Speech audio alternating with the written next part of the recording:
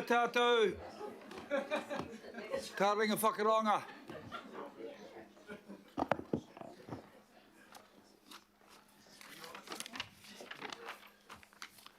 Okay, I'd like to open today's governing body. First of all, I'd like to observe a moment's silence to recognise the families and loved ones affected by last Thursday's shooting. It's not something we're used to in Auckland, and I don't want it to become something we get used to. We'll do that, then I'll acknowledge the other people involved later on. So just stand for a minute, please, ladies and gentlemen.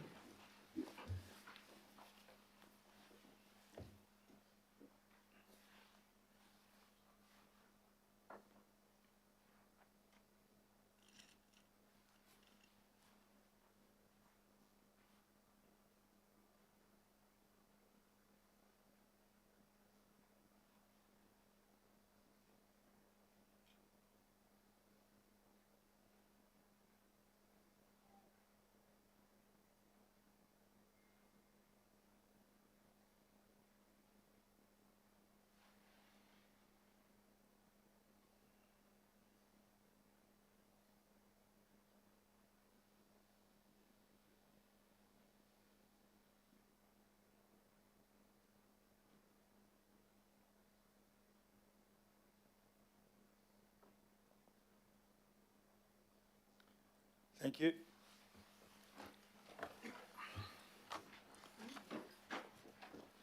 I'd like to acknowledge the police and first responders who ran towards danger to keep the rest of us safe. I'm very proud of them.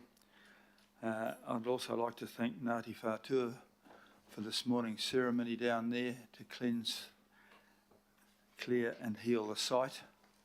For those of you who braved the cold, it was a very moving and appropriate ceremony. It's also 6 months since the January floods. That's not a happy milestone, but I acknowledge the work that's gone on since. Thank you to everybody involved in that, and we'll hear more about that later in the course of the day. And happy news, Councillor Baker, congratulations on getting engaged.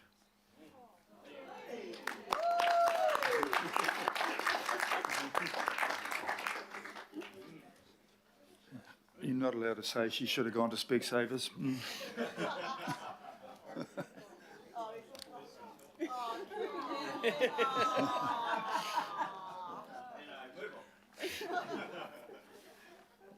Councillor Mike Lee would like to acknowledge the passing of Judge Arnold Turner. Councillor Lee. Thank you, Mr Mayor. Arnold Turner was the founding father of Auckland's Regional Parks Network. As a young planning lawyer in 1953, he was approached by the Mayor of Mount Albert on the tram, apparently on the way home from work, to become involved in politics, which he did. He was elected to the Mount Albert Borough Council for 3 terms, serving as Deputy Mayor for a couple of terms, and then he was appointed to the Auckland Regional Planning Authority, which was a forerunner of the ARA. He was also, because of the Turner family, close association with the Waitakere Rangers, with Huia in particular, made the chair of the Centennial Park board, which is now the Waitakere Rangers Regional Parkland. That was the basis of the Regional Parks Network, which Arnold Turner is the chair of the first Regional Parks Committee, which met down in this town hall debating chamber in 1963, began with Long Bay, Wenderholme, Mahurangi, Shakespeare, and he retired from politics in 1968 to pursue his original legal career and rose to become the Chief Judge of the Planning Tribunal, which is now the Environment Court. Arnold Turner stayed closely involved with regional parks to the end of his life, and even last year spoke out against changes in the regional parks management plan, which would have seen 20 parks transferred to the Hauraki Golf Marine Park, which at that same time was being the subject of possible changes to become abolishing the park and becoming a non-elected authority. Thankfully, thanks to Arnold and his leadership and the people around him, including some of us, that never happened. So we pay tribute to Arnold Turner, one of the post-war generation of the builders of Auckland. Thanks to his work, we have the Regional Parks Network, which is such a popular aspect of a local government in Auckland. Thank you. Thank you, Councillor. Right, apologies. Are there any apologies? We'll see. Yes, we have Councillor Dalton and Councillor Foley for early departure. Okay, any more? All those in favour? Yes. Contrary? Carried. Right. Confirmation of the minutes. Mover and seconder. Thank you. There's Walker and Sayers. All those in favour, please say aye. Contrary? Carried. Declarations of interest. Any further people wish to raise declarations? No, that's good. Righto. Before we move on to a very big agenda today, I'm asking everyone to keep it tight. We have moved some items around so that subjects are more grouped together. And after the item has been presented, I'm going to take questions and ask you to be concise and not lead into what is effectively a speech. Once questions have been completed, I'll ask staff to move away from the table, and then in debate you'll have 5 minutes. I'll ask Sandra to ring the bell at 4 so you know when to start wrapping up. If we follow this process, we should run reasonably smoothly and get through today. Also, I'm asking those online. There's nobody online. Councillor Alpha's online. If it's possible, please put your camera on. It just sort of makes it more a better viewing experience. Thanks in advance for that. So moving on. Public input. We have declined a request from the residents of Huia to Titirangi to Green Bay. Urgent issues for stickered houses. Matt Tucker, our Group Recovery Manager, has been in contact to arrange in-person meeting with the group. We have local board approved input from Waitakere Rangers Local Board Chair Greg Pressland on the need to provide certainty to affected landowners by concluding negotiations with the government as soon as possible.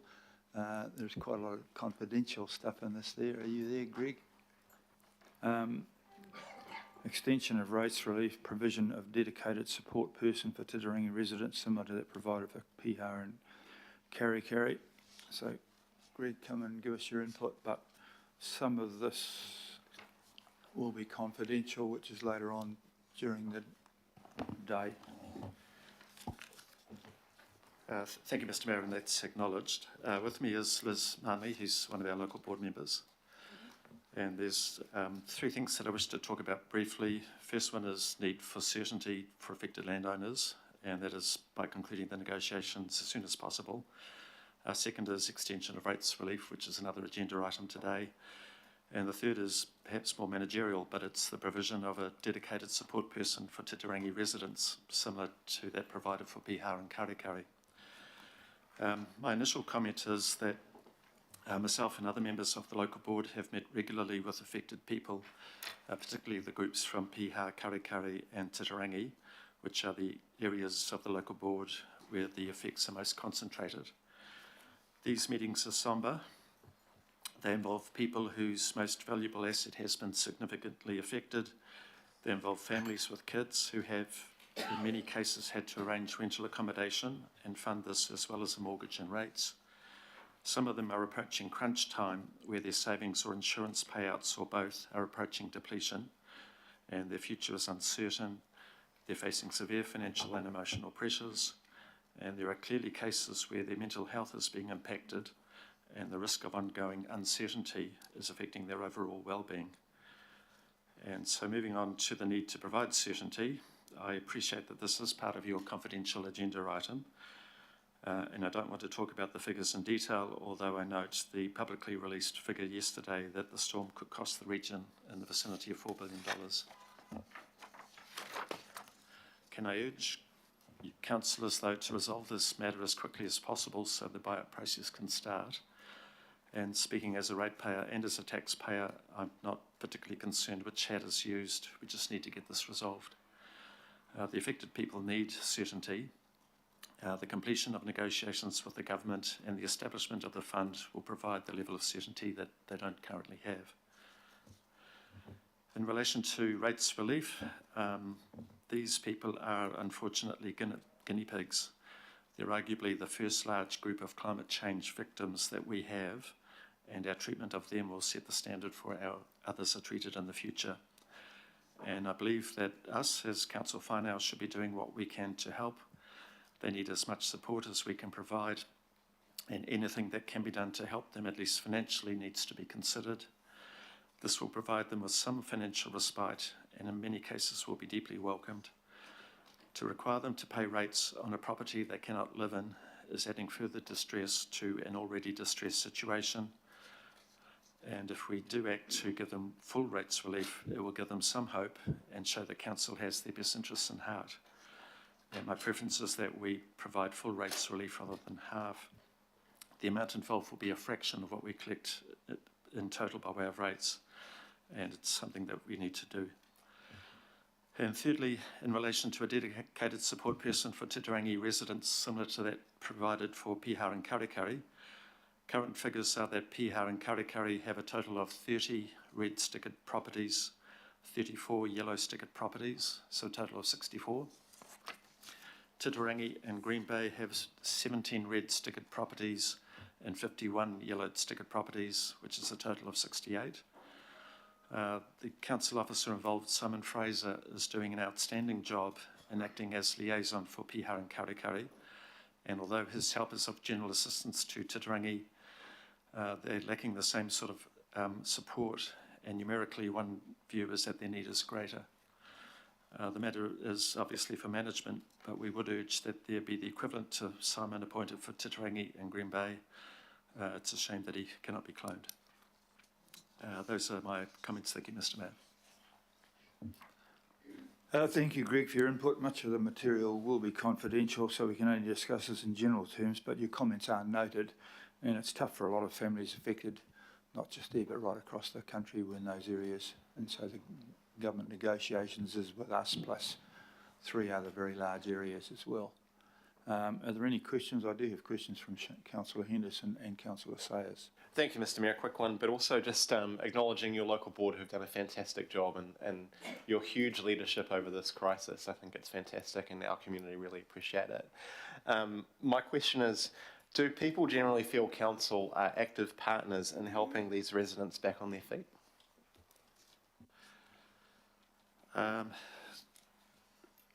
Piha and Karikari, the mood has shifted, so they're much more appreciative of the efforts that have been made. The last Titirangi meeting that you and I were both at, the impression was much worse, and that's one of the reasons I thought it important to address things today, that not only does council need to be doing things, but it also, people need to see that they're doing things, and that's why I think the greater assistance to Titirangi is important. Thank you. Thanks. Question, good answer. Councillor Sayers. Yeah, thank you, Your Worship. Thanks, Greg. I've got a couple of questions. First one's around your plea for 100% versus the 50% relief.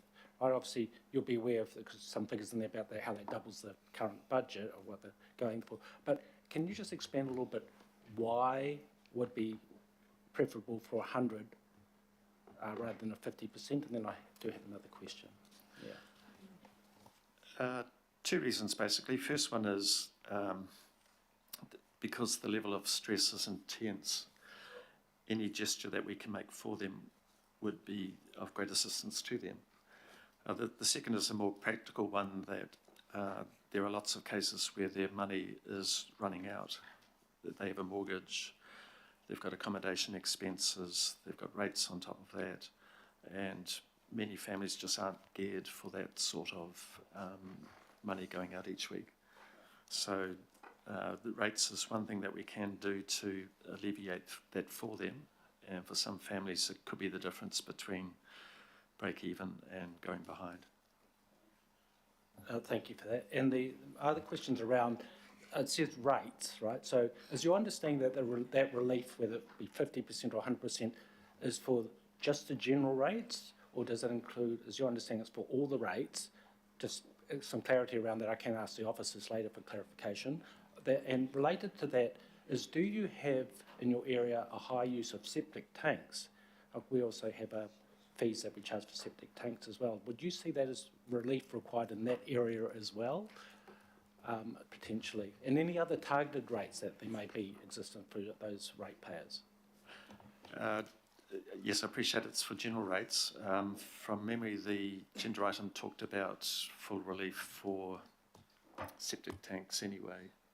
Waste management. Waste management, sorry, yes. Yep. No, and Waitakere, we've got quite a special arrangement where there's a special rate for a dedicated septic tank pump out. And to be honest, I haven't worked through the implications of that. It's not a huge figure, and I don't know if it would make a difference either way, but certainly if they're not being pumped out though, then it's reason not to charge them. Thanks, Greg.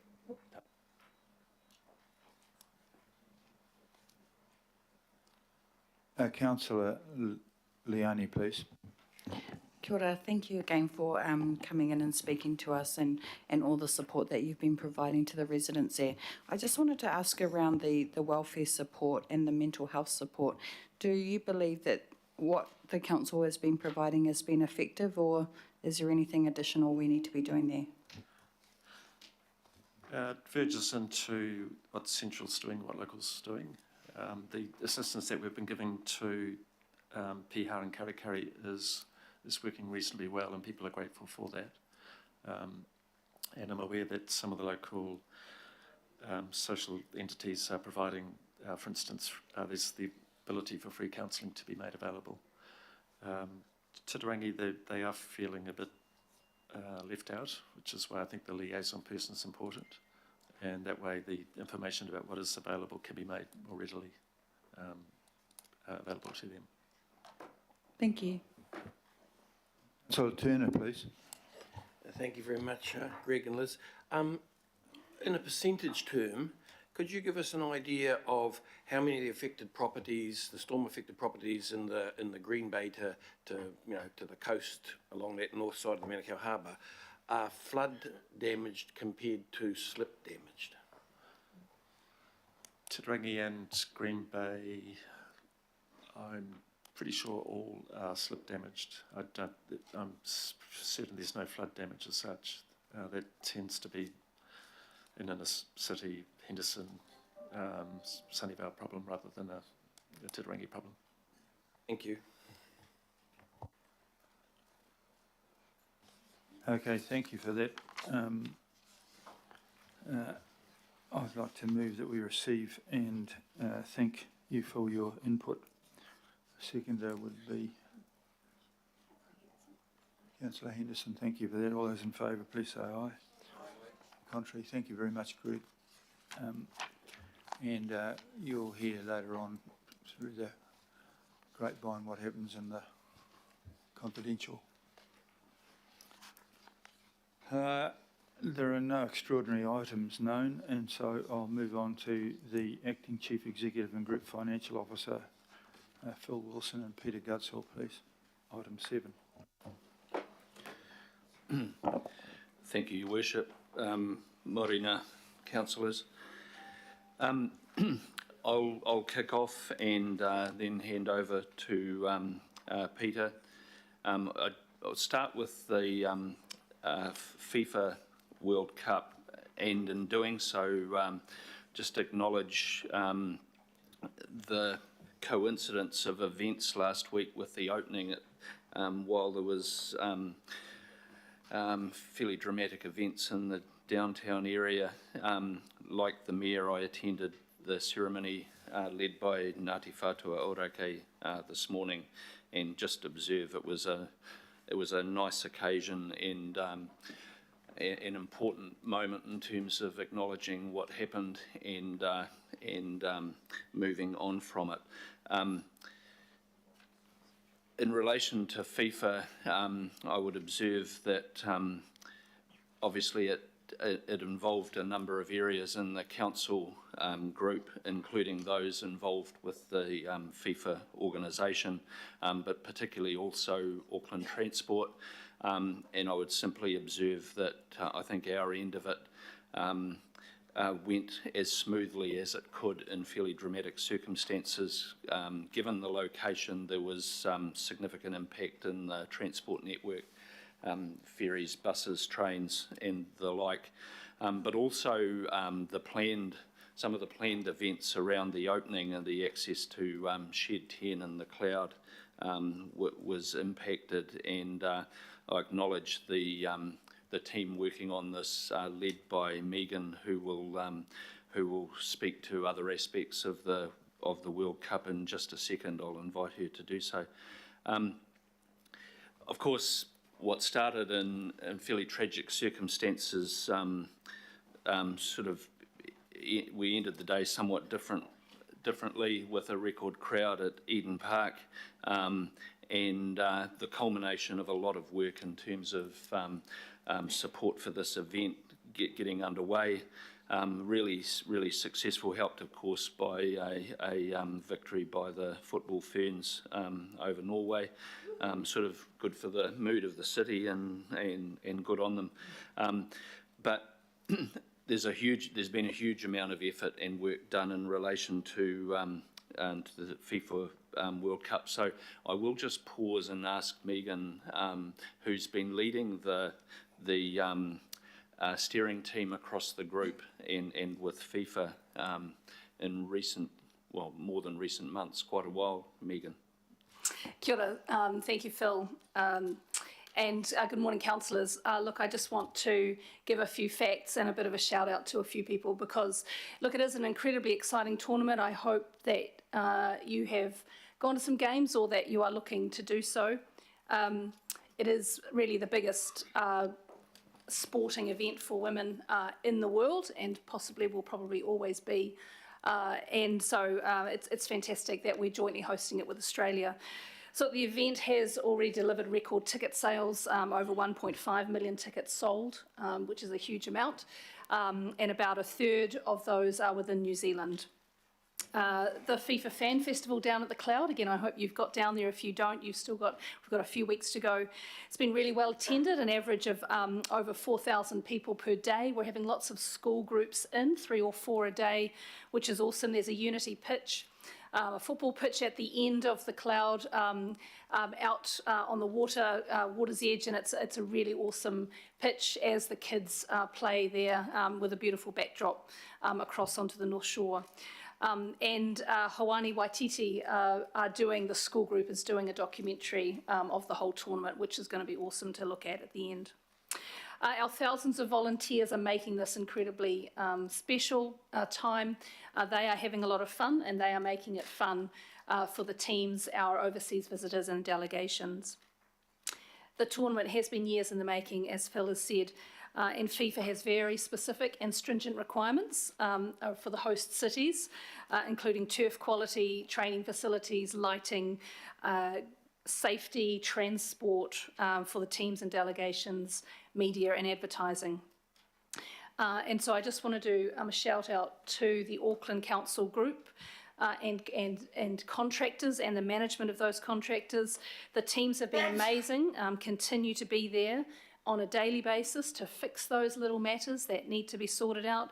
The weather, for example, a few days ago, it impacted some turf, it impacted some of the fencing, and so every day the teams need to go out there and just tidy those things up. You can be incredibly proud of what the teams are doing there. And I particularly want to shout out to the team at Tātaki, who have led the negotiations with FIFA those years ago to get the hosting rights and now lead the host city responsibilities. They're incredibly professional, very highly regarded, and seem to now be able to function on very little sleep because as the tournament is going on, they are literally there from dawn to dusk. And so, again, you can be incredibly proud of what they're doing and the way that they're regarded by FIFA and other international visitors. So it's fantastic. Thanks for the opportunity to do some shout-outs. Thanks, Megan. Just moving on, or actually before I do, and not to go back to the tragic events in the downtown area, but I did just want to acknowledge the council is providing some appropriate support to families who have been affected by that, the shooting victims' families, that is. And I just particularly acknowledge councillors Newman, Dalton, Bartley and Filipina in terms of helping with that. Now, obviously, you're well aware, you lived and breathed that the annual budget was adopted and took effect from the 1st of July. So what's happening in the organisation now is obviously that we're translating those budget decisions into priorities, work programs and such in the organisation. That's a key focus right now. Insofar as that needs to be translated into the performance objectives agreed with yourselves and the Chief Executive, that's well underway, and you'll see your priorities reflected in that shortly reported back through committee. I do just highlight some priorities that we're focused on within that in the next year, and which I'm sort of communicating out into the organisation, not to exclude things, but clearly the long-term plan is a key priority.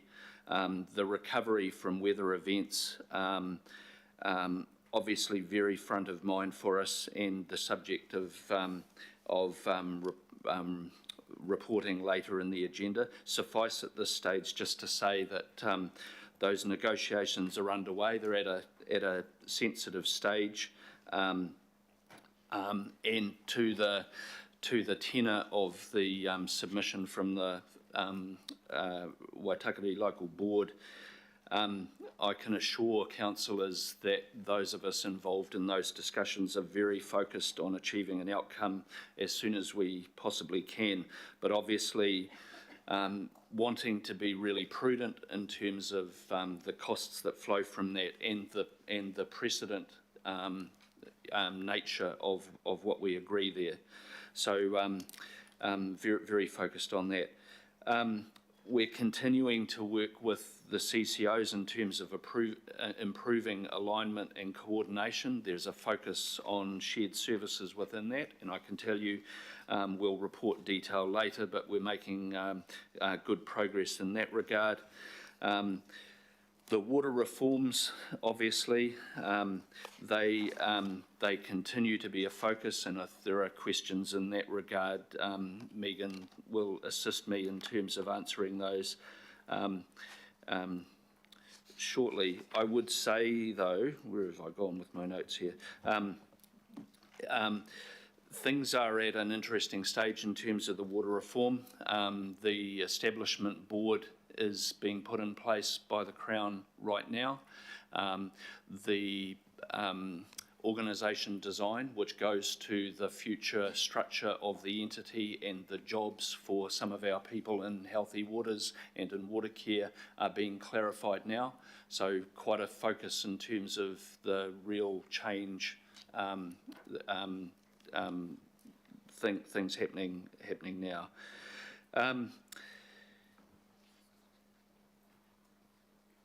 Just finally, obviously, focused on, in terms of the annual plan, some of the savings challenges that continue to be a focus for us in the next year. Moving to service performance matters, and just a few highlights there. You'll be interested to know that our statutory performance in terms of delivery of resource consents within the appropriate timeframes has increased. We're at about the 80% level now, so that's an increase from a somewhat lower number in July. in June, sorry. 81% now.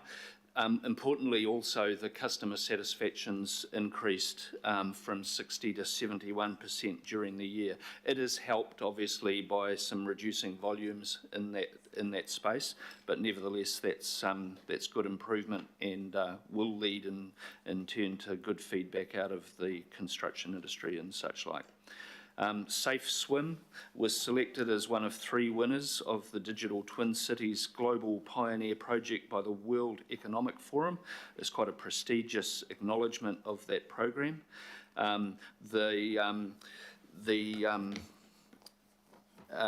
Domain Winter Gardens was awarded the Enduring Architecture Award, and the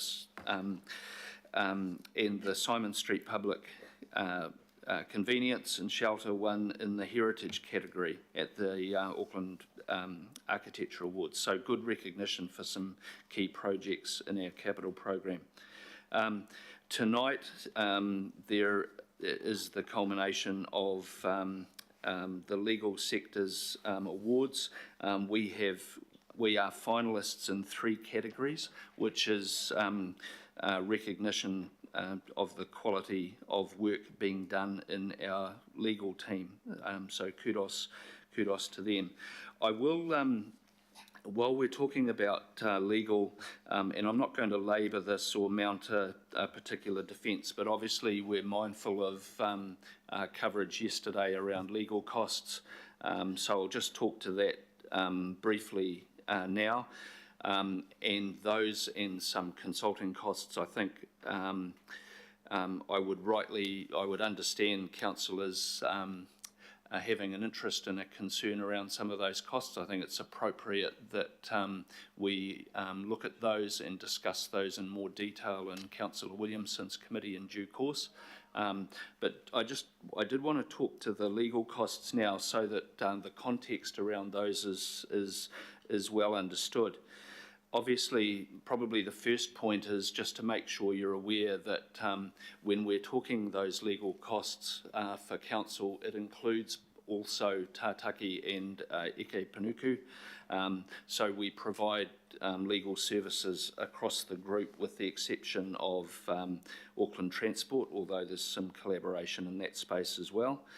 It is a very busy activity in the organisation. None of us, I dare say, particularly like spending too much money on lawyers, but there are 3,000 active legal files at any one time, and about 80% of them are handled internally.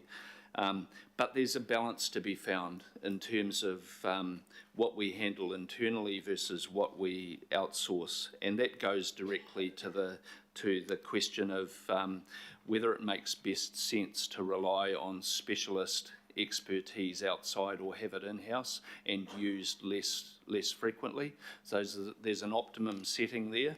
That's been well traversed previously in reviews. There was a Section 17A full review of legal arrangements in 2019 that concluded things were about right. I'm quite happy that we have a look at further insourcing of legal costs, but councillors should understand that that will come with some increased staff numbers in that area.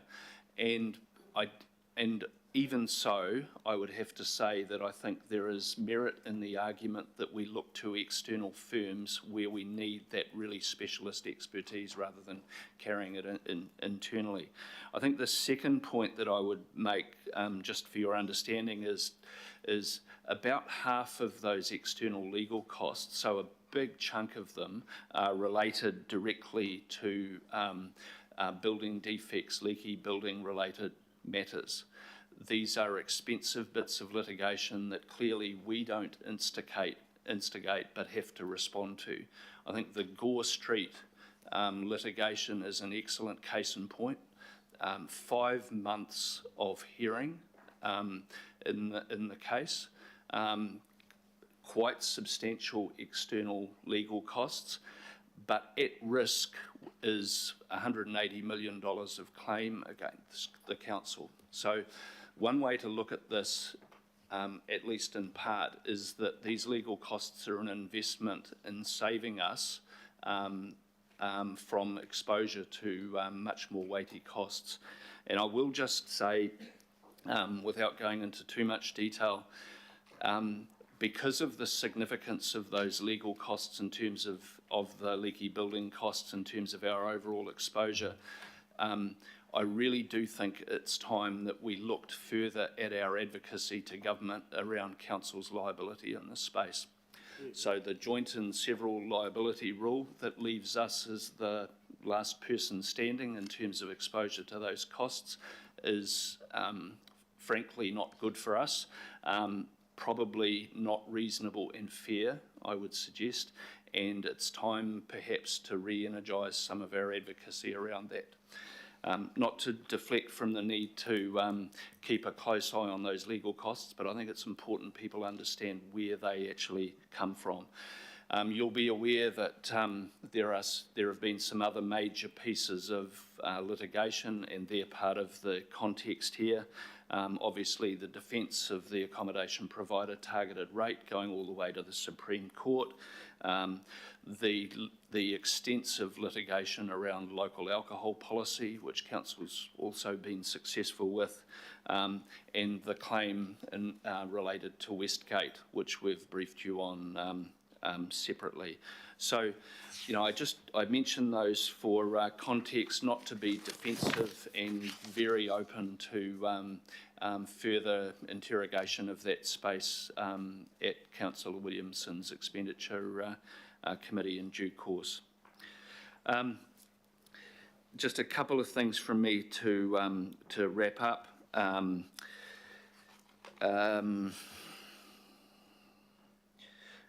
Local board plans, worth acknowledging this is a vitally important step in our process in terms of ensuring clarity around local priorities that will feed into the LTP. They are well progressed, in fact, out at for consultation at the moment. That consultation's closing on the 14th of August, and obviously we will feed in due course the outputs from that extensive work into the long-term plan in due course. And just very finally, just wanted to acknowledge the situation with the St James Theatre, well traversed in the media, but we'll be bringing further material to you around the St James shortly. Suffice to say that government's announcement of a financial contribution matching ours, which sits provided for in the LTP to the tune of $15 million, will hopefully provide a catalyst to progress work in relation to the St James. Probably suffice at this stage just to note that staff are meeting with government officials and the developer, Mr Bilby, next week, and we will be looking to progress that. We're well aware that there's some expectation of timeframes to start that work, so it's important we get on and have those discussions and get real clarity about what we're up for and what we expect in terms of progress with the project and other outcomes shortly. So, Your Worship, I will pause and I will hand, we might have any questions after this, but I'll hand to Peter next. Thank you. Thank you, Phil, and Morena councillors. So this section's around financial performance for Auckland Council Group to 30 June. As we know, the Local Government Act requires the Council to prepare and adopt an annual report and summary report each year, and the Council is also required to publish an annual report under the NZX listing rules. The financial year did end on 30 June 23, and those two reports, the annual report, summary annual report, are currently being prepared. Phil has provided some service performance outcomes earlier, and we have financial performance metrics in the confidential section. The reason for that, Auckland Council has bonds listed on the NZX and as a result has various obligations arising from the NZX listing rules and the Financial Markets Conduct Act 2013. And so due to those disclosure obligations relating to the Auckland Council Group annual report that sets out the financial year results, the June performance results will be able to be critiqued in that confidential part of the agenda. Worth noting that at this stage the financial results provided are preliminary results and subject to auditor review. They are not yet full and final or signed off, and this information is required to remain confidential until the annual results are released to the NZX, and that's on the 29th of September 2023, so it's still a wee way away. The key part in this is to ensure that all market participants get the benefit of the information at the same time, and no one can buy, hold or sell our bonds with the benefit of insider information, and that is why our financial results and commentary is required to remain confidential until they are released on the NZX. So a very short open session update from me, more about what is to come and confidential, where we can get stuck into those numbers. I'll hang around for questions at the end of this and hand over to the Group Chief Economist, Gary Blick, for his update. Good morning and ngā marie. A brief update on the economic context over the last month. The theme of recent updates has been the environment of high inflation and the Reserve Bank's focus on reducing inflation via higher interest rates. And many of you will be aware that the Consumer Price Index measure of inflation was released last week for the June quarter, and it showed inflation at 6% in line with the Reserve Bank's forecast. While that's a reduction in the inflation for the first quarter to March, which was 6.7, so it's fallen from 6.7 to 6, most of that falls due to a fall in inflation among imported components, sometimes referred to as tradable inflation, but inflation among the domestic components within the economy remains very high and is yet to materially ease. So that suggests that we've got high domestic inflation, probably from quite a tight labour market still, with wage pressures flowing through to prices, and it suggests that the Reserve Bank will have to keep the official cash rate, currently at 5.5%, as high as it's signalled. So reductions will only come when inflation is approaching the target band of 1 to 3% inflation, and that's not expected until the latter part of next year. So I think the implication for Auckland Council is that there's no sign of inflation or interest rates easing sooner than expected. So we shouldn't anticipate any windfall of near-term relief in the forecast cost pressures. I'd just like to also touch on the fact that these higher interest rates mean that the cost of finance is higher, and that impacts on the Auckland housing market. We've seen the median price down 23% from peak, which was late 2021, although it's still 12% above pre-COVID levels. But in turn, consenting activity, because of the higher cost of finance and the fall in prices, has also been easing, with monthly numbers down 20% this year compared to the same time last year, and that's consents for new dwellings. So we've, the year to May, got 19,500 new consents for new dwellings, and while that's down from 22,000 same time last year, still a very high number from a historic perspective. So prior to the unitary plan, we never really got above 10,000 as an annual total. So my view on that is that it shows the benefits of the unitary plan, which has been operational since 2016, which has enabled many more development opportunities, particularly within the existing urban area, and it's enabled the market to be more responsive to demand for housing right through the highs and lows of the economic cycle. And that's something I'd like to touch on more in a forthcoming newsletter known as the Auckland Economic Quarterly. I'll just leave it there and open for questions.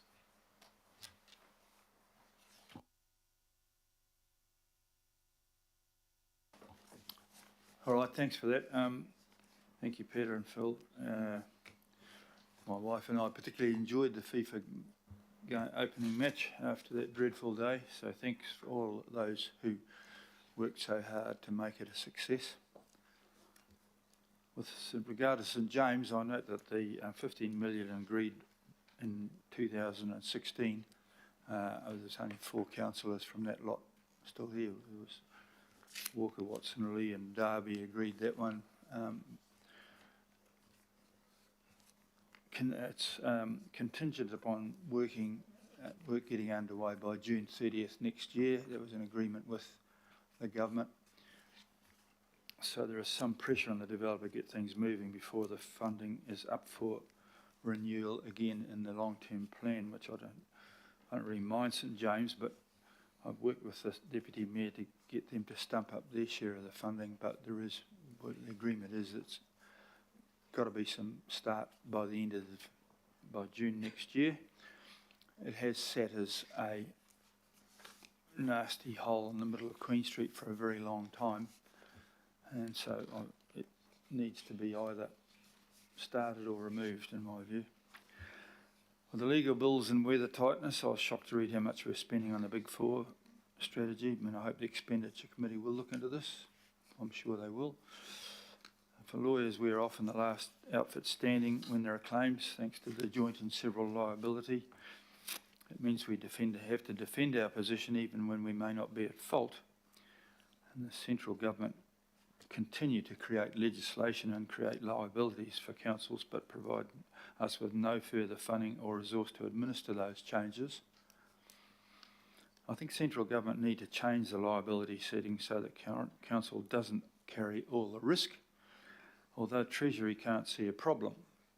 So this will be a focus of negotiations between myself and the government. If we weren't the last one standing, it would see a massive reduction in legal fees, as the council will have less exposure to risk. More broadly, central government needs to be funding more and not giving us new and unfunded mandates. Anyway, enough for me. There are questions, and so I will ask, before we do that, I'll move and second that we receive this, and then we'll debate on it. That was Fletcher and Deputy Mayor. Okay, questions. Councillor Sayers first, please. Yes, thank you, Your Worship. My question could be directed at you or Phil as Chief Executive. Picking up on the point, thank you for the update about the legal costs, and particularly of interest was 50% going towards this kind of building defect area. So your comment around our advocacy to central government, and you just picked up on our Wayne, was is that something in your thinking there? Is that something you might do in conjunction with other councils at front, rather than doing it independently? Just wanted to get an understanding of your thinking in that approach. Yes, I mean, absolutely. There is a long history to this. I'm not suggesting there hasn't been advocacy previously. It's fallen on deaf ears, but the costs are such that, you know, I believe it should be a priority to link in with the other major councils and re-energise the argument. I'm certainly supportive of that, Phil, so thank you for your answer. And it's part of the upcoming election manifesto that I want to have that goes out to both parties to see what they're going to say. Both parties are going to ask them, do you think it's fair that council pick up all this stuff when everyone else runs for cover and is able to use the Companies Act and other things to escape? Personally, I don't think it's fair, and it is manifesting itself in terms of unacceptable legal costs. But if we don't defend, it's even more unacceptable results. So this is a nasty situation. It's very glib for Treasury to not see a problem. Councillor Fletcher, please. Thank you. And Phil, thank you for the explanations around some of the legal costs. And I'm not going to ever challenge you where there is a very specific issue that we need specialist legal advice on. I think our in-house counsel assist us greatly, but there are other areas that we need that contestable policy advice. The difficulty I have is more where we commission consultants for projects that are never going to see the light of day, likely. And I just wondered what the threshold is. You know, what is the process for going to one of the big PwCs or somebody else for projects that might be marginal in the first instance? Peter's going to have a crack in the first instance. Thanks, Peter. need to work on your poker face, Phil. You look delighted to pass that one across. It's a great question, Councillor. And having seen the article yesterday, I'm slightly prepared for the critique, which is a very fair one. Phil has mentioned the legal aspects and some of the management decisions we take in that space around in-source versus outsource. I first want to recognise that there is no doubt it is a very large amount that we were talking about that we spend over those 5 years in this space. We are a large and complex organisation, and we do need to use that mix of inputs and resources to deliver our services and infrastructure. Likewise, with the legal team, it would not be financially viable to in-source everything and have the organisational scale to be able to internalise all those skills. So the same dynamics that underpin Phil's mentioned regarding legal. Total consultancy and professional costs make up a small proportion of our total spend, but there's always room at the margin to challenge that, and the marginal spend is the one that your question relates to. We have provided quite a lot of detail on the breakdown in this area to ECP, and we're happy to go back again to that committee on a specific targeted basis here. Our control environment for specific engagements, they occur within a controlled set of delegated authorities and approval procedures within a defined budget. So at the end of the day, it's the budget holder that makes the assessment on that. To the degree that it is a element of spend above $50,000, that gets published for transparency purposes on our website as well. We have master services agreements in place that with the Big Four, and each discrete engagements managed through a statement of work to control cost, scope, deliverables, and commercial models are clearly stated and managed. So those are some of the control environments. The demand management... Do those control environments apply to our CCOs? Yes, they do. Not necessarily at the same levels, but every CCO is required to have a control environment which works off financial delegated authority and budget constraints. So, broadly yes. And you will have seen some of the commentary from AT around the specifics that they are investing the spend on for their Big Four areas. The demand management is the other element of your question, how we manage the demand for the Big Four and make the choice on whether that is something that should be spent on or not. And that is as important as the rate and price that is agreed in those master services agreement is managing the demand for it. So in general, it's a similar space to legal. We look for using Big Four in areas which are outside the base level competency and capacity of staff to deliver. So that might be because of technical complexity, required independence, specialist advice, such as in the tax area, assistance with submissions to government, again in a specialist area, large transaction support, audits, including in our Green Bond program, where we have to maintain independence, and perhaps some specialist training as well, where it is cost effective to bring people in as opposed to push people out. If I go to the heart of your question, I do believe there are some ongoing opportunities we should look at as to whether we can take an extra step around the control environment here. And there are discussions underway with the CCOs to best determine how we can improve the commercial outcomes we get from our spend across the Big Four as an aggregated group. As part of that, we can look at, and management will look at, considering an additional approval step before committing consultancy spend.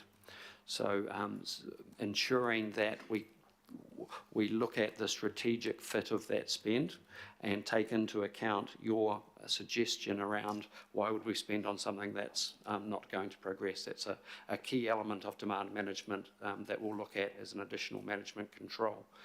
The trade-off of that, of course, is time, complexity and process, but we'll consider that aspect to see what benefits it will take, and I think it fits quite naturally within the ECP remit as part of the procurement policy determinations. Thank you for that. I also just want to pause for a moment to acknowledge Phil Wilson. He stepped up at a time when things are quite difficult for us. And I'm very quick to criticise, but I also would like to give a bouquet. He has been so fast off the mark on those issues that I've needed a response for. It's only a week ago, Transport and Infrastructure were to be meeting when we had the shootings. Phil was onto it immediately for us, getting certainty around the committee. He has been accessible. He has been thoroughly reliable, and I just think we are very lucky to have you with the depth of knowledge that you bring into this particular role, because it's a unique set of skills that you've got there. So thank you, Phil, for that. I'll finish on giving you the challenge, however, of the issues that have been also traversed today, and that is pushing back on central government, whether for new mandates, whether they be funded or unfunded. I was reminded yesterday when I sat through a workshop on the National Policy Statement on fresh water for farming, just the cumulative effect on the just ongoing torrent of legislation that is coming this way towards council, to find a more effective way of responding and pushing back so that there is a better, there's some reasonableness in what can be expected from council. So yeah, thank you very much, Phil. Look, I'll take that challenge, and thanks for your kind words, Councillor. I was just going to comment on one aspect of your earlier question. I accept management needs to take the lion's share of responsibility around this consulting spend, and as Peter said, we have discussed and we will have a closer look at it and report further on it. So I take that challenge. I would ask as well, as you go about your committee work and in your chairing capacities, when you are asking for work to be commissioned, to also ask the question about the resourcing of that work and its likelihood of, leading to something fruitful or not. Because I take the point that we do a lot of work in the organisation, sometimes that doesn't lead to a tangible outcome that's bankable from a budget point of view. So if we can knock some of that stuff on the head, it's good all round in terms of prioritising our work and spend. So yeah, I please think we all join have us to take on that responsibility challenge, for it in terms of that strategic fit, and well done to everybody. I know that John Watson has been particularly keen through the Transport and Infrastructure Committee to ensure that the reputation of Auckland Transport was really positive. On Thursday night, I didn't get to enjoy the game because I had previously accepted to attend the AGM of the Steps, and as a former Minister of Women's Affairs, it was rather sad and a champion for Eden Park not to be there, but the Steps AGM was very, very successful. But I felt so proud at all the feedback that I had on the traffic management plans and people's sense of joy at the games and the result. Thanks for that. I might permit a comment about the further check on consultant spend. As those of us who ask for it and those who commission it need to think about what is the reasonableness test of this. Yesterday we had an example at the Hamaru housing where a PwC commission report could have been replaced just by chatting to a real estate agent and saving a mere $90,000. So the reasonableness test has to be in everybody's mind, because we are representatives of the public purse, and some of those things just don't meet the reasonableness test. I know there's pressure from those four to get hired. Resist it. The next question is from Councillor Fula. Kia ora, Your Worship. I'll try to keep it brief. Just a couple of quick comments and then a couple of small questions. I may be one of the only councillors around the table who does not have a problem with us spending money on legal advice. I'm mindful of Get a those declaration long- of interest? No. I'm mindful of those long processes that we've had to go through and defend, and in particular the local alcohol policy that many of us have been involved in for many years. When I was chair of the local board, that started, and then 2.5 terms later, that's only just concluded now in court. But other councils who were engaged in that process had to drop out because they couldn't afford to keep in that process. They couldn't afford the legal fees. So I'm happy that we engage professionals when we have to and call on that expertise when we need to. I also accept and totally tautoko the call for us to advocate more to central government around that liability rule as well as other things. And tautoko Councillor Sayer's call to see if we can do that collaboratively as a collective of councils. If only we belong to a collective of councils like LGNZ, that might be easier to do. And my two questions are, people in the community have approached me and asked whether those fees includes our in-house legal team and our in-house financial team. I said no at first, but if that could be clarified, that would be good. And then also, because we do have such a good in-house team, what's the sort of proportion in terms of the amount that we spend on the external advice that we get legally? Kia ora. Thank you. Through your worship, I think aspects of that will bring back detail post this. I'm pretty sure that what was referenced in the media was purely the external spend, not the internal spend. The author's sitting over the back there, not looking at me, but I'm pretty sure that's right.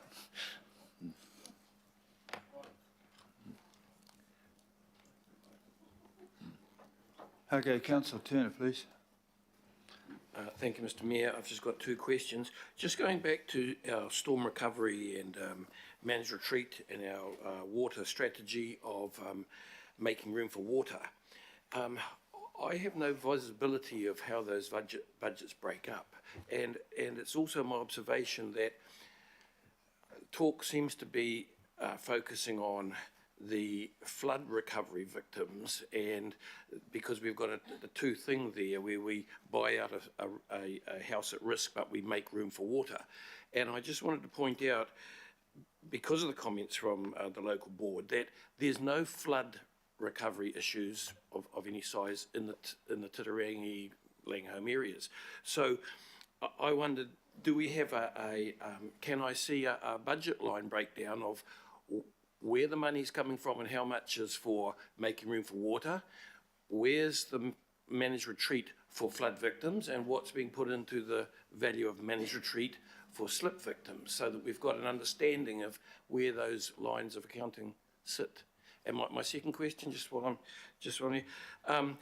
about the lawyers, etc., and you speak about the big four law firms, are their contracts subject to the risk and reputations team's matrix of prerequisites that contracting firms have to meet to satisfy our concerns for reputational risk? Thank you. I'll answer the first one perhaps while Peter thinks about the second. But can I, and I would just answer the first bit by saying, obviously we have items on the agenda today that are going to look at the budgets separately, but sequentially in terms of the making space for water aspect and the recovery budget aspect. So can I politely ask that we leave that question until we're in that item later in the agenda? And I'm afraid, Councillor Turner, I wasn't quite sure what the question was for with regard to the consultancy question. In my induction meetings, we were given some training about how contracts are set for council, or contractors are chosen. And there is a matrix of prerequisites that are there to prove to council staff somehow that that these people will not we can predetermine if they're going to cause us reputational risk. And so I wanted to know if those criteria are applied to law firms before they're chosen. Thank you. I have to throw my head back into the very exhaustive legal procurement process that was gone through recently to create the panel of legal advisors and firms that were created, and like any large procurement exercise, it did have the list of prerequisites set out there that they had to meet. I can pull off the weighting of that for you and come back to you specifically on what those criteria were, if you'd like. Thank you. Mr. Mayor, I just feel that these criteria take away the contestable challenge of a tendering sort of process. Thank you. Thank you for that. I think that's a question which we'll refer to Councillor Williamson, who will climb into this with glee and with my full support. Deputy Mayor Simpson. Oh, thanks. No, my question around the contractors, I think, have been answered very succinctly by the Chief Executive and by a CFO, and I just would like to back Councillor Fletcher's statements on Phil. Well done. Councillor Leone, please. Kia ora, Your Worship. First of all, I just wanted to acknowledge the leadership of Ngāti Whātua Ōrākei and the karakia this morning, and the rāhui that they were so prompt on leading the other day. Also the FIFA update, amazing. It's a special time for us to be here in Tamaki Makaurau, aside from the incident that had happened in the morning. I also just wanted to really ask a question on the update on the airport of the shares, sale of the airport shares. I have no further update that I can provide in a public forum as we are going through the process currently. The information that's available has been is publicly available, so the aspects that are still out there are you can watch the share price as I do, and we continue with the process. In the fullness of time, I will be able to provide a more full briefing, but that's all I can say at this time.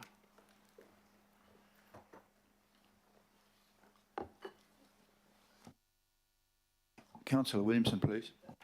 Thank you, Mr. Mayor. I've got a question or series of questions regarding just the one issue called the St James Theatre money. The decision was made in July of 2016. Since that time, construction index has gone up 35%. So if they were to go and do the same work as they were saying 15 million then, they're talking of over at least 20 million for our contribution, and we've only agreed, as this council, was 15, so they'd be 5 short. The government has also announced recently it will give 15, so it'll be 5 short. But my more concern about is the process that this council can get itself into by making an agreement to fund something which may have an ever-ending comeback for more money. If we were to pay that 15, and the government to pay its 15, what would happen if halfway through the renovation the people saying, well, we can't finish it unless we get more money? We could actually say, well, there is no more money, that's it. So you'd end up with a half-completed white elephant for which ratepayers would be screaming at us, you wasted 15 million of our money and now you've got nothing from it. Or we could be having to, as we are with the CRL, fund some more. And a few months later, another bid. It was still not there. And I'm terribly concerned that we buy ourselves in, and this council deciding back in 16, and we're still committed to 15 million of that spend, which will not be anywhere near enough based on the construction increase in the index, and how much more. And I'd be really keen for us to explore a way we can get out of that commitment, make a new one if they wish, but not be bound by something from, what, 7 years ago. Can I get an explanation as to what will happen if they ask for more after that? Through your worship, I'll ask Megan to comment on this. Kia ora. Look, I think it's a very real and valid question. Firstly, though, there has been an agreement both by Auckland Council and central government that this building and its use as a theatre is something that the public sector should contribute to. So regardless of whether or not everybody around the table agrees with that, that's really the premise on which we started some years ago and where we're at the moment. Clearly, at the moment we've contributed an amount, government has, and the owner or the trust has similarly done that. So what we're doing now is we're meeting next week with government and the trust to then look at what are the conditions, what is that funding agreement going to look like, and we will need to think about some of the issues that you've raised. I think in reality it may well be that there won't be enough money either at a particular point in time or over time generally, and it may well be that either the trust asks us again or government or any other funder to provide more money. I think we need to be realistic that that might well be the case. And at that point, you will need to consider whether or not that is something that you want to anticipate. But at the moment, we've got the 15 million. We want to work on the agreement about what that looks like, what the parameters are around that. And we want that to obviously start in the coming months, certainly by July 2024. But Megan, my concern was more to do with if you buy yourself into one of these things, you're then stuck. Because if you say there's no more, then you're left with a hole in the ground down in Queen Street and the ratepayers are saying you spent 15 million of our money and we got nothing. But if you don't do that, you say, well, we'll keep funding you. There's a never-ending demand that could go on, and 30 million later, it's still not finished. And that's why I'm concerned that maybe funding something at the end of its completion and saying you will get this much towards it when you've completed and it's signed off and ready for use. And the second thing I think about this whole thing is, isn't St James going to be a competing interest for one of something we have in terms of facility that we would like people to use rather than them? And to be funding a competitor, well, okay, I'll leave it at that. Councillor Lawrence, look, again, all I can say is you're absolutely right and valid to raise it. The basis on which we're doing this, though, there has been agreement that the council should contribute, and there may well be a need in the future to consider further. And you're right, that might put pressure on us or any other funder. This is not the only time that that we might have pressure to continue to fund something if the money runs out. So that may be the case. That may be the case. Just on your second point, you know, this Queen Street kind of area venue has a number of venues. You know, the Q Theatre, there's Aotea Centre, there's also St James, and the Civic. And so there, in terms of our kind of strategic work with the events and arts sector, we think they are all compatible and work together. They are different venues for different uses, different sizes. So I'm probably less worried about your second point. I take your point on the first. The agreement with the government was that it's got to start by June next year. As it stands, unless council want to vote more money out of the LTP, for which there's no sign of any enthusiasm so far. So I've got a reasonably sneaking suspicion that we'll have no exposure and there will be no extra competitor. And I disagree with the suggestion that there isn't a competitor. I think at the moment the well-intentioned result of 2016 is that we now have an ugly festering hole right in the middle of our main street.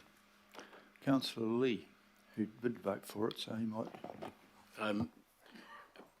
Thank you, Mr Mayor. I have a question of the Chief Executive, but just in response to Councillor Williamson's concerns, they're fair concerns.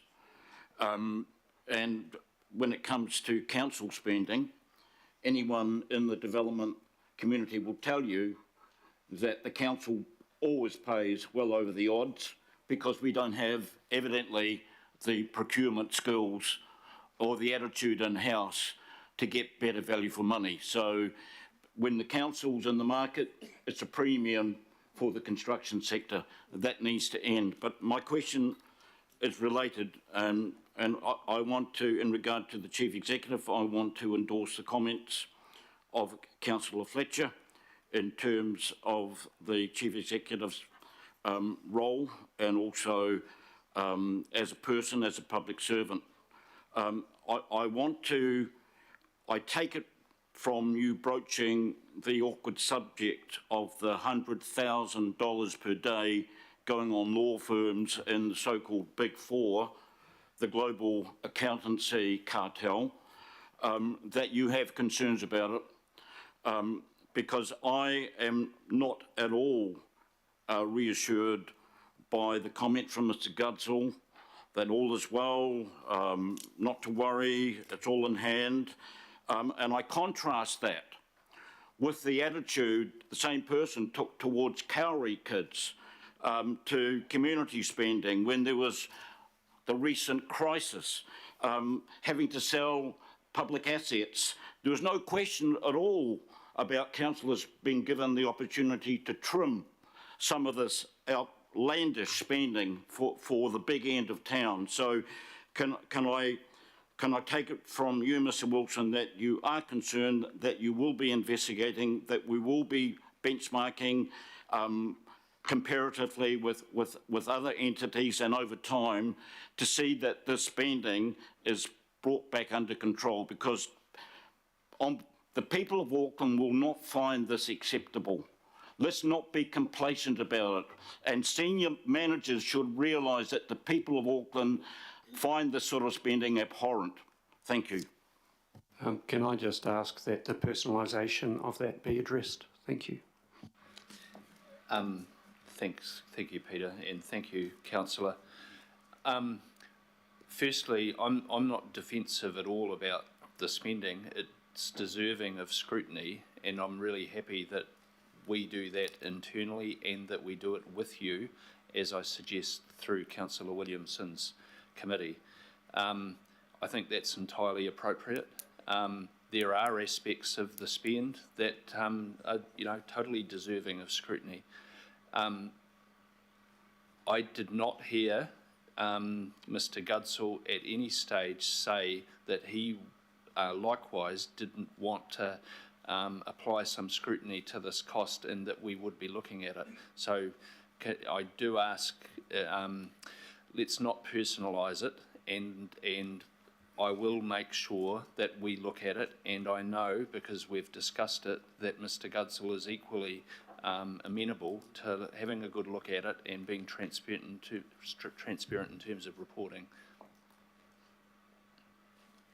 Thank you. Councillor Darby, please. Thanks, Mayor. It would be Chief of Strategy's disappeared again. I was going to suggest that we probably are deserving, we need to have a look at a memo on the situation with the St James Mayor. We actually have not made a grant. We haven't made a suspensory loan. We've agreed to a suspensory loan that would then convert to a grant subject to certain conditions which have not been worked up yet. And so you're right on the money, Councillor Williamson. I had similar concerns over the weekend, questions about escalation. But like you, Mayor, the bottom line is that it's an absolute motley mess in the Midtown at the moment, and it's creating a real deadening of that whole block.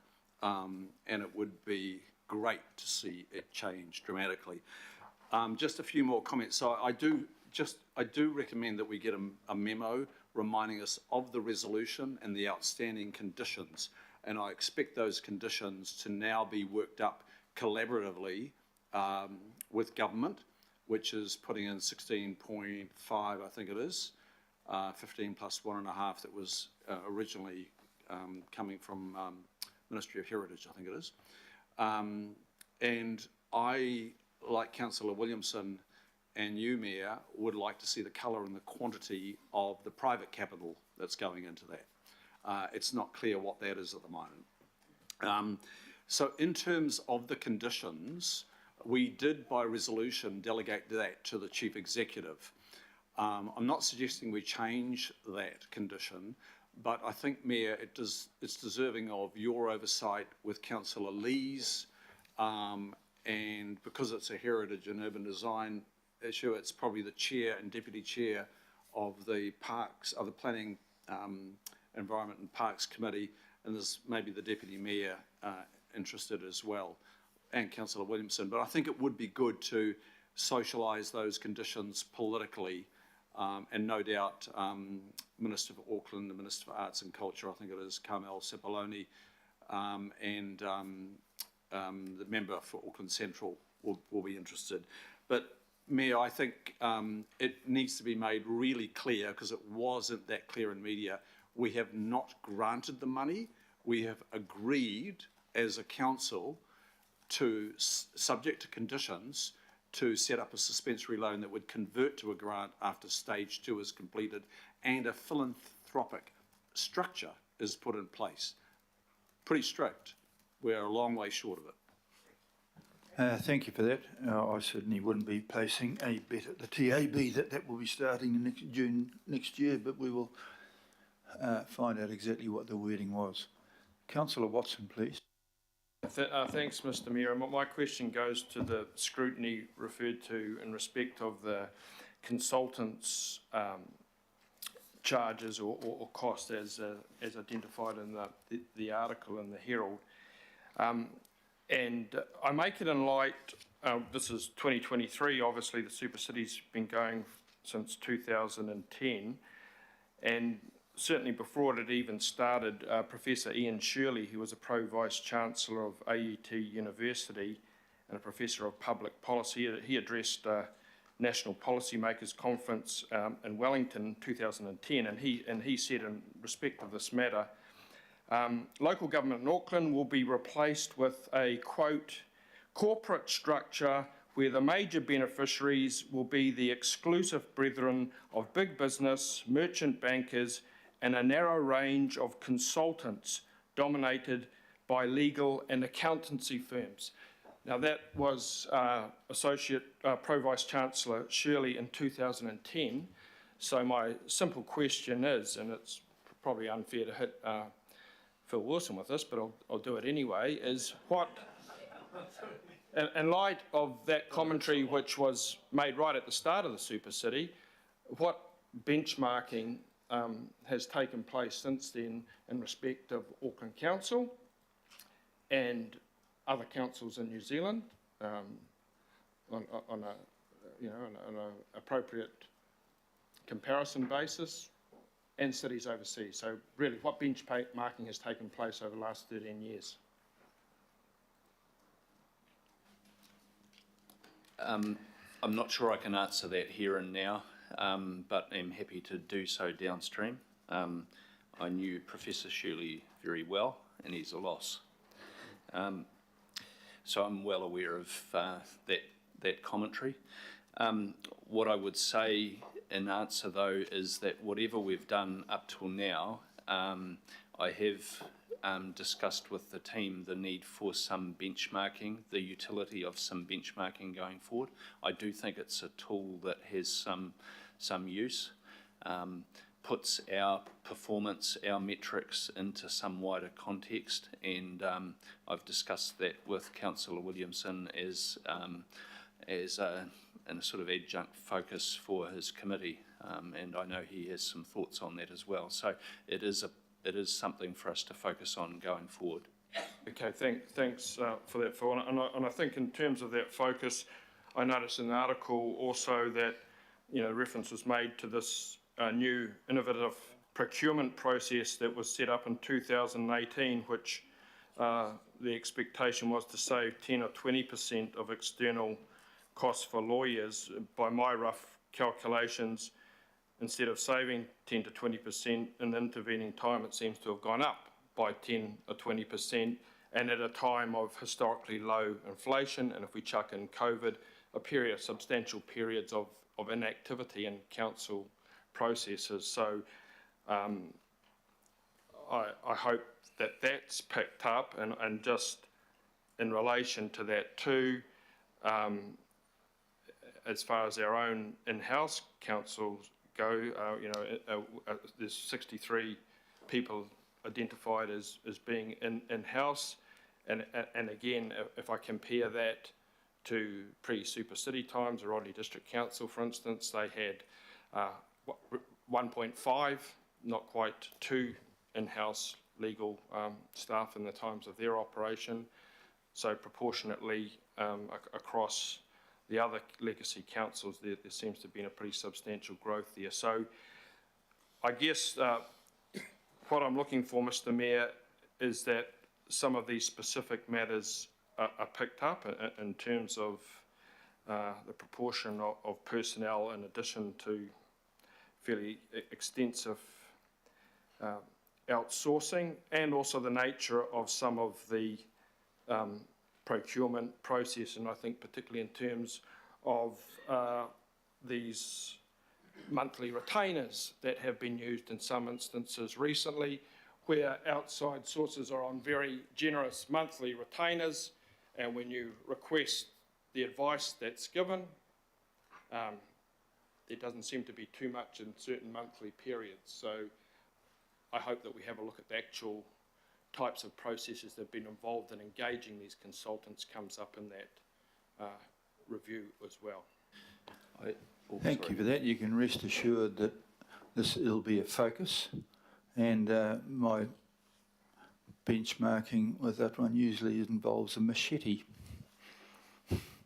Yeah, I acknowledge the point. We will continue to look at it. I do need to respond to one aspect.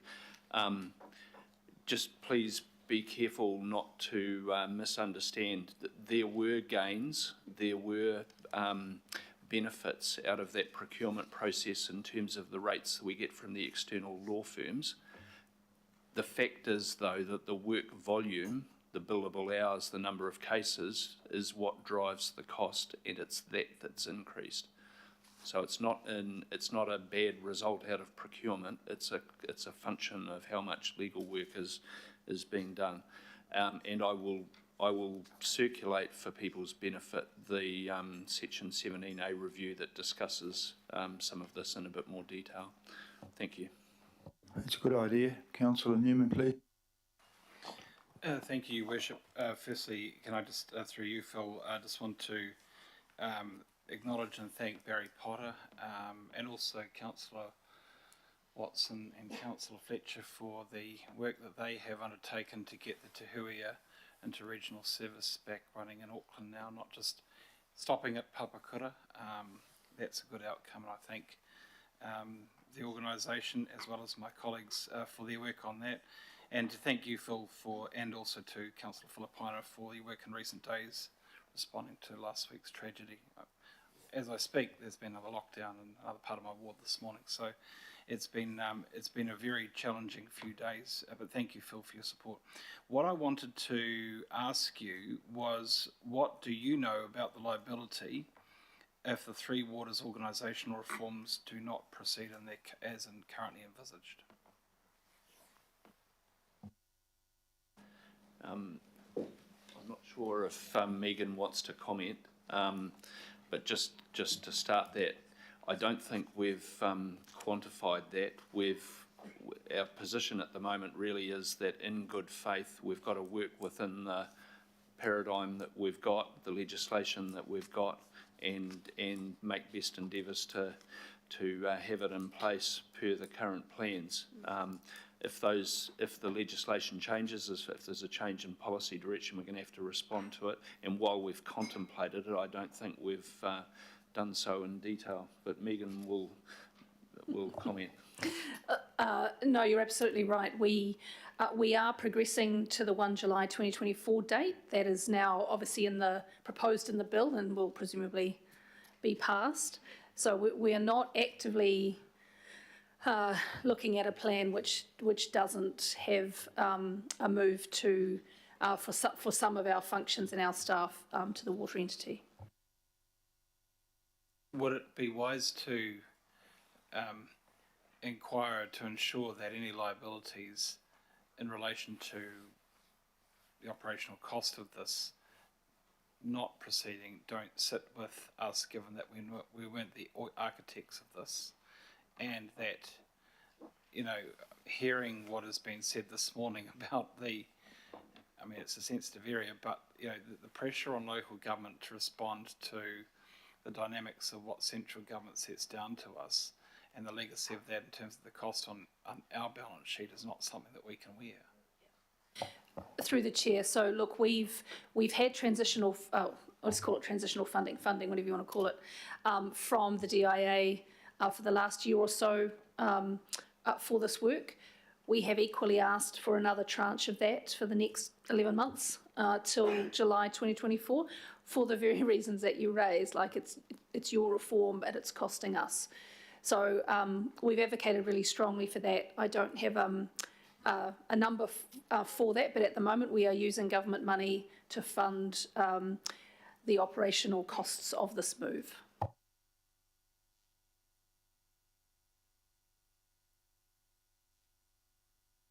Councillor Henderson, please. Thanks. Reserve my right to speak briefly on this issue, given the agenda is fairly long. But when we're considering contracting out public services, do we sufficiently address looking into bringing services back in-house instead? In short, yes, and we have done so on a number of occasions. It'll be subject, those decisions are subject to quite a bit of detailed analysis. I won't go into that in more detail, but yes.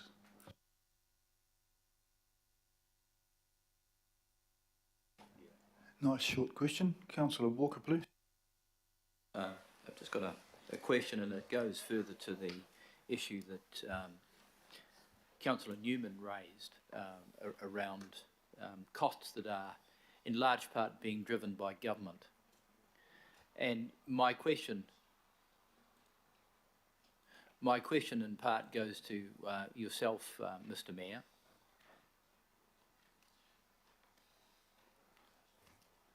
It's okay. So my question goes in part to yourself, Mr. Mayor. We've got consideration of some working groups a little further in this agenda. It strikes me that around matters to do with expenditure, especially around consultants and the massive amount of money that we're spending on legal fees, it would be very helpful to have far more oversight. And I think one of the particular things, and it goes to the matter that Councillor Newman raised, is I have no doubt the massive amount of expenditure that we're incurring through matters to do with Plain Change 78, to do with Three Waters, to do with other things that are essentially being driven by government that we are having to respond to. It would be very helpful to have some analysis around that, even cursory analysis, because I think it would be very revealing, and it is ongoing. So I have a question as to whether that sort of work could be constituted in one of the working groups. And similarly, there's a working group planned around stadiums, which more rightly should be around venues, of which St James is one. And we still do not have any decision-making framework to determine where investment goes, to determine where content goes, to determine where event funding goes, that is agnostic. In fact, we have a bias towards expenditure in-house when often we'd be better off supporting something external. And the need for transparency around that. So I'm just highlighting to you by way of a question that there's an opportunity to have some oversight in some of these working groups and committees, if you're so minded. Well, I'm hoping to strengthen the committee led by Councillor Williamson and yourself to make it that has a lift every stone and look under it mandate, and if it needs to refer something to another working group beyond that, but that committee now is mandated to particularly look at those issues that you've raised, and I really am looking for a very strong response from that committee. They have, as a result of both of your works, we have now access to much more data than we had, and I join you up because I expect full analysis and feedback to us and advice. And so if more is required, the door's open to come and ask me what it is. Okay, so, yeah, I have absolutely no problem with what you've said. The related question I would put to you is, given that this organisation can be more transparent, and I think that will also occur, there may often be instances where we could get external advice, such as, for example, some councillors got from Mr. John Crawford. There are people out there that the council has an association with that would willingly give us advice if there's transparency and a higher measure of contestability, which I think Councillor Watson alluded to is often not there. So just by way of question, I'd seek your support for more of a mandate around that, so that we go far more outside our own operation to get advice in a collaborative way. Well, I'm sure if the committee requests the government body fund it to get some external advice, preferably not from the Big Four, but if you insist on doing so, then we'd listen to that. But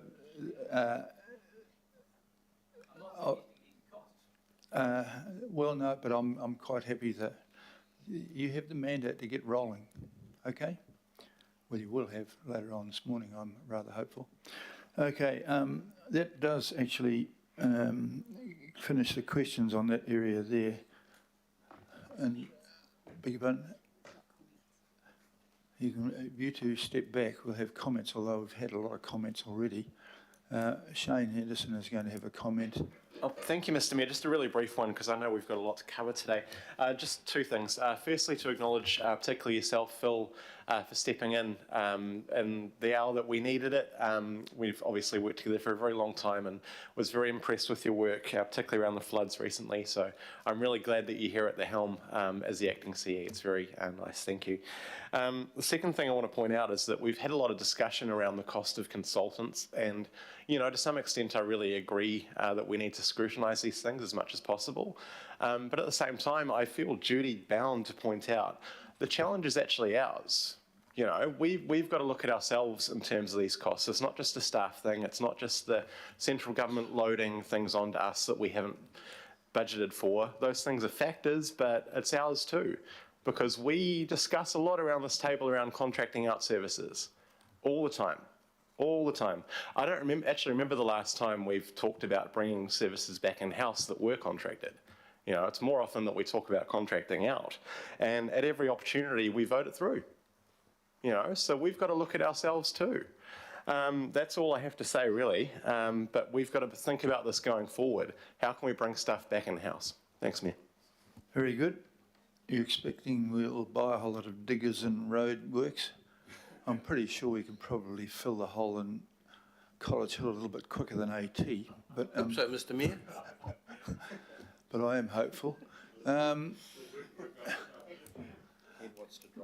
Councillor Hills, you. Thank you, Mayor. Two things here, just following on from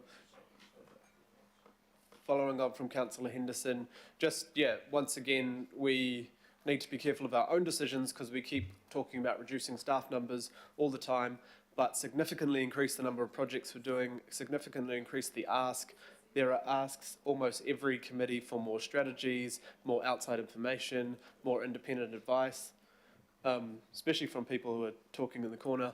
And so we just need to be careful that the more we require of our staff to do and the more advice that Megan and others sit there and say, we do not have scope for X, Y, Z, and then we still ask for those things to happen, they generally have to happen on outside contractors. So we just need to be careful about our asks.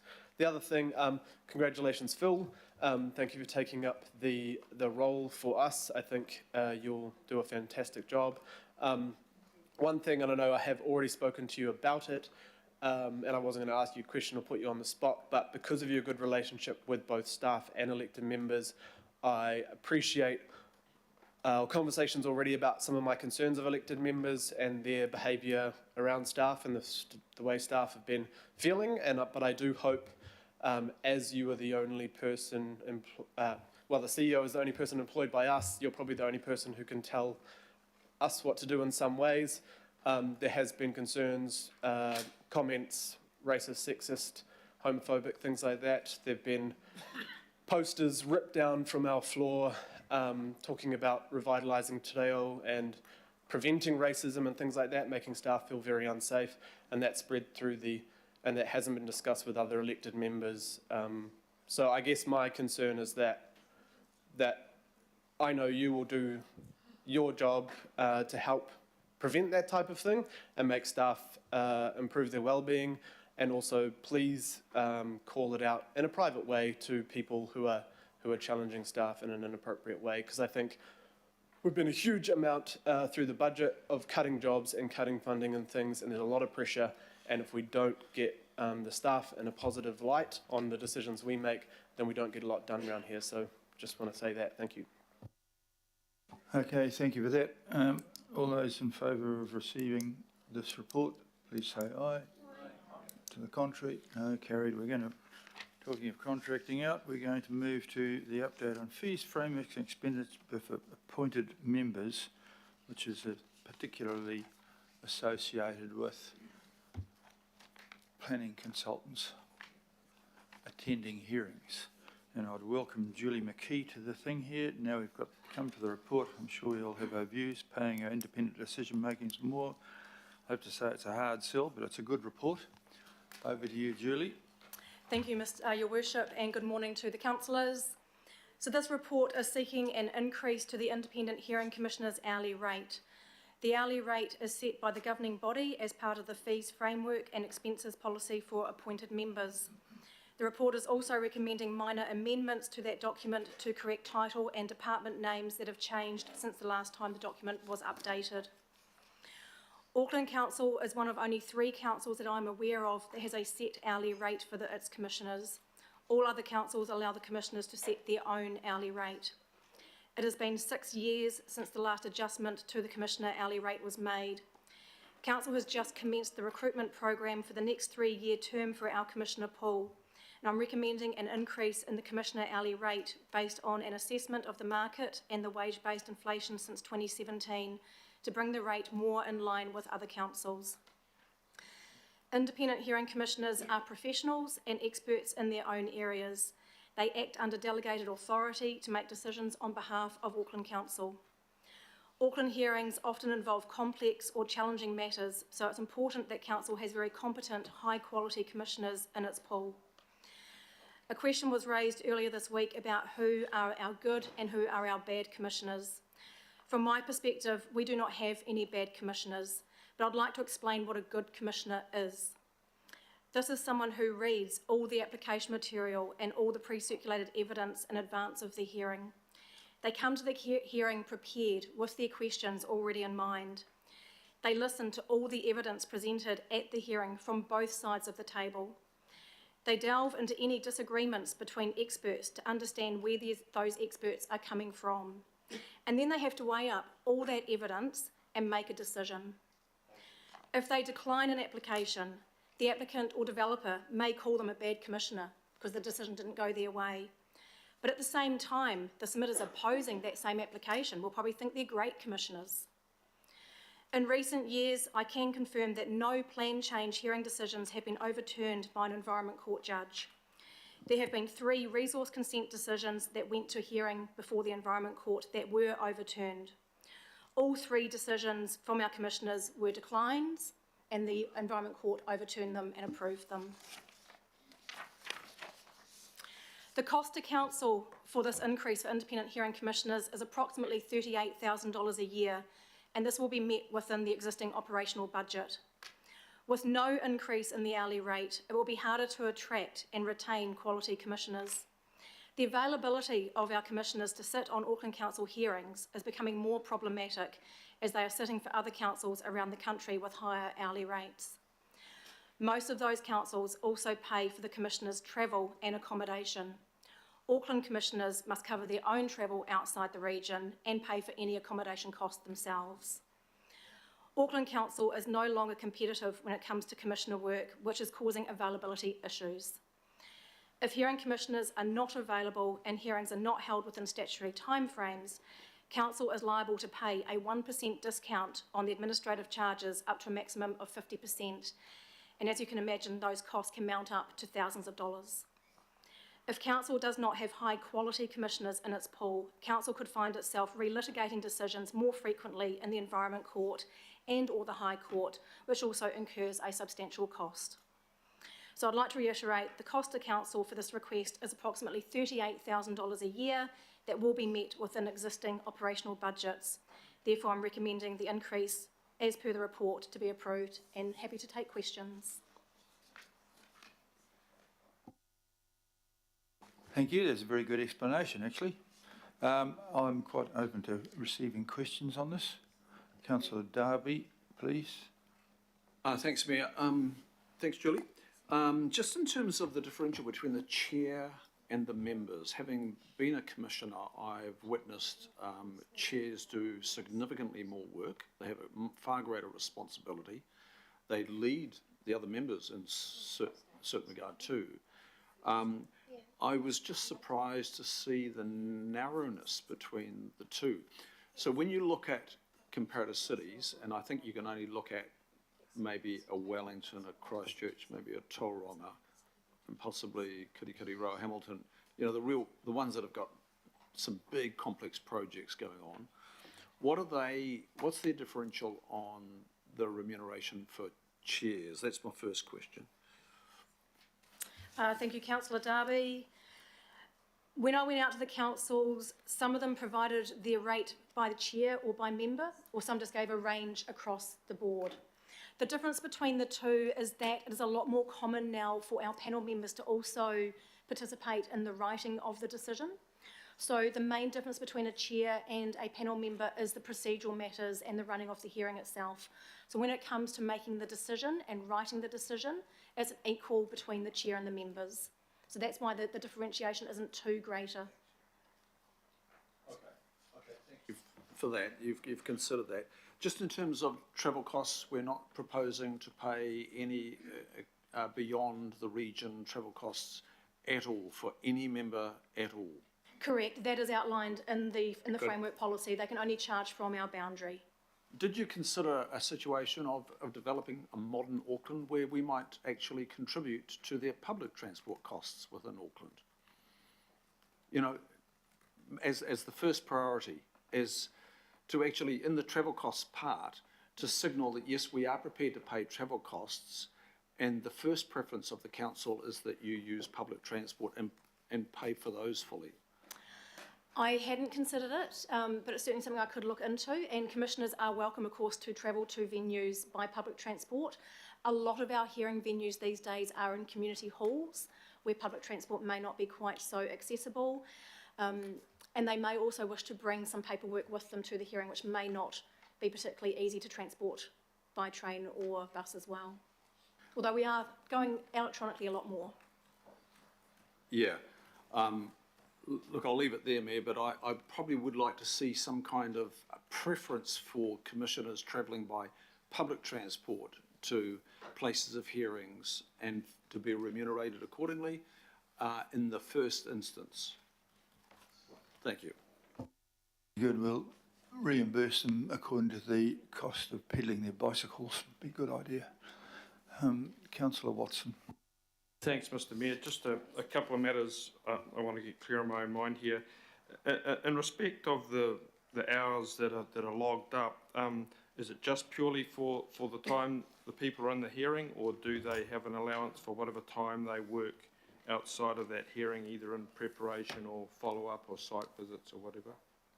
Thank you, Councillor. Yes, they do get paid for reading the agenda, and they don't get paid travel time to the site visit or the hearing, but they do get paid for the time they are on the site visit, as well as in the hearing, and then for deliberations and decision writing. So they are paid for all components of the process. Okay, thank you. And in terms of what an average, hearing might be, how many hours, might be involved, I don't know.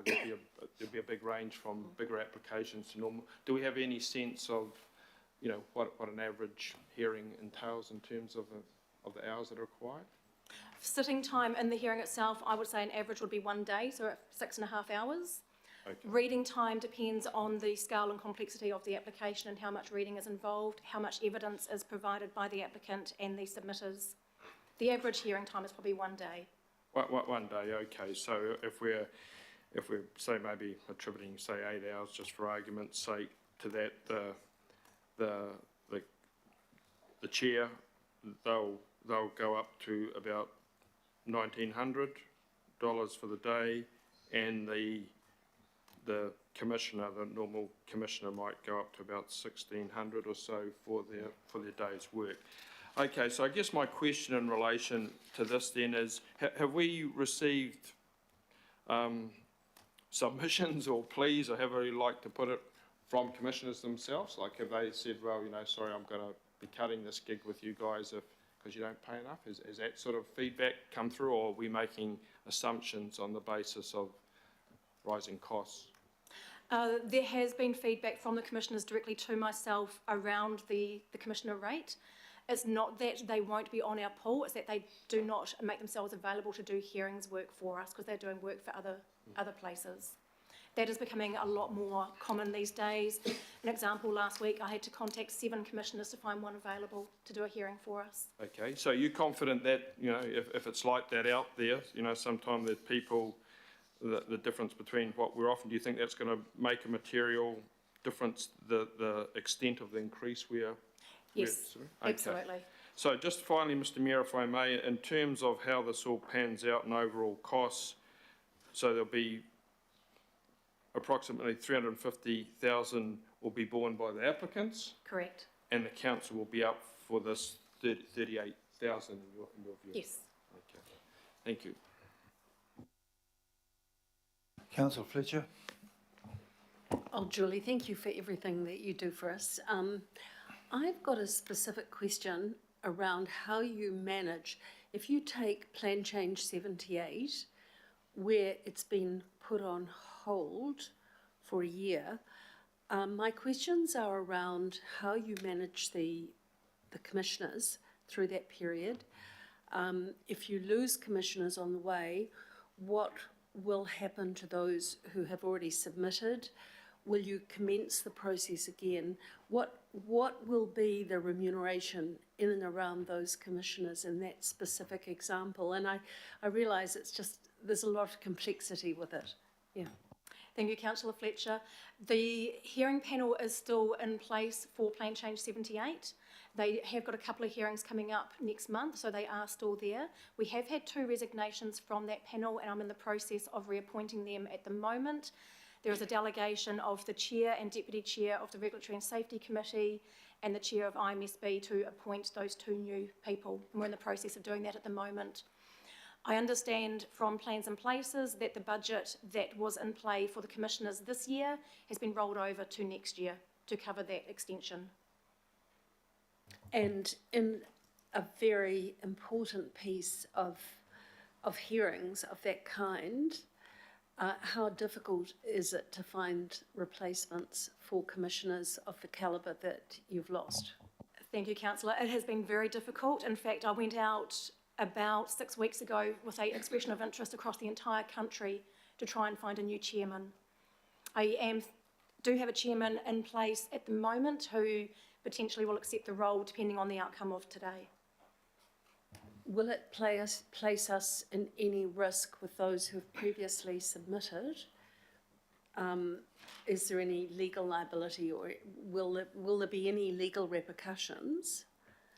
No, there won't. The part of the hearing that has been held so far was very bespoke, so it can stand alone on its own, and so there'll be no repercussions of a new chair coming in.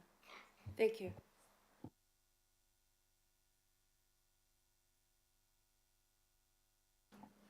I've got a couple of questions. But, what's the global maximum figure that some of these people are earning? I can confirm one council was paying $500 an hour for a lawyer commissioner. If some of these people knocking up like 1,000 hours a year, or Oh, right, sorry, no. okay. We have quite a large pool. We currently have 49 on the pool of commissioners. The work is spread, I wouldn't say evenly, but reasonably evenly around them, particularly through the planners. The work is spread evenly around the planners. Okay, now we've heard that the planners are feeling that they're a bit underpaid. How do the people who cough up for them on the other side feel about it? because by the time you've got 2 commissioners and a chairman, you're up for $5,000, which is for it to be recovered. How are the applicants feeling about this? I haven't spoken to any applicants, but the fact there's been no increase in their fees for 6 years, I think it's probably expected that it is about time that was an increase from their point of view. All the council officers' fees have gone up over those times that the commissioners have stayed stagnant. Fair enough, good answers. Is there a mover and a seconder for this particular item? They're lining up over there. Did you get 2? Dalton Bartley. It seems there's no further questions. I'm going to put this. All those. Oh, sorry. Comments. Councillor Turner, please. I support this, but I also realise that it's right on the back of us talking about all our legal costs and all our external costs, etc. And so I was, I was comforted by you outlining the record of challenges to their decisions, and that it proved they were doing a good job. So in that case, that proves that there's savings there if we do the job right in the first place, as long as we recognise it and actually and back ourselves. So thank you, I support this. Thank you for that, Councillor Turner. Okay, I'm going to put this. All those in favour, please say aye. Aye. Contrary? Carried. I'm going to go to the next item, which is item 11, the submissions on the Ngāti Power Claim Settlement Bill. I'd invite... I just need to do, sorry, I should have done a declaration of interest before I sit on the Ngāti Power Iwi Trust Board. Thank you for raising that just in time. We've recorded that. So, Sam Bunge and Kim Bellingham. Morena Tato. Give us a quick rundown on this one here, but basically, unless I'm sadly astray, this is a submission in support of the claim. Thank you, Your Worship. Tēnā rā koutou. I'm Sam Bunge from Ngā Mātarai, and I'm joined today with Kim Bellingham from Public Law. We are here to seek approval from the governing body on a submission to the Māori Affairs Committee in support of the Ngāti Power Claim Settlement Bill. Ngāti Power is an iwi in the Auckland Council area, and the Ngāti Power Claim Settlement Bill gives effect to the deed of settlement Ngāti Power signed with the Crown 2 years ago. We had originally been informed that the bill was going to go to committee after the general election. This has since been moved forward with submissions due next week, which is why we're here today. The submission is in support of the bill, and the reasons for us submitting Council is involved in areas of the settlement redress. This settlement is a significant milestone for Ngāti Power, and the submission is a statement from Council recognising this milestone and is symbolic of the significance of the relationship Council has with Ngāti Power.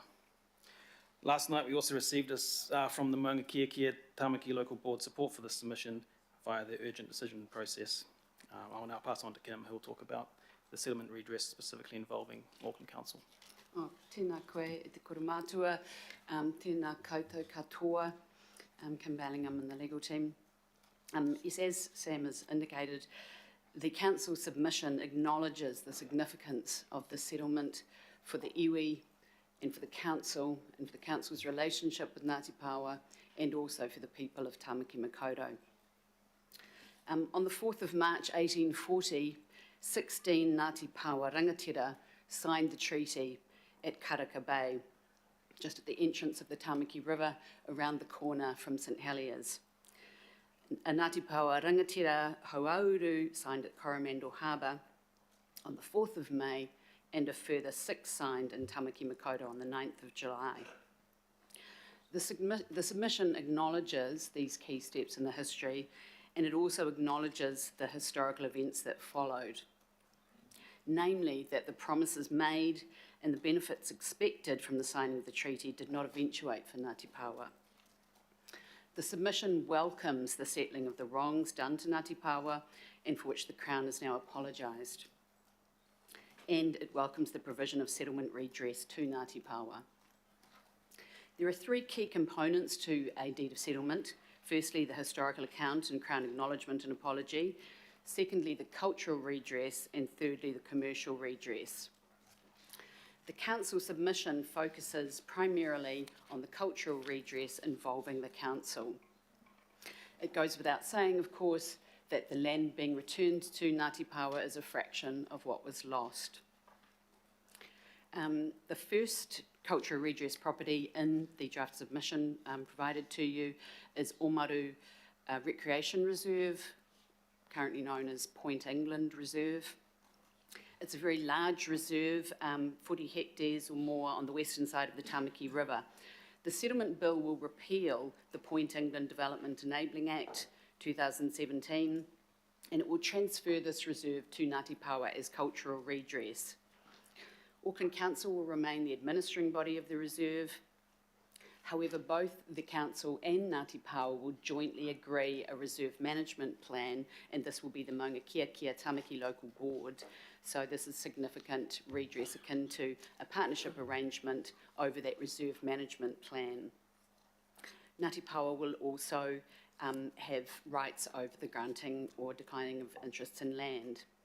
Also of real significance to Ngāti Pawa is that within this reserve, 2 hectares is being provided as redress for a marae. 2 hectares is also being provided to Ngāti Pawa for a papakainga, which is a long-standing aspiration of Ngāti Pawa on this whenua. If I move on to the next redress item that is being transferred, that involves Auckland Council, it is Te Iwi Rahirahi. This is within the area of the Franklin Local Board. It's sometimes referred to as Whitford Point on the Clevedon-Kawakawa Road at Kawakawa Bay. This is half a hectare of land that will transfer to Ngāti Pawa as local purpose Esplanade Reserve, and for which the Council will remain the administering body. Again, Ngāti Pawa will have the ability over granting or declining of interests in land in this local purpose reserve. Cultural redress land is also being provided to Ngāti Pawa on Waiheke Island. Te Waro Awe Haukura Reserve is currently known as Blackpool Park at Oniroa, is transferring to Ngāti Pawa with similar arrangements to Omaru, where with the Waiheke Local Board, the iwi will be able to jointly prepare and agree a reserve management plan. And so this is again an instance where the council will remain the administering body, but will enter into that arrangement with the iwi over the development of the plan. Also on Waiheke Island is Mawhetawheta Pana Recreation Reserve, which is a Crown-owned reserve at Little Palm Beach. It's approximately 2 hectares, and it will transfer to Ngāti Pawa as recreation reserve, and it will be administered by Ngāti Pawa. And so again, as a reserve, it protects all rights of public access and is under the Reserves Act, but it will transfer and it will be administered by the Ngāti Pawa Iwi Trust. So just to recap, the submission expresses Auckland Council's support for this bill. It acknowledges the great significance, its great significance to Ngāti Pawa and the Council's relationship with Ngāti Pawa, and marking a new stage in the relationship, and also its significance to the people of Auckland, Tamaki Makaurau. Kia ora, tēnā koe. Kia ora, Councillor Fully. Kia ora, thank you, Worship, and when the time comes, I'm happy to move this motion.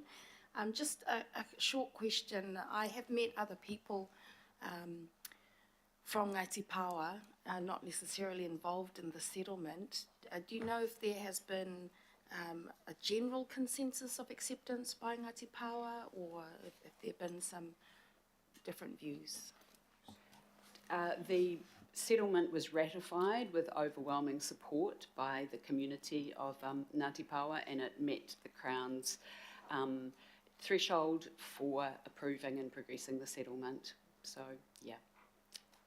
Kia ora, thank you. I've got Councillor Turner. I think this is before I was saying, I understand this is being moved by Councillor Fully and seconded by Councillor Barkley. Yeah, I was hoping to second it because the majority of it is in my ward. I accept that it's moved by Fully, Seconded by Bartley. Councillor Turner has a question. Thank you. A couple of questions, Mr. Mayor, and I don't know anything about this, and my questions are based on my West Auckland understandings. The parks that are being transferred, they're staying under some sort of reserves status, are they? Yeah. Yes, these cultural redress properties are all remaining as reserves, except for, of course, the land that is for the Papakainga. So the marae is a local purpose marae reserve, and the rest are either recreation or local purpose esplanade reserve. So that was my next question. So the 2 separate hectares that have been put aside, they are given in private ownership, free simple title? Yes, it is going as fee simple, the 2 hectares for the Papakainga to Ngāti Pawa. Because that brings some mana with that ownership, you know, to make sure it's unencumbered. Okay, and the other question was just the funding agreements with the local board. Is that coming out of the local board funding, or is it going to be over and above the local board funding? I'm sorry, Councillor.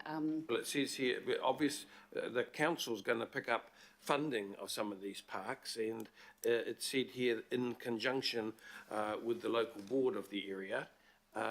Is the funding coming out of the local board's budget, or is it a separate budget like the Tamanga Authority to put?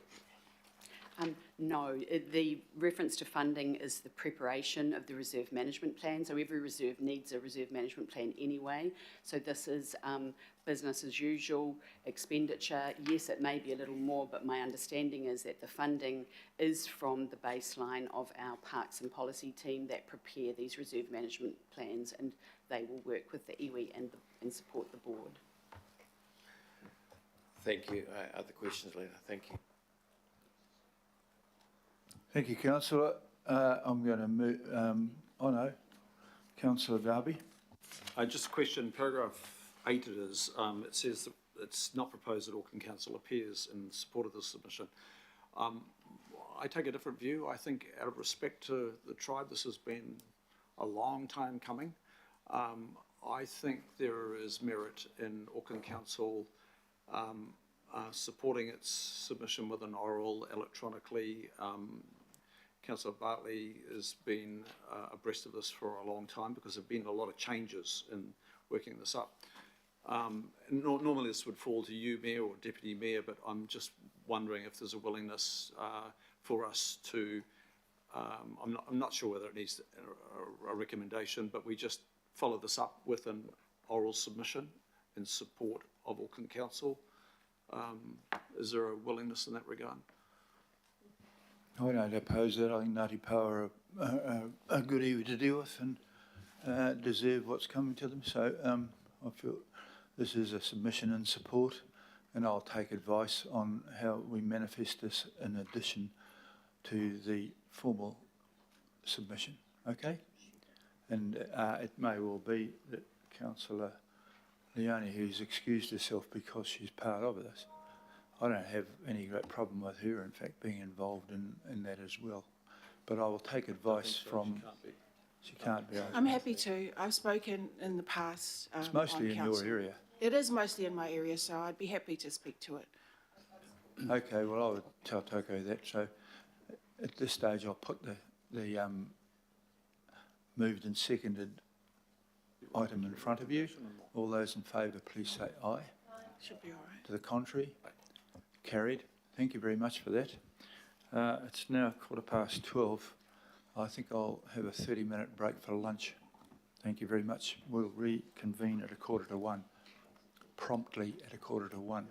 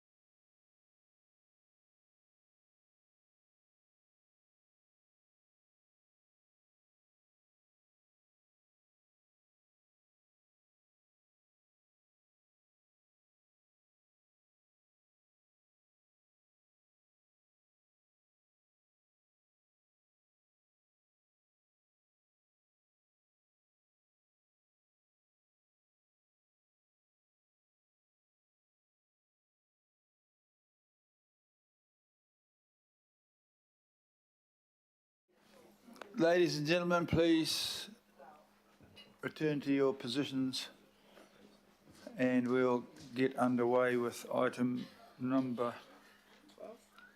12.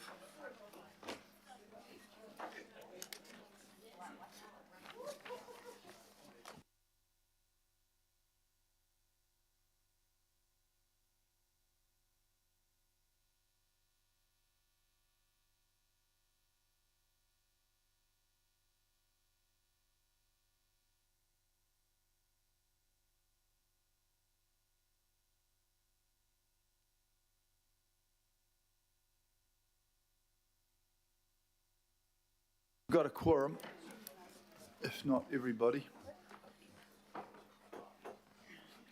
Okay, the next few items are all related. There are 3 papers on the committee structure and changes, then one on the working groups that the Deputy Mayor and I have appointed.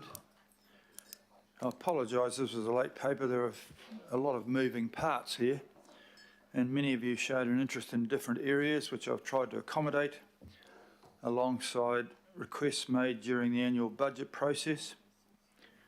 The biggest change to the structure is creating a budget committee, which this will give the IMSB a say in the annual plan and long-term plan matters in response to their requests.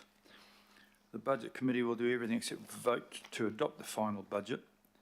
That power remains clearly with the governing body, but the IMSB wanted to have more of a say in creation of the budget.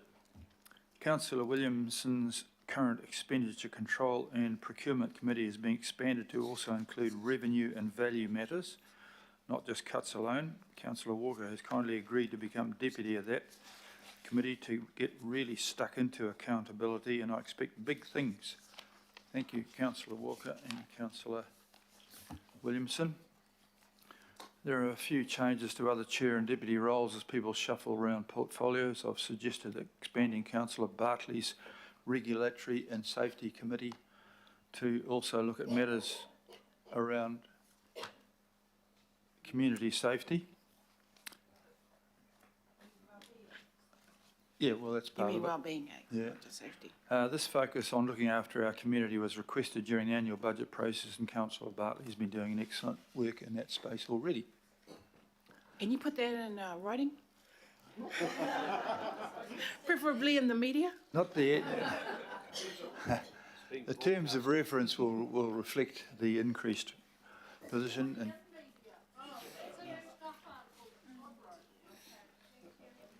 And I'm also proposing to change one council director of Auckland Transport. Councillor Lee's been in the role for over 6 years and I think has brought important historical context and knowledge to the challenges faced by Auckland Transport. I'd like to thank Mike for his service. I've appointed Councillor Lee to lead a working group on regional parks, which I know he'll do well. I suggest we appoint Councillor Darby to the role of Auckland Transport Director. That's a role that the governing body have to approve. Councillor Darby is a sponsor of the Auckland Light Rail project, which is at a critical juncture right now and has worked well with me on that. There are a few other changes to lead councillor roles which will spread the workload a bit more and let people focus on things they're interested in. I'm also extending the weekly Mayor Chairs meeting to the deputy chairs of the committee as a whole so that there is better communication about what's happening each week and to reflect the role and workload of the deputy chairs. So that's what's on there.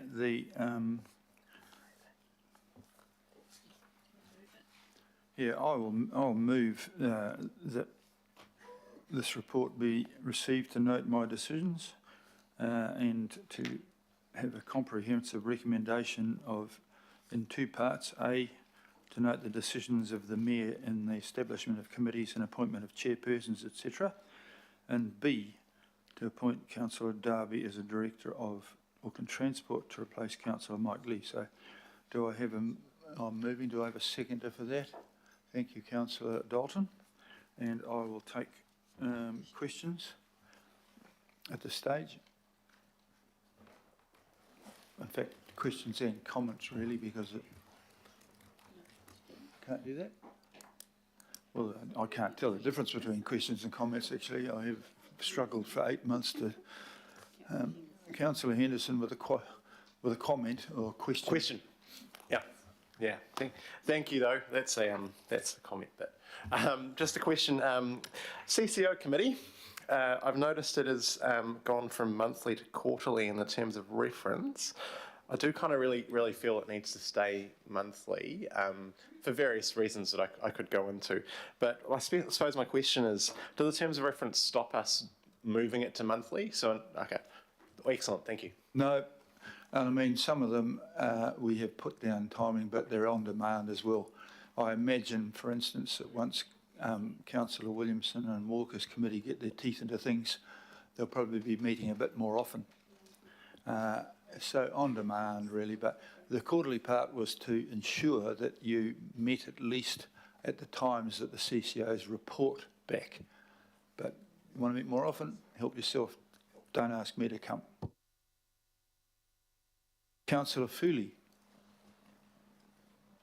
Sorry, Your Worship, I think I was just indicating that the Deputy Mayor had put her hand up to the staff. Kia ora. The Deputy Mayor, I'm sorry, I've got to look. I didn't realise you were running traffic signals. My apology. She's very good at it. Your Worship, I'm just asking a process question. Are you going to ask for questions about A and then B, or are you going to do it all together? What's the process? Well, like everything in this room, you start off with something or other and something else happens. At this stage here, I'm just taking questions on everything, but if people want it split it in half, I've got no opposition, no worry about that. So I'll just let it run and see what happens, and then if I'll be guided by the room. Right, I'll just foreshadow that Councillor Baker and myself potentially have an amendment, but we'll do have an amendment for B if you're taking everything together. Well, I'll just run a bit further and see where we go, but you reserve your right to re-enter the fray. Councillor Ferry, please. Thanks, and apologies, I was a little late back, so this is a process question as well. The terms of reference is technically item 13, but are you taking the discussion about that now as well? Because there's just some admin errors that need to be picked up, like committees that... No, we'll move to do that separately. to 13 as a separate item. They are linked, but what I'm saying, they're linked. I didn't want them having done one thing, but they were spread randomly about the board, about the agenda early in the piece, and we decided that was unwise. Right. So, in fact, to a degree, Councillor Henderson's saying there was more one with item 13, but I'm not banning people wandering from one to the other. This is an open forum, but you're quite correct, and thank you for that. Yeah, I'll raise that when we get to 13 then, thanks. Thank you, Councillor Ferry. No more questions, so do you want to re-enter the debate, or I'm open to this? Do you want to move these as separate items?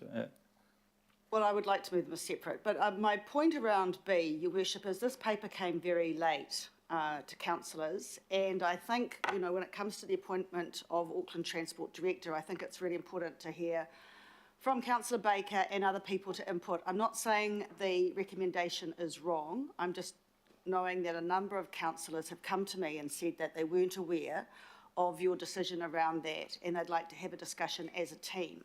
So to that end, Councillor Baker and I were suggesting an amendment just to defer it for a month so that we could all just have a chat around objectives and what we were doing. This is a big role for us in Auckland Transport, and I just feel people have come to me requesting some discussion around that other than in a public forum, and I'm happy to support that request. And so to that end, just asking for a month's delay in appointing the Auckland Transport Directors. So are you moving something, just before you get there, that when you said it is not my decision about that, it is my recommendation. The first bits are my decisions. No problem about you. No problem about A. So what is your what are you saying? Sorry, someone's just taken my computer away. Andy, have you got it? This is somebody else's. I think, Your Worship, what we're proposing is that we defer item B to allow the matter to be discussed by the governing body in a fuller extent. And, you know, we might well end up at the same place, but I think it's just the process in terms of let's have the discussion, because it's a decision of the board, of the governing body. So is one of you moving that and the other one seconding it? Are you? Yeah, the Deputy Mayor will move and I'll second. Okay, now we'll take discussions about the motion to defer, or the amendment. And I've got Councillor Walker and Councillor Darby to ask, and Councillor Fletcher about this. Sure. So I support the amendment to defer, and I agree with the Deputy Mayor that this is a very important decision. Auckland Transport is at a critical juncture. There are a number of changes being made to the board. So I think that matters that go to stability and experience are uppermost at this point in time. But further to that, it would be very, very helpful to have a piece of background information, because I would hope that experience, competency, a range of issues that we already have in Councillor Mike Lee were part of the assessment process, and that is not evident now. On my part, I've got a great deal of confidence in Councillor Lee, and I cannot think of scarcely any calls or decisions that he's made in hindsight that have been problematic, if anything, as it goes to transport, exactly the reverse. His experience, his previous competency as chair of the Auckland Regional Council in guiding decisions around Auckland's transport are most notable. So as much and all as I agree around deferring this, I would suggest that there needs to be some rigour around appointments, and if there's a need for scrutiny in that respect, then so be it. But that would be my request, Mr. Mayor, rather than just a notion of some shift. And in respect of light rail, it may well be within a couple of months that issue is entirely redundant, and that may well be the case. So I don't think that that's a good reason to effect a change. Thank you.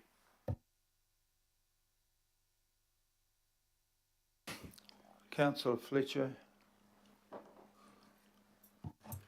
Thank you. I understand the sentiments behind the mover and the seconder of this amendment, but I'm a little apprehensive about this at this time. And why I say that is that this whole process has been incredibly clumsy. And Your Worship, it's unacceptable to me.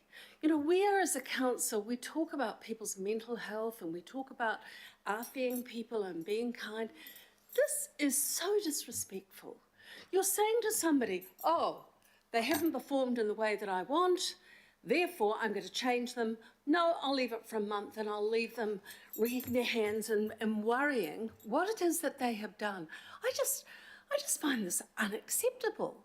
All right. You carry on. Well, I'm not going to use the F word or anything else that seems to be common around here, but how do I express my displeasure to you that this is muddly, it's clumsy. The report only came, I was only able to access it last night. I had somebody from your office call me yesterday or the day before or sometime and sort of float what you were thinking of doing. I didn't even get a call from you personally to say, this is a really important matter. John and I are working incredibly hard for you to deliver your agenda for transport. And we've worked hard to create a team. We don't always agree. There's a lot of healthy tension from time to time. But for this to be just, it feels like an ambush. And I expected better from you, and I'm really disgusted today. So I don't know how I'm going to vote on this, but I will say to you that in public life, you have a lot of scrutiny. It's hard enough to be an elected representative now, but to leave somebody sort of on the boiler for a month, not knowing whether, you know, the court of King Wayne is going to chop your head off or not, I think is just not acceptable to me, and I expected better from you. Councillor Darby. Just a question of you, Mayor.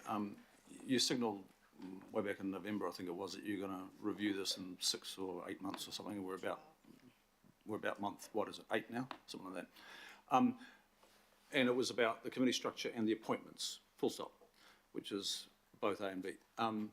Can you just tell me how A and B are not inextricably linked? Because you've come to me and said, I'd like you to drop this, take on that, shift that, I want you on this as well. I can't see how they're not inextricably linked. Well, thank you for raising that. And you may feel disgusted, but a lot of effort's gone into this. There's 20 of you. I wanted to keep everybody engaged. Councillor Lee has actually followed and worked in a lot of ways towards my transport direction as well. But I am in the position of being granted very little powers other than the same voting power as the rest of you, other than to sort out the establishment of committees, chairpersons, etc. And I've listened to all 20 of you, and there has been some movement to accommodate that, and there's been a movement from, as it stands, that would move Councillor Lee into a position that you had and vice versa to a degree. And so they are linked to a degree, but I'm quite happy to, if I have to accommodate this, we'll just leave, we'll do all the changes, accepting that yourself and Mr. Lee will stay where they were until at the end of the month. But I haven't done this as an ambush. I've done this as a way of taking input from councillors and from other board members at AT and the chair of AT and my own observations. And I don't do things to purposefully upset anybody, but it's very hard to do anything with 20 people without having some people feeling somewhat happier and some people feeling somewhat aggrieved because you're having a little bit of change. And so I think that ambushing and disgust is probably a level of emotion slightly above the characterisation of what we're discussing. I've discussed with Mr. Lee, who took it on the chin and has been around in this long enough for as I have, that sometimes things change and sometimes you get what you want and sometimes you don't. So it was a carefully thought out. It was, Councillor Walker, and it did include a full analysis of the skill sets of all people involved. 8 of you wanted to be on the AT board, and in fact Maurice Williamson is probably the most qualified, having been a Minister of Transport. But I'm particularly keen on to having his other skill set where it is now, because I feel that for the benefit of all 20 of us, having his incisive financial investigation thing, ably supported by Wayne Walker's incessant inquiries into these things, coupled together with Councillor Williamson's expertise in IT, meant that the most qualified person to be on the AT board was rejected, because I want him doing an even more important job. It does not mean to say that I don't respect Councillor Williamson's previous experience as a Minister of Transport. So this is a balanced approach, and and you may feel it's clumsy, but you know, I have had quite a few things on my plate as well as this. So everybody got rung who was involved in some major changes, but I didn't bother people who didn't have much change going on in their lives. So at the moment, I've got one more question from Lotto Fully, but I'm really answering the questions that you raised, Councillor Fletcher. On that, did you, given he chairs transport, did you discuss this with John Watson? Yes, I did, but in a way of in the context of a whole myriad of changes, rather than concentrating on that particular one.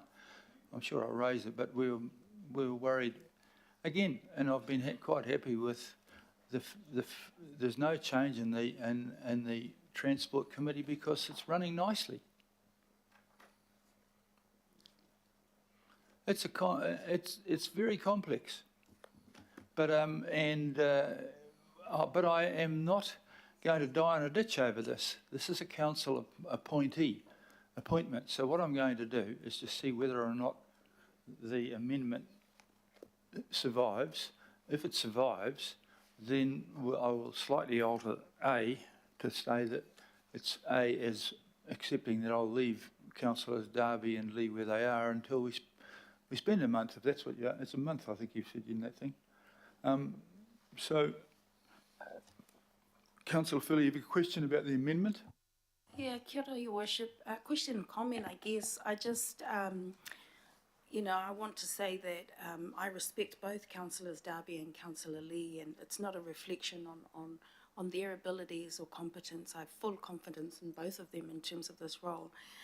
But I do respect what others are saying around the process and around the need to build a team environment. We spoke a lot about that during the annual budget debates. And so I will vote in support of the deferral, but because I think that that will help give some time to engage in a better process and to perhaps heal some of the wounds that seem to exist, because I was under a different impression coming in today. I didn't realise that there were these problems bubbling under the surface. So I think some time might be good to allow for that healing process to happen and to allow you and others to have a better kōrero face-to-face outside or, you know, away from the public glare in order to find a good resolution and come back in a month's time and then have that decision-making again. So I will support this amendment. Kia ora. Thank you. I also was unaware of the undercurrents and bits and pieces, but then that's fine. This system allows for that to happen. That's why people can offer these. So I don't feel that I feel in any way offended or anything like this at all. I'm not entirely happy that it was called a complete muddle, but at this stage then I'll propose, oh no, I've got two more questions about this. Councillor Newman and then Councillor Dalton and Councillor Turner. This is... Yeah, no, that's fine. They're commenting on the amendment. Are you commenting on the amendment? Oh, well, I'll allow you to comment on the amendment. That's what the others have done so far. Yeah, I mean, it's very fraught because I know both Mike and Chris well, and I respect them. I'm wondering I'm wondering about the timing of it, because I think that part of this should possibly be informed by whatever the selection panel ends up doing with respect to the current vacancy on the board of AT, which I'm not sure is going to be completed in time well, almost certainly won't be completed in time for the August governing body meeting. So possibly, if something like this is going to be deferred, it potentially should be deferred with consideration to that outcome too. I mean, frankly, there is a need for considerations on the AT board, for example, more women, whether there are opportunities to address some of the issues we have in relation to balance on that board. That might not be something that will be fully informed by that date. So I don't quite know how to address this, Your Worship, because if we're going to have a deferral, for that purpose that's fine, but that time frame might not work. Okay, everything's complicated in the world. I mean, it is entirely possible that we don't have a second director as well. So, but that was what you are discussing is my recommendation, and now we're discussing a move and seconded to have a 1 month deferral, and I have another question from Councillor Dalton and then Councillor Turner. Mine was a comment too. Oh, as I say, I'm completely unable to separate them and have been for some months. Yeah. I would prefer to get it done today. I'd prefer not to defer a month. But I've listened to Councillor Foley's wisdom around a team approach, as long as that's what everyone wants to do, and not just gather their votes for the outcome, you know. I mean, yeah. But you've taken a pragmatic approach and said you're not going to die in a ditch about it. You know, these things happen, and so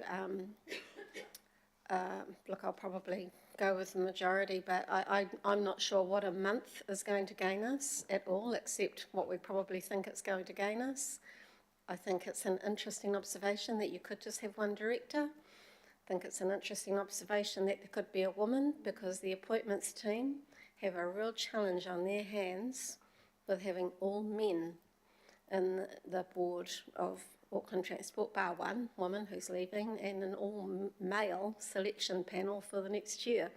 So, but back to this amendment. As I say, I'd rather get it done today, but it sounds like I'm in the minority. Thank you. Councillor Turner? My question is just, if we do this amendment, where does it leave the other movements, like people have said before? So Councillor Lee is to chair a new works committee for regional parks. What does that leave that up in the air too for another month, does it? Can I answer that, Your Worship? That's not my intent. This is just, look, I think a lot of the questions and debate are coming around the fact that we should have this kind of open discussion. That's the purpose. And I just don't believe that this is not about personalities. It's about process and our ability to work as a team and chat amongst ourselves. And I think I'm just bringing to you, Your Worship, the view of a number of councillors around the process around that. So everything else, Councillor Turner, in my opinion, from putting up the amendment, will remain the same. Councillor Watson, please. Yeah, thanks, Mr. Mayor. And there does seem to be a bit of confusion here as to the apparent inextricability of the links between A and B, but they're actually two distinct processes here. The first one is a note, because that's in your purview. It's the purview of the Mayor to do whatever he chooses fit with the establishment of committees, appointments of chairpersons, etc. The second one is an appointment, and that's what we're responsible for here. So then the Mayor can put up a recommendation, but ultimately we're the people who decide that. And quite rightly so, given the background to the Auckland Transport board member appointments, because you will recall that in the first two terms of the council, under Mayor Len Brown, there were indeed two very fine representatives on that board. With the subsequent election of Mr. Goff, those positions were removed, and we didn't have anyone, we didn't have any representation. Much, I would suggest, to the disappointment of Aucklanders. There was a real feeling that Auckland Transport didn't have the degree of oversight or monitoring that you have quite rightly sought to bring back, and that was in no large part responsible for the removal of those directors. So fast forward to 2022, and the first thing you did, Mr. Mayor, was to reinstate those appointments, which I think were very well received by Aucklanders as a whole. And in respect of certainly Councillor Lee, in terms of quality of personnel, that was especially well received by people in Auckland, given his background, as Councillor Fletcher referred to, in respect of the ARC, in respect of his previous stint on the AT board, and in respect of his lifelong commitment to public transport betterment. So in terms of quality of personnel, we are indeed very fortunate to have Councillor Lee this time round to go into that position. We're also fortunate in the same way to have Councillor Williamson and in terms of central government, and particularly Councillor Fletcher, who brings with her her own very impressive credentials. So I'm really happy to go on this any way you want, Mr. Mayor, but in terms of the specific proposal here to defer it, if that's a view of people that will allow matters to be addressed, or honest conversation, or whatever other cliches you choose to chuck out, well, fair enough. But I certainly know what my decision is here and now. I've not been privy to any number of assessments, observations, or whatever that inform this. I know you've definitely tried to balance things up, as you've done with the committees right from the word go. But in terms of this specific appointment, which I have responsibility for, which these people have responsibility for, I know who the best person is for that position, and he's already there. And if he wants to remain in it, I would have thought that was the overriding trump card that gets played. But in the absence of apparent agreement whether to deal with it now or not, I think that's then probably acceptable to defer it and allow the relevant thoughts to be crystallised, explanations made, and appropriate judgments then made also, and for what is a very important appointment, not just for the AT board, but the balance of the transport group that you put together that has so significantly enhanced the position of transport in Auckland Council's priorities. But that is a team, and that man over there has very much been a very integral part of that team. Thank you. Councillor Henderson? Okay, rightio. Well, we've got a moved and seconded. Oh, Councillor Lee. Sorry, Councillor Lee, please. Thank you, Mr. Mayor. It's kind of embarrassing, really, for me, but I just want to thank the members for the kind words. I want to assure yourself and the other councillors that, just as in my most recent conversation with yourself, I've made no attempt to lobby, argue, justify my being in that role as a director of AT. I do not see it as a sinecure. I have no sense of entitlement for that role. I'm there purely to serve and purely at the behest of yourself and the other members of the governing body. And that's my attitude. Thank you. That's very good, and that's exactly along the lines of our conversation, very pleasant and professional. And I'd like to thank everybody for the way. Not everybody got exactly what they want. It's not like Christmas, we all get toys. And I commend everybody's behaviour all around the table. In fact, I am still intending to work on getting the best team. I'm in a situation now where I have to put the deferral. Should this become a deferral, then the decisions of the mayor to establish things, I will make a slight change to those and leave in place any changes that involve Councillors Darby or Councillors Lee for the current month. But at the moment, my recommendation was that Councillor Darby become the person. But as I say, it's just a recommendation. I'll still be the mayor tomorrow, and the sun will still rise. Councillor Darby, you're welcome to speak to this. Thanks, Mayor. I'm just a little bit confused. I asked you a question about the linkage between the two, because if the A goes through and the B doesn't, I'm not undertaking my role as the councillor lead for Eke Panuku, deputy chair on this and a few other things. So if A goes through, B doesn't, I drop off that. I have a lesser role. Actually, you have less remuneration too, I'd imagine too. You haven't looked at that. But and I will ignore that. I have been told by everybody here that they're not here for the money, but then again, 10 minutes later they complain bitterly about $500 that's missing, but we will ignore that. But so are you saying the A, if the A gets voted up, only some of the changes are implemented? We're in uncharted territory here. First of all, we are going to see if we're going to defer it. If we're going to defer it B, then we are noting the decisions of the mayor, but as I've got the power to do more or less what I like there, but I'm not going to do it that way. I'm doing it for the best of everybody. I will reconsider those things which impact upon the positions of Councillor Lee and Councillor Darby and leave them where they are until a month later. That's all right. It does muck things around a bit, but then again, it depends. Or I'll, I didn't move a deferral. I mean, there are other alternative ways about it. You could have a popularity contest for this thing if they wanted to go that way. I did make a recommendation. I did do it in what I thought was an orderly fashion. Yep. I do resist the suggestion that it was a complete muddle. Can I get it was less of a muddle than what we've got ourselves into now, thank you. Can I get some clarification from the Chief Executive on that then? Because if you vote for the A and it's voted up, that is the decision of the council, and I can't just be the Eke Panuku lead when the council has said it's somebody else. I've taken some advice from Sandra with an R. If the deferral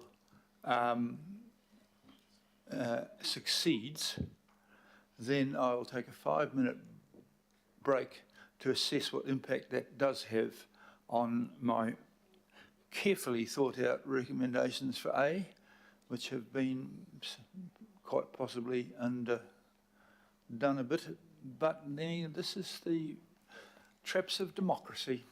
And just, I also want to say that I've made no lobbying of you or anybody No. position. You approached me just to make sure that that's really clear. And in the interest, I have heard the term collegiality mentioned. I haven't had any approach from the mover or seconder of the amendment, but I do notice that the wording is in the plural of appointments, not appointment, in the singular in the motion. Oh, it is appointment, yeah. I note that I've not been lobbied by anybody much about all this. I've kept it away. There is no rewards for good behaviour or bad behaviour here. I know there are some people who have voted for my budget and haven't been particularly rewarded. Some people have voted against my budget and have been rewarded. So it's well, on the way through, a number did at various times, but I'm not personalising, and I'm just suggesting that there are members of both of those. I'm trying to point out that this is not a vindictive act on behalf of what happened on the way through the budget. Okay. Councillor Henderson there, please. Thank you, Mr Mayor. I'm not sure whether I wanted to say anything or not, but just wanted to tautoko Councillor Dalton's points, which I thought were extremely well made, and I completely agree. I'm sorry to people that move the amendment, and you do have, I think, really good intentions, but I'm going to vote it down because I think we should just rock through. Thanks, Mayor. Righto, I'm going to put it to the vote. I think this is one of these ones where Alf would like to have one of his wretched, what do you call it, divisions, because it doesn't look like it's going to be. Someone's calling for a division, righto. So I'm going to ask Sandra with an R to have a division on whether you support deferring this, which will have some subsequent fiddling around with the A, but not too, it doesn't wreck A, but it requires some short-term impact on A, which you'll just have to allow me to do. Will you call that out? Okay, councillors, a division has been called on the amendment. Councillor Baker. For. Councillor Bartley. Against. Councillor Dalton. Against. Councillor Darby. Against. Councillor Ferry. Against. Councillor Fletcher. I think that Mike Lee should be respected and he should be allowed to be in the room. I don't want to abstain on this, but I think the process is appalling. Councillor Fletcher, what's your vote? I'm going to abstain. Thank you. Councillor Foley.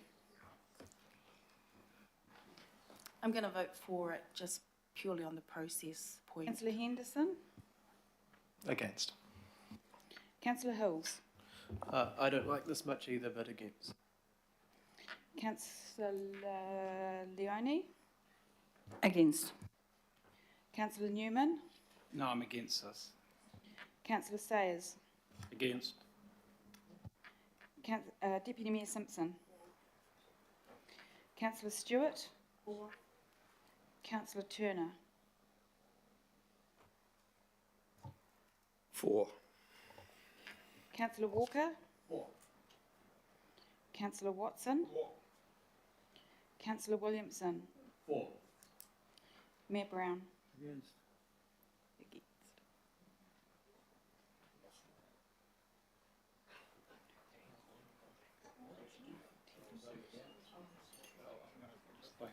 We should vote the whole thing down. So that is lost, 8 votes to 10 with 1 abstention.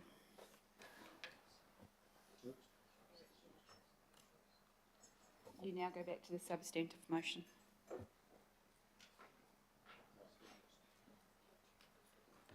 Someone seen to him?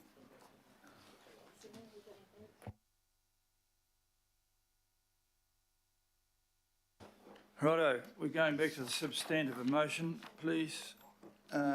Any further, we've had questions, we'll have comments now. Not that I can tell the difference, but. Councillor Baker. So yeah, look, and you know, we got to this point, and that's democracy, as you say, Your Worship. I just want to, you know, so now we know that Chris is going to replace Mike. I just want to acknowledge Mike, and as the other director on the AT board, and you know, and so fair to say that Mike and I probably come from different areas of the world and have different views on life. However, I just want to acknowledge I've learnt an incredible amount from Mike Lee while sitting around the Auckland Transport Board, and his knowledge on so many things transport has been phenomenal. And you know, again, we haven't agreed on everything, but I just, as you slip to the regional parks, Mike, I just want to acknowledge you as a, you know, you've worked incredibly hard, and I'm not sure how many councillors actually understand. I'd think Mike and Christine do understand the workload that is required being a Auckland Transport Director, because they have a lot on their plate with committees, and you know, Mike has put in a huge effort, and it always comes to those meetings incredibly well read. So I just want to acknowledge that, Mike, and thank you.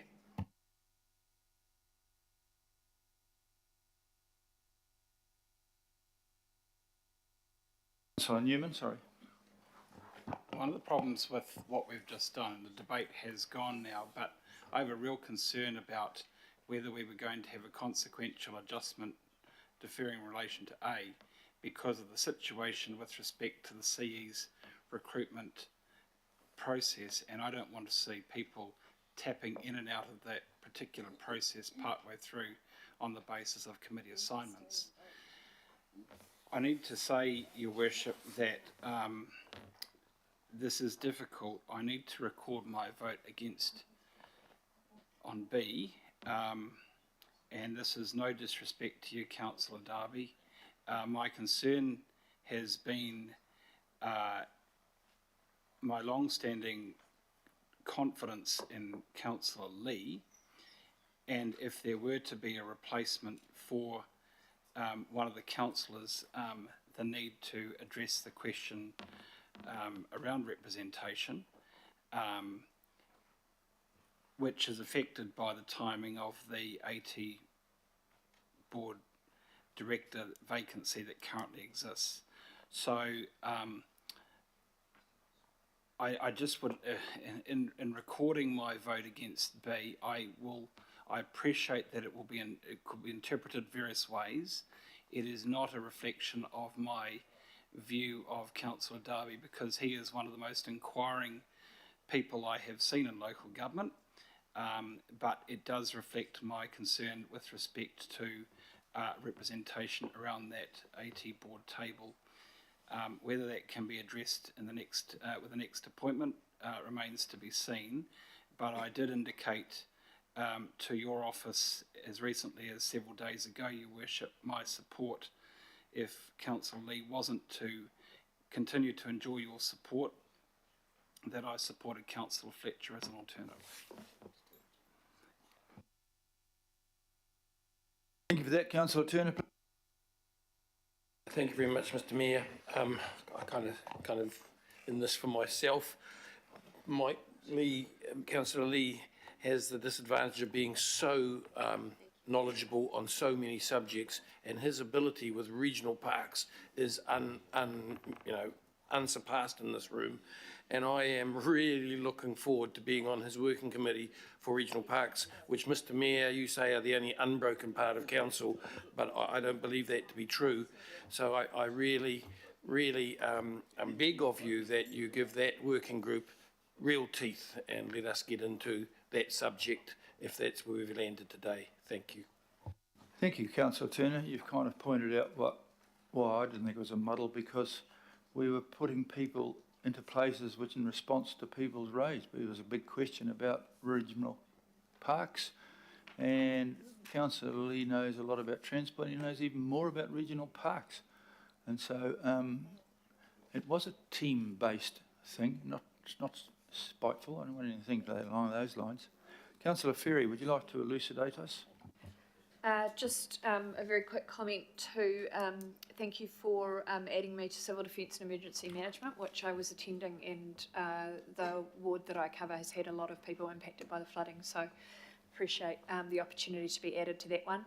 And also just to note my appreciation for being taken off audit and risk, which I didn't feel I could do justice, but also really pleased to see Councillor Dalton in there, as she was already attending often, and I know has a really strong interest in this area, so I think that's a good swap. Thank you. I appreciate that. That was part of the muddled operation, which was quite well thought through, I thought, until today, but you never know. I'm going to exercise my prerogative and separate these three, and I'm going to ask... Oh, hang on. I haven't finished. Do you want to say something, Councillor Watson? You talk now, and I thought I'd finished. Sorry.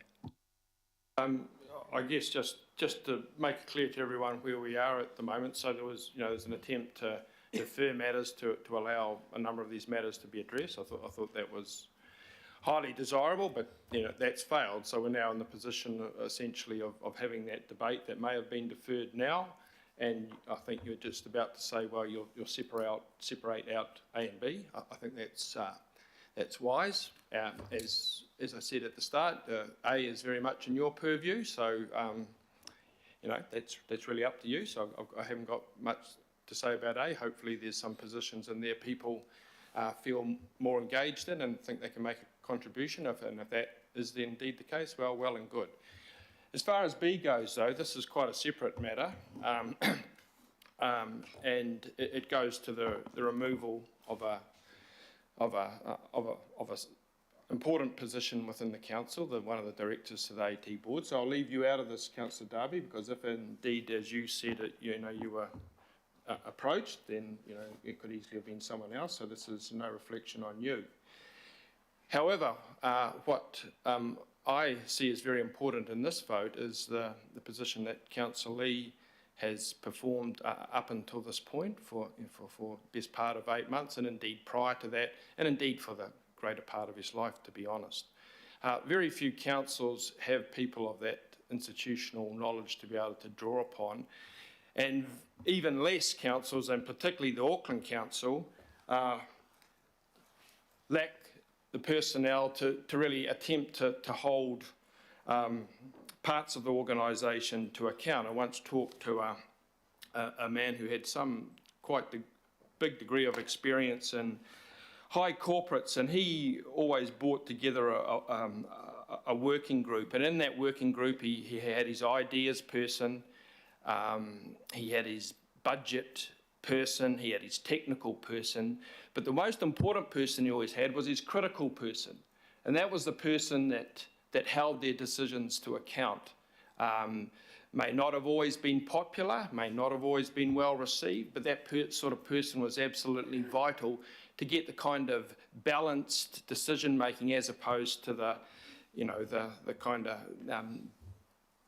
back patting types of boards and leadership teams that can exist where all the various personnel they do is to reinforce the leader, and often that that can be disastrous, and there's any number of instances of that throughout politics and throughout big organisations. So in this case, we are particularly fortunate to have a man that's not only incredibly knowledgeable, but he's brave enough to try and hold a big organisation to account. You don't get many people that'll do that. It's easy, and I'm guilty of it too, just to fall in line, to go along with what everyone else says. So if you've got someone that has the knowledge and the aptitude to actually try and do what you're wanting to do, is to hold a CCO who, let's be honest, who has not been well received for some time by the public, who are making a good effort now. And Councillor Lee has been no small part of that. You only have to talk to their board members and their chair to get a sense of that. So in those circumstances, and it's clear that, Councillor Lee is quite happy to remain in that position, it seems to me particularly objectionable that his peers would sit around when you have the choice, it's not the mayor that's going to decide this, that you choose to not continue to hold the confidence of that individual. Why? Why wouldn't you? What's he done? I haven't heard, I don't know. What, has he been too critical, or has he tried to hold them to account too much, or what is it? I don't know. Yet you're all set to, well, not you all, we're considering whether to move him out. So a number of you have quite rightly talked about the importance of team, of collegiality, of working together, mental health. How often do we hear that? Being nice, being kind, thinking of the staff. Well, in a few minutes we're going to see if we're going to think of one of our colleagues. Thank you. Thanks for that. I was about to do what you said, separate them, and I was also going to use my prerogative to do B before A, because and the results of B will impact upon A. So if B goes in a certain direction, I will have a break while we analyse what that does to A. But you are quite correct. This is not my appointment, it's my recommendation, which is completely different. I have a question or a comment from Councillor or Deputy Mayor Simpson, followed by Councillor Walker. Thanks, Your Worship. Look, I have no problem with A. I think what you've put together is some new work around that, and I'm happy about that. On B, I just hope I'm making myself incredibly clear here. I just felt that these were the two positions we have on the AT board are really important to us. In every other appointment, we have an opportunity to workshop and discuss the strengths and the talents and the abilities of people. This is not any reflection on either person. I put the amendment up not because I agreed or disagreed. I just wanted to have that debate. I wanted to have an opportunity to talk to the Auckland Transport Chair, etc., and I haven't had a chance to do that. I was after a month's leave to have a better discussion around that. I'll be abstaining with B. It's not personal to either people, actually. It's not because I don't want one and do want another, or vice versa. It's just I thought that it's not the personalities of people I know around the table. It's about the ability to discuss openly with my colleagues the strengths and talents and objectives that we want to complement the board member that we already have, and to complement the other talents around that board. So that's my talk on that thing. Give that, Councillor Walker, please. Sure. Speaking to B particularly, My concern is that we have an existing process. We've got an appointments and performance committee, and it deals with appointments with some rigour. And if I apply that kind of rigour to this appointment at this point, I just don't see it. What I do know in respect of Councillor Lee is he attends the meetings. If I refer to some of the comments that I think Ms McKee made earlier about appointments to commissioners, he reads all the material insightfully, he contributes, is immensely competent, and understands council's position and can communicate, and is active in the related committee, which is the Transport Committee, and has the support of the chair and the deputy of that committee. So I'm just going through some of the evaluative criteria that would go to a rigorous appointment process. If we're going to consider Mike Lee's appointment, equally we should be considering Councillor Baker's appointment and a reassessment. And how does that pan out? And that's no reflection on yourself, Andy, but you've already expressed your support for Councillor Lee. So I do not see this as being at all consistent. I don't see it as being going anywhere near to any team approach on the part of council and the contribution that any of us might make. And certainly in a normal circumstance, there'd be some process of interviewing the various people up for appointments, and why not? And what is the hurry for this? As Councillor Newman has made, there are other appointments to be made. We need stability right now. I know I've said that before, but I'll say it again. So I cannot vote for B. Councillor Bartley, please. Thank you, Your Worship. I'm happy to support your recommendation. I support both men and acknowledge the work that they do and have done. But I'm not going to get racked up over this because, you know, I still got people in my ward living in cars, and I'm just like, really, I'm sitting here on this. No. So I'm not going to go against your recommendation or anything. I want to get on with it and fix our city. Okay, thank you for that. On that basis, I will put B because B has an impact on A, but I have had a check. It has a very small impact on A, and we can adjust A almost immediately if B doesn't survive. The changes to A are very small, and I will explain those. But as it stands, we asked after one of those dreadful things, what do you call them? I imagine this is going to be a division. Division? Yeah. Councillor Watson called for a division, and fair enough. So we are voting pretty clearly on B. There's no. It's not unclear. Councillor Baker? I'm in a pretty invidious position, I think, because I'm really loath to pick one of my colleagues over the other because I have to work with them. But I never thought I'd abstain on anything. But I just don't think I should be in a position to pick one of my colleagues who I have to work so closely with. So on this occasion, I hope it's the only time I ever do, I will abstain. Councillor Bartley? For. Councillor Dalton? For. Councillor Darby? For. Councillor Ferry? For. Councillor Fletcher?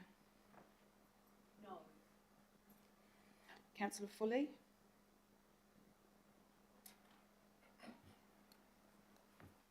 For.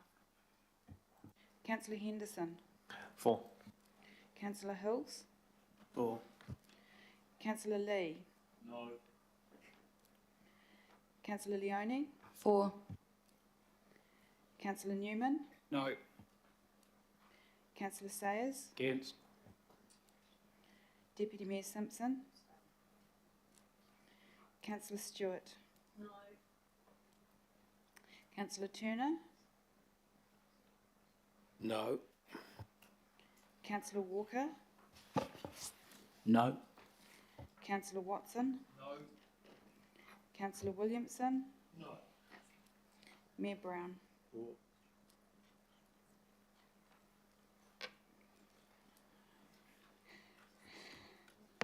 That's 9 votes for, 9 votes against and 2 abstentions. That's an equal vote. You have a casting vote, Your Worship. Point of order, Mr. Mayor, sorry, just before you do your casting, I just want to check that in the casting vote, the person in the chair that has that ability can go either way. They're That is not held. correct. They're not held by how they voted earlier. That is correct. So they can defer to the status quo. That's correct. Your Worship, you have a casting vote. 4. That's 4, that is carried on the casting vote.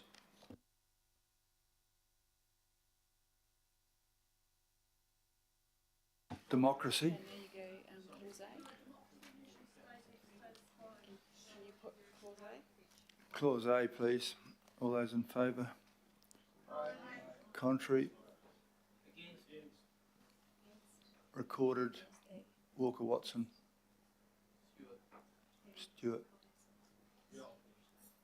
Morrison. Fletcher. Growing.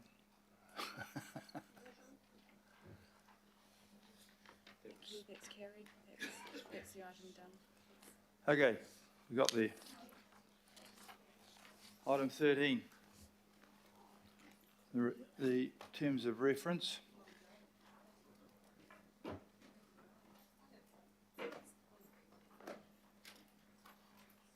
Steve Van Kampen has worked on some minor changes to reflect improvements in performance of some of those items, please.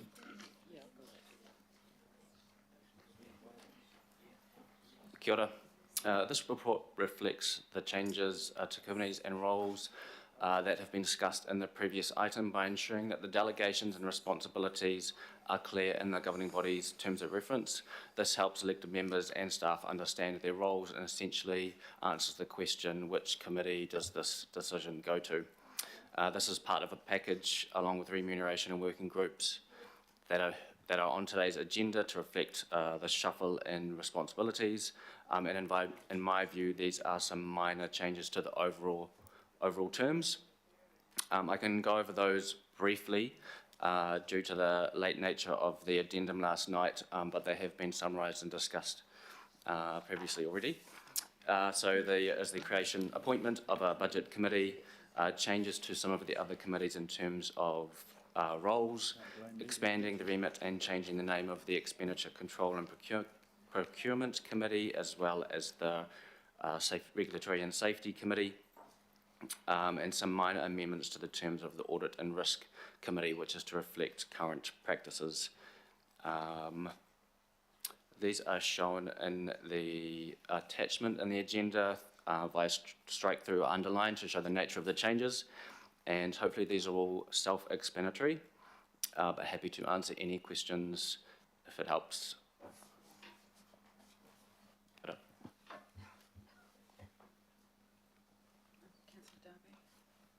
Councillor Darby.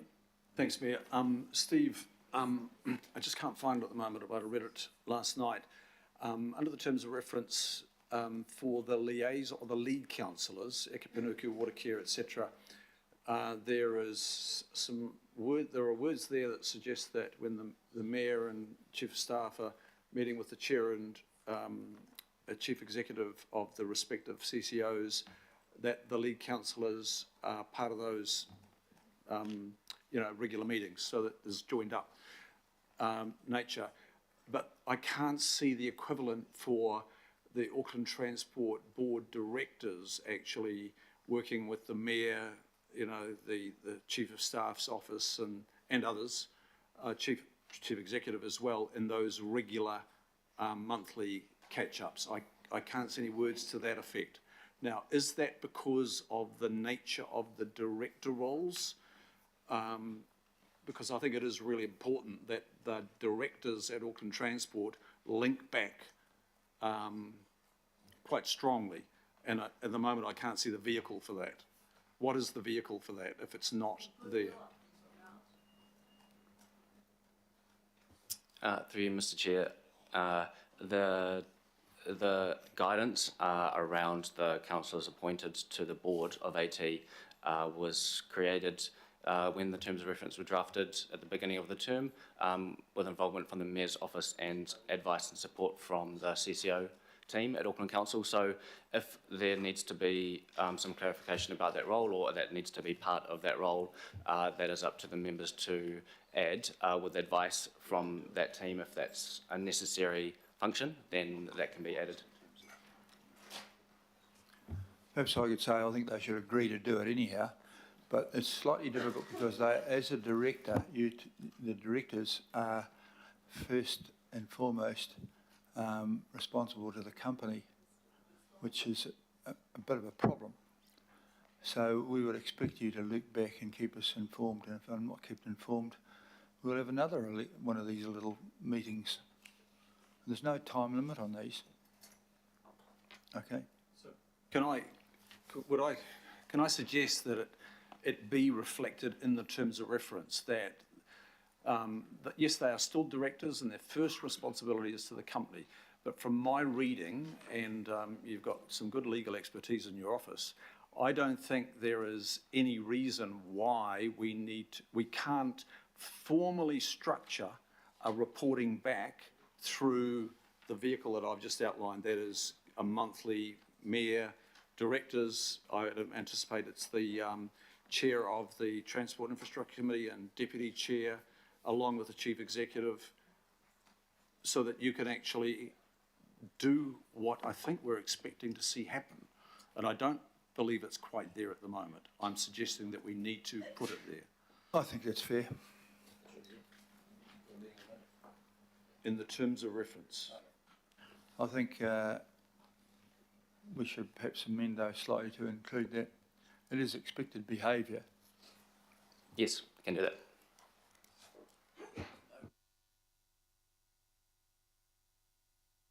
Councillor Ferry, sorry.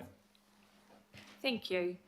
I just noted in reviewing this and acknowledging the lateness of it, so I may have got my wires crossed.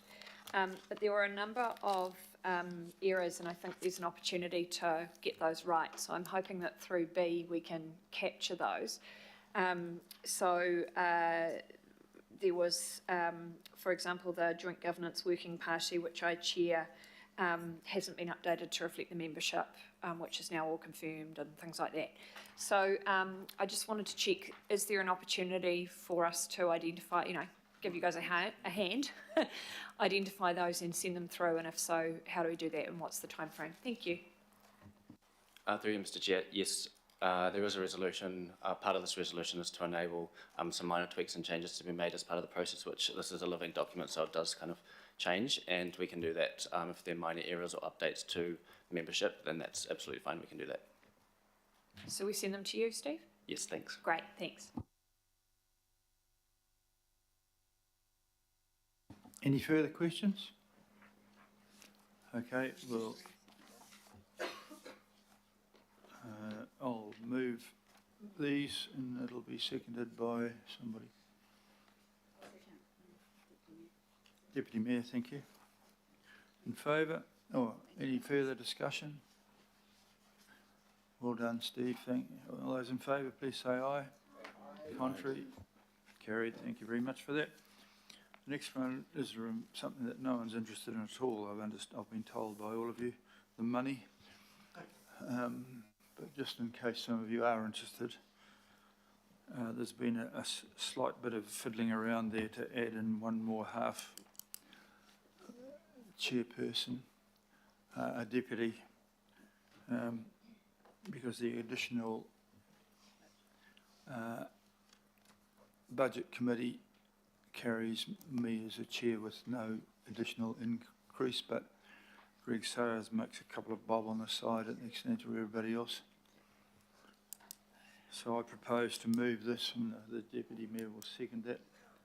And any questions about that? Anyone show that they're not interested in the money in front of everybody? Okay, all those in favour, please say aye. Contrary, carried. Thank you. Now we're going to, which is, Warwick has come together to, No, we've done that one. Yeah. no, this is the committees. We, during the LTI, we asked those of people who were interested in some of these working groups, and I was not overrun with interest. There may be some people who are a bit more interested. They're available for everyone to attend, but the stadium working group attracted some interest from, it includes representatives from Te Taki, and the Minister of Sport has nominated Raylene Castle, who's rather a famous sports administrator, and they will be reporting back through the governing body. The revenue group will have some interesting ideas, and I think there's a good mix of people on there to do justice, but the investments working group is one that was requested during the annual budget, and there's a mix of people who all thought differently on the airport share issue was an interesting thing. I hope this group can be constructive, and I'd like to thank Councillor Fletcher for bravely agreeing to chair this.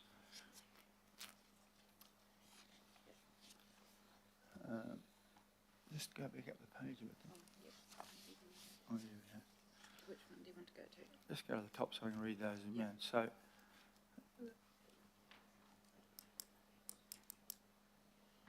yep. As I say, revenue working, you've got go down, investments,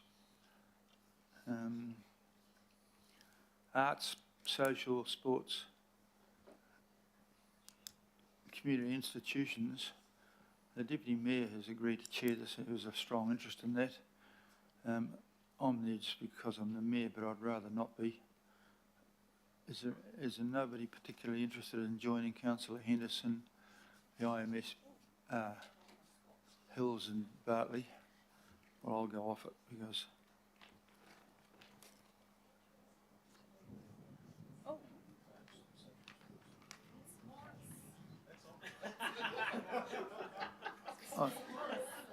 I think you might have to prepare for a meeting. The emergency committee may well be prepared to meet by the sounds of that. Elton Bartley and the regional parks is and thank you, Councillor Lee, for bringing your skill set to that one there. There is a very strong group of people who are interested in that there. So, Marry Outcomes one. I don't know what they're going to do, but they're welcome to meet now and again. These will be meeting as required and called by the chairpersons of each of those groups. Okay. Councillor Walker, do you have your hand up? Would you like to join one of those? Or Yes, please. The venues working group I have an outstanding interest in, and also revenue, which fits with the expenditure committee of Morris and myself.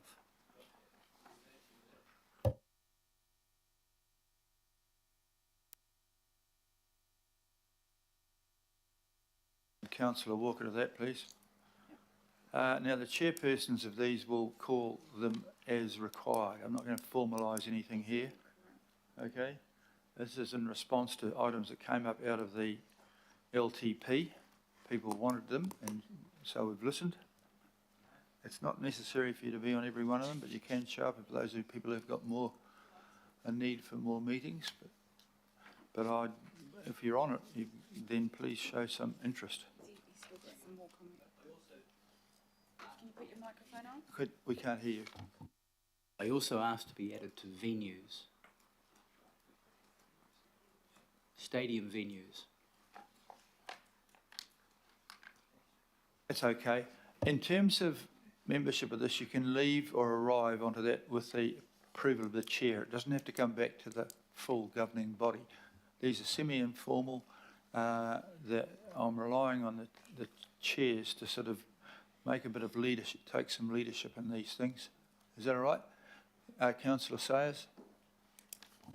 Thank you. It's just clarification around the, if we want to organise these political working groups in terms of the admin support that we get to, get the thing organised and whatever papers we need to get out. How do we work through that through our current democracy services support CSAs or Usually other the person that your governance advisor will pick up that as an extra thing. So okay, no problem. Thank you. I expect it's not going to be hugely formal. We just want to have feedback. Particularly, I want to get underway enough so that it influences the LTP, because we're in the midst of this gigantic process, and it's a way of formally getting some feedback on LTP issues. That's the first thing. And it's not going to stop after the LTP, but it will guide the LTP, and I think it's important. Righto. Well, that's where we've got to at the moment. I'm still got 3 questions, so don't question. I've got Councillor Newman, Councillor Darby, Councillor Leone, Councillor Watson. Oh, and Walker as well. Thank you. Newman.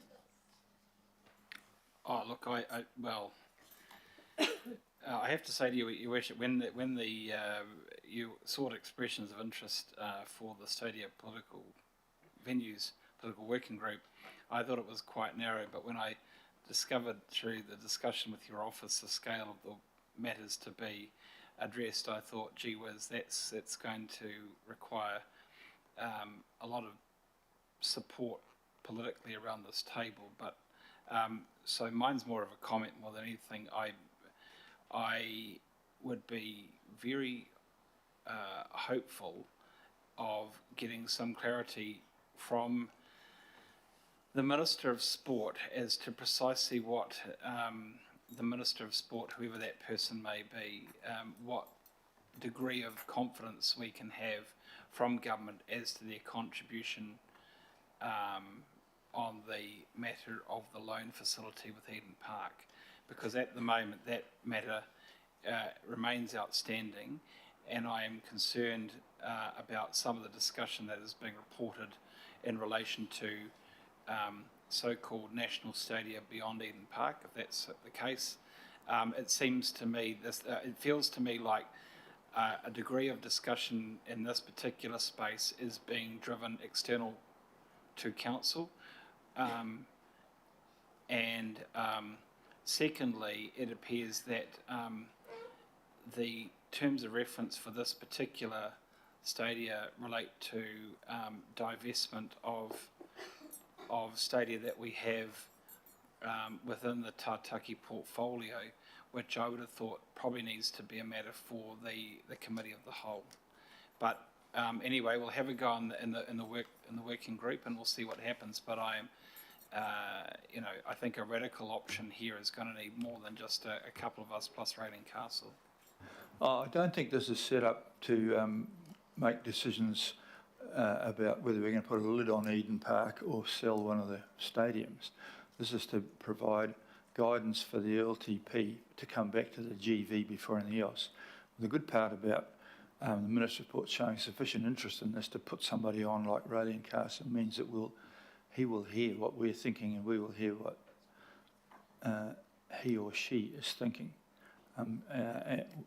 If there is nothing that's in the stadium and the big side of the stadium venues that won't somehow or other involve the government, because there's no way we can, there's small things we can do, but in terms of anyone's going to either put a lid on Eden Park or build one down at the waterfront or anything else, whatever else mad things might be floating around, the government's got to be involved in that. And so to have the Minister of Sport taking that time to actually make a nomination is pretty good.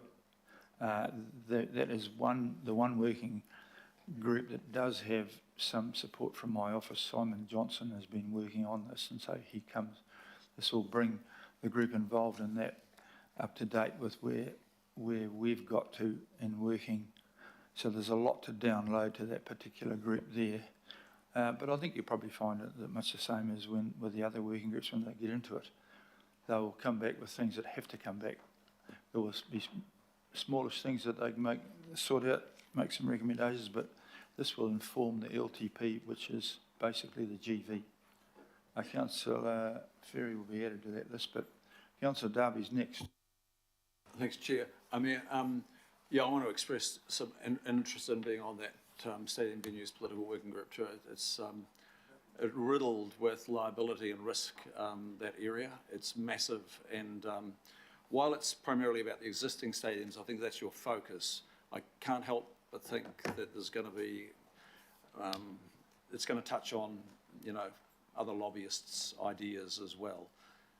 So I'm going to just say I'm interested in, if you're in agreement, to be able... That is one that the Mayor's office is kind of a bit of a funnel through, because I am receiving all sorts of information from the sensible to the plainly ludicrous, and I'll keep everybody informed.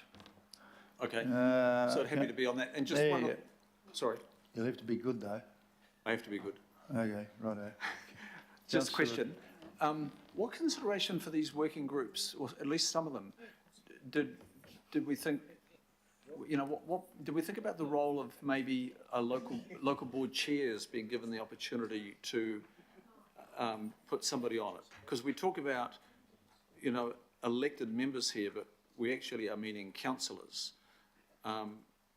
Well, I we think often talk about the holistic nature of governance of Auckland Council being core council governing body and local boards. I'm just thinking, has there been any consideration of cementing that and inviting at least the local board chairs to make a nomination to each? It's hard enough getting you guys to think about the whole region without getting down to the parochialism of that. I would suggest that the chairs of each of those ones there are able to make contact with the whoever the relevant local board is as it's being affected. But for instance, with the revenue working group, we're hoping to think that you'll come up with ideas that fit right across the region, not just extra charges to get into the Manurua sports ground.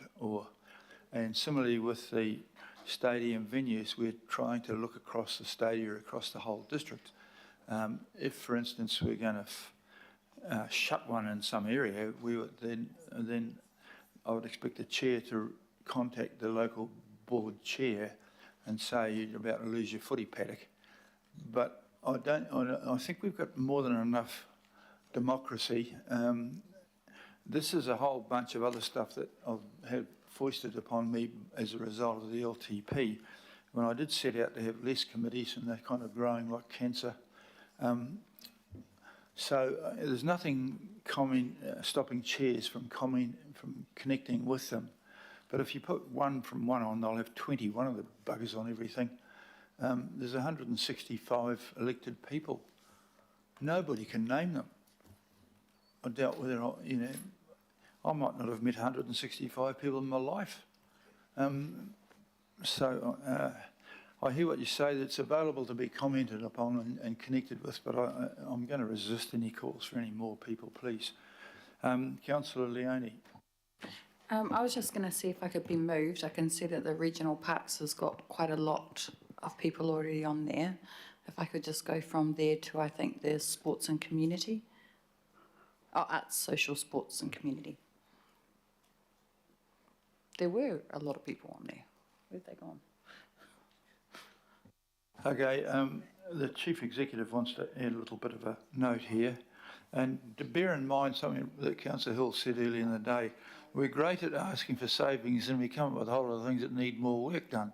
So you're going to have to just service this using the available resources that already exist, please. And if it means you have to write some of your own blooming minutes, you'll have to do that.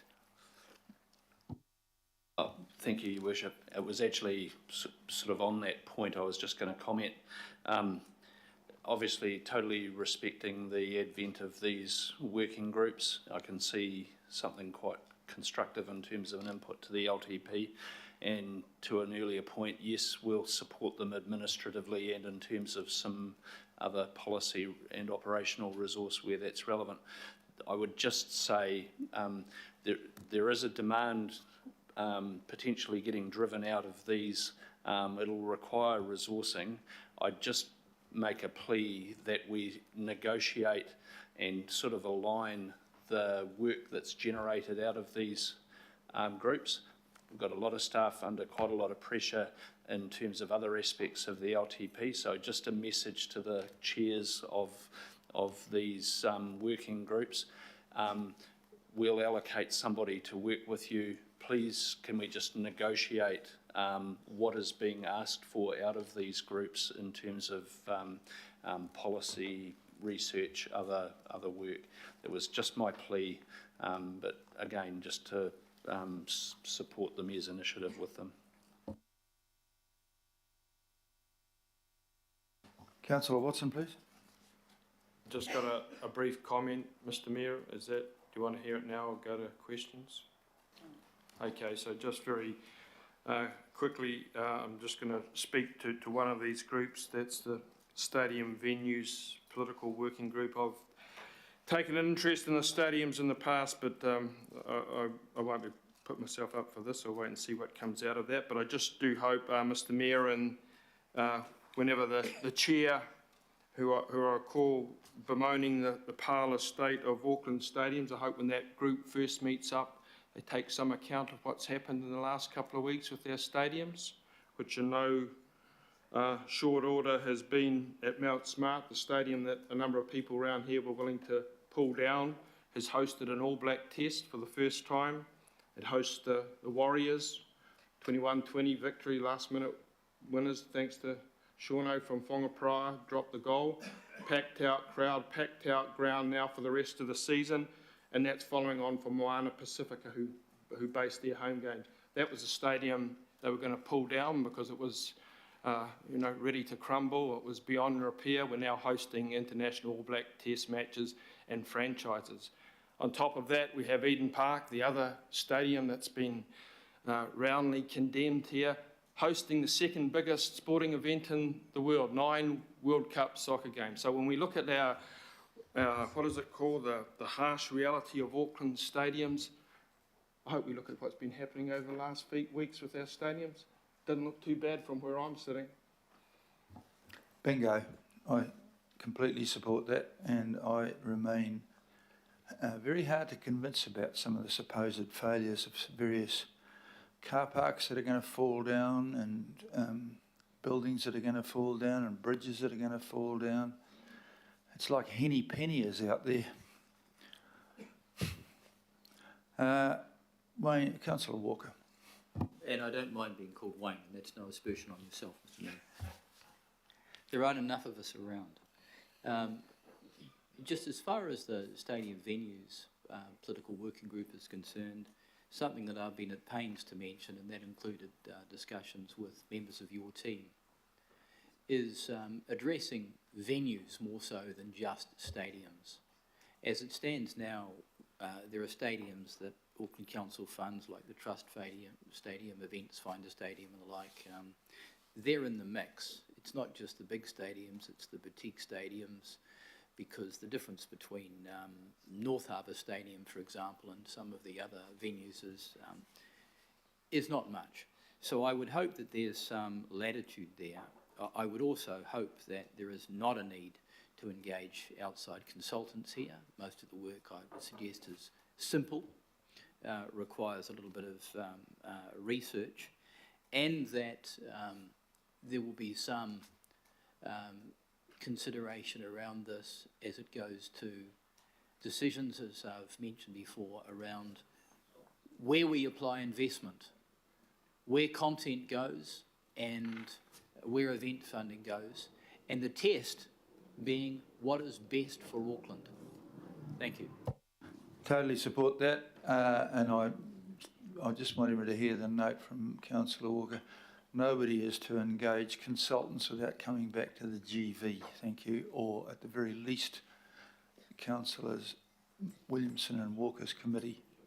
Okay, this is not a spending exercise, this is a discussion and advice exercise. Councillor Ferry. Thank you. I'm really interested in being added to the stadium venues as well, please. And I just note that this is an issue that's been hanging around for a long time, and I really feel like we need to make some progress on it this term, which is one of the reasons I'm interested. And also acknowledge that Councillor Henderson is a frequent visitor to many of our stadiums. Yeah, pretty much every weekend, so nice to see that. I would just mount a small defence for our local board colleagues, having come from local board land.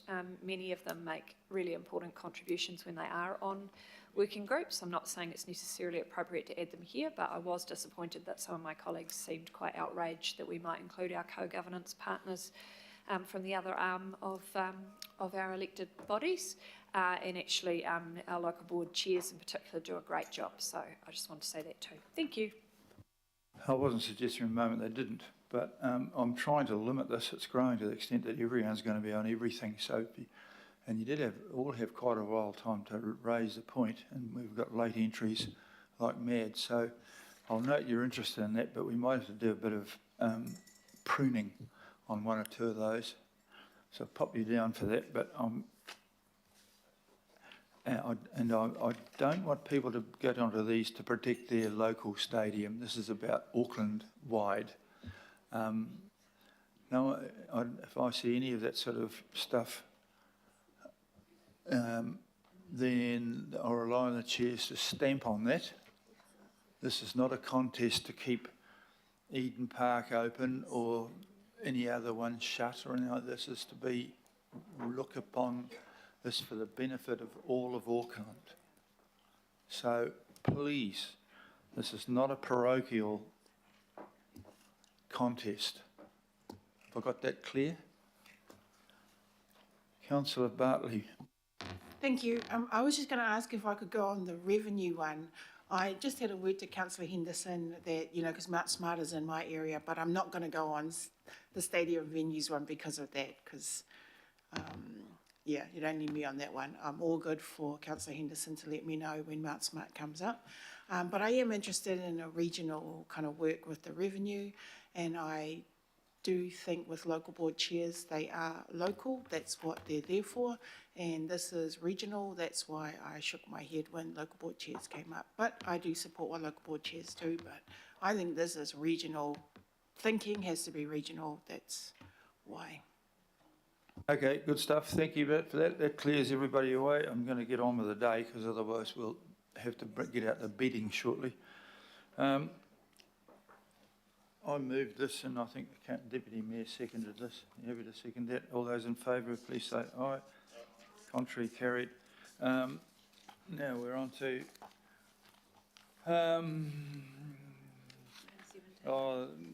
item 17 is a great long list of things that nobody wants to know about. Councillor Walker, you usually bloody move this one, don't you? The list.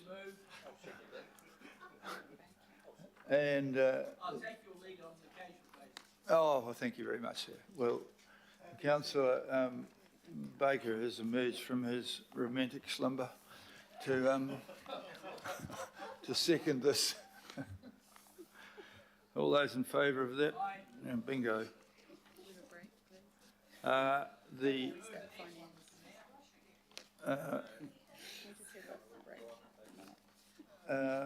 Sandra with an R wants a break to catch up with this, but I don't think the next one's going to. Has anyone got any, just as a bit of a thing, anyone feeling bad about the next one or not? Is that a shoe-in? I've indicated or signalled an amendment to. Oh, well, we'll have a break then because it's heading south. 5 minutes, plumbing break, quick.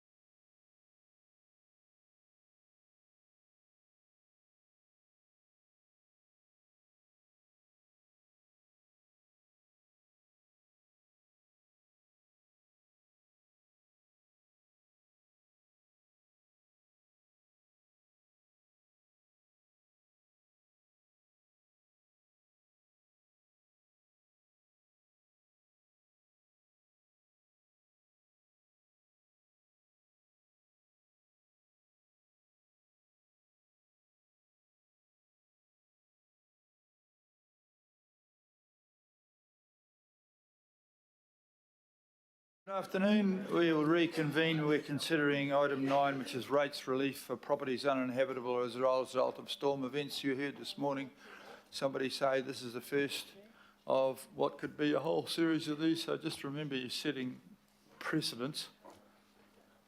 Financial support for storm impacted Aucklanders. I welcome to the stage Andrew, Duncan and the usual suspects. Good afternoon. This report makes recommendations on setting rates for uninhabitable properties. It also provides an update on relief provided in the second half of last year. And before we move into that, Anna will provide an update on financial support for storm impacted properties and Aucklanders. And after that, I'll go through the recommendations in the report. Anna. Thank you, Andrew, and through the Chair.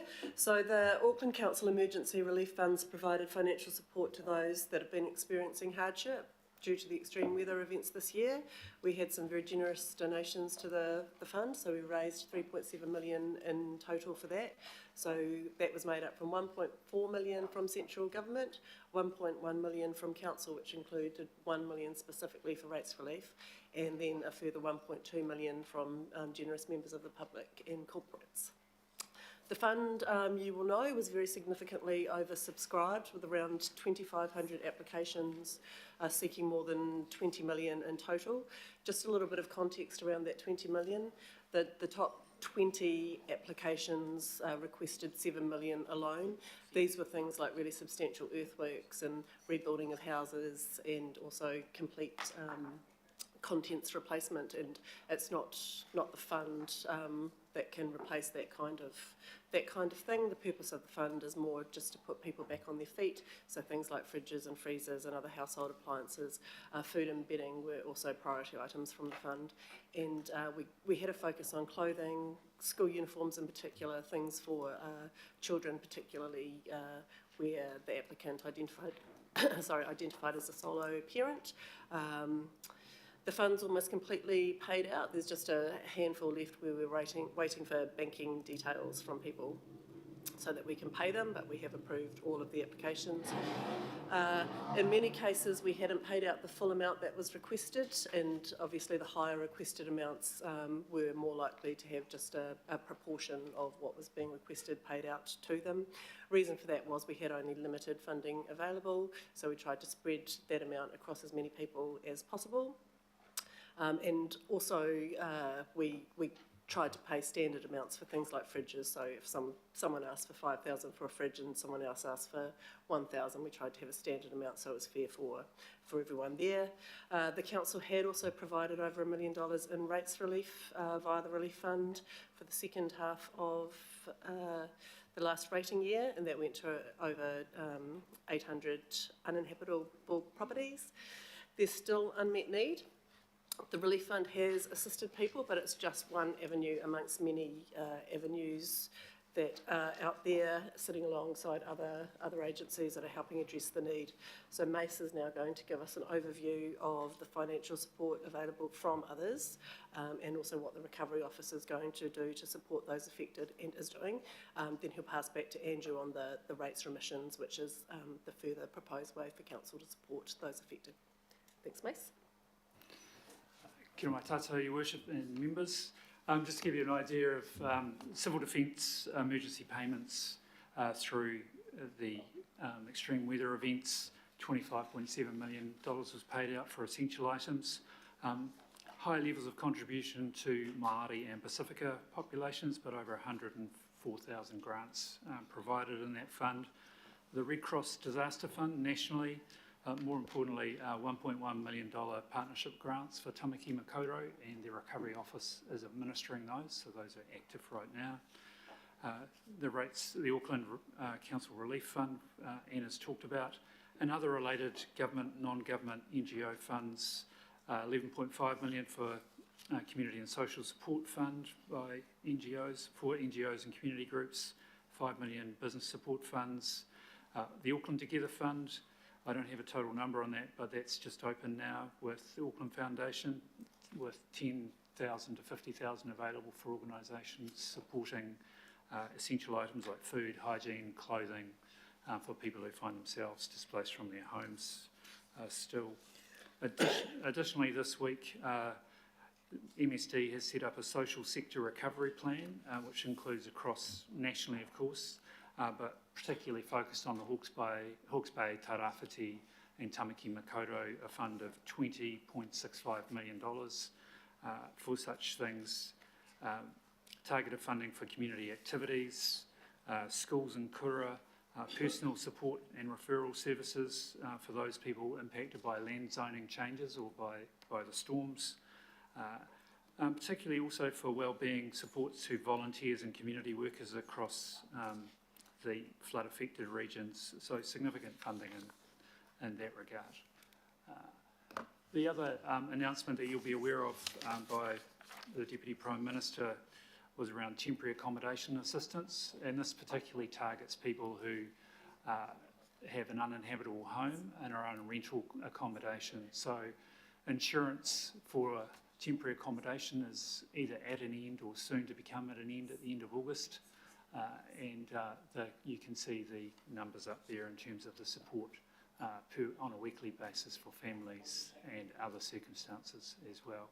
So in short, Your Worship, a significant amount of funding available for the community. Thank you.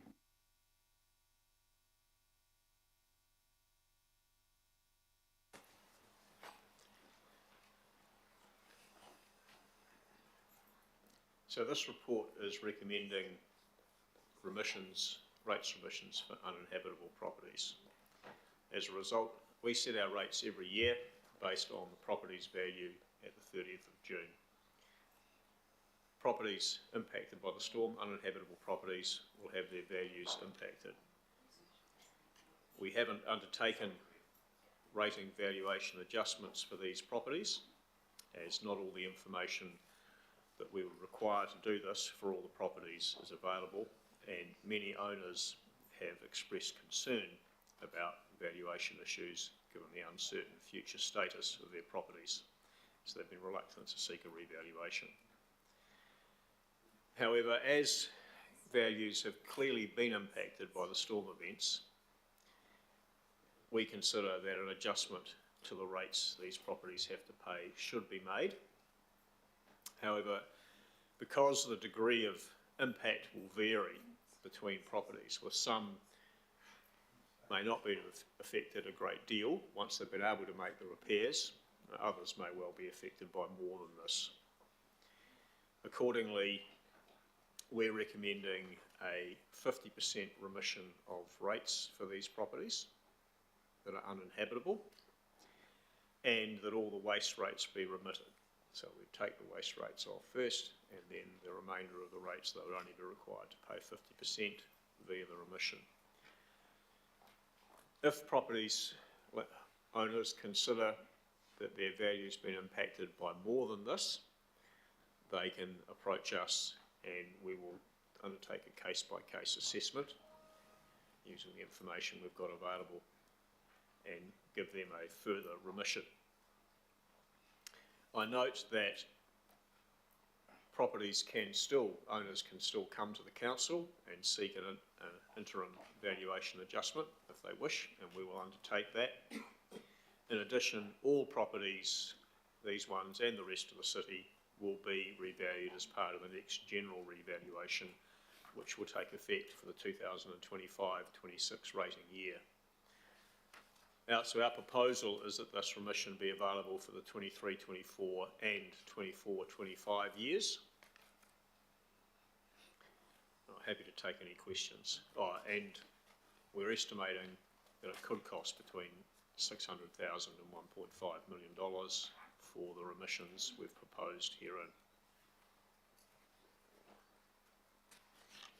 I'm happy to take any questions. Deputy Mayor Simpson, please. Thank you, Andrew, and thank you for your work around this. Look, am I correct in saying that if a property, I mean, the 50% is an easy, quick way of getting through this, but if there were properties that were even, you know, very bad and could go close to maybe 100%, that is still possible, isn't it, under these recommendations? It's a case by case based on need. Is that correct? Yes, it is. We would look at the particular circumstances of the property without going to the extent of doing a full valuation, make an assessment and make available a larger remission. Right, and am I also just as correct in saying there may be properties that go below the 50% as well? Yes. Right, great, thank you. I reserve my right to speak, and please put me on the list for that. Thank you.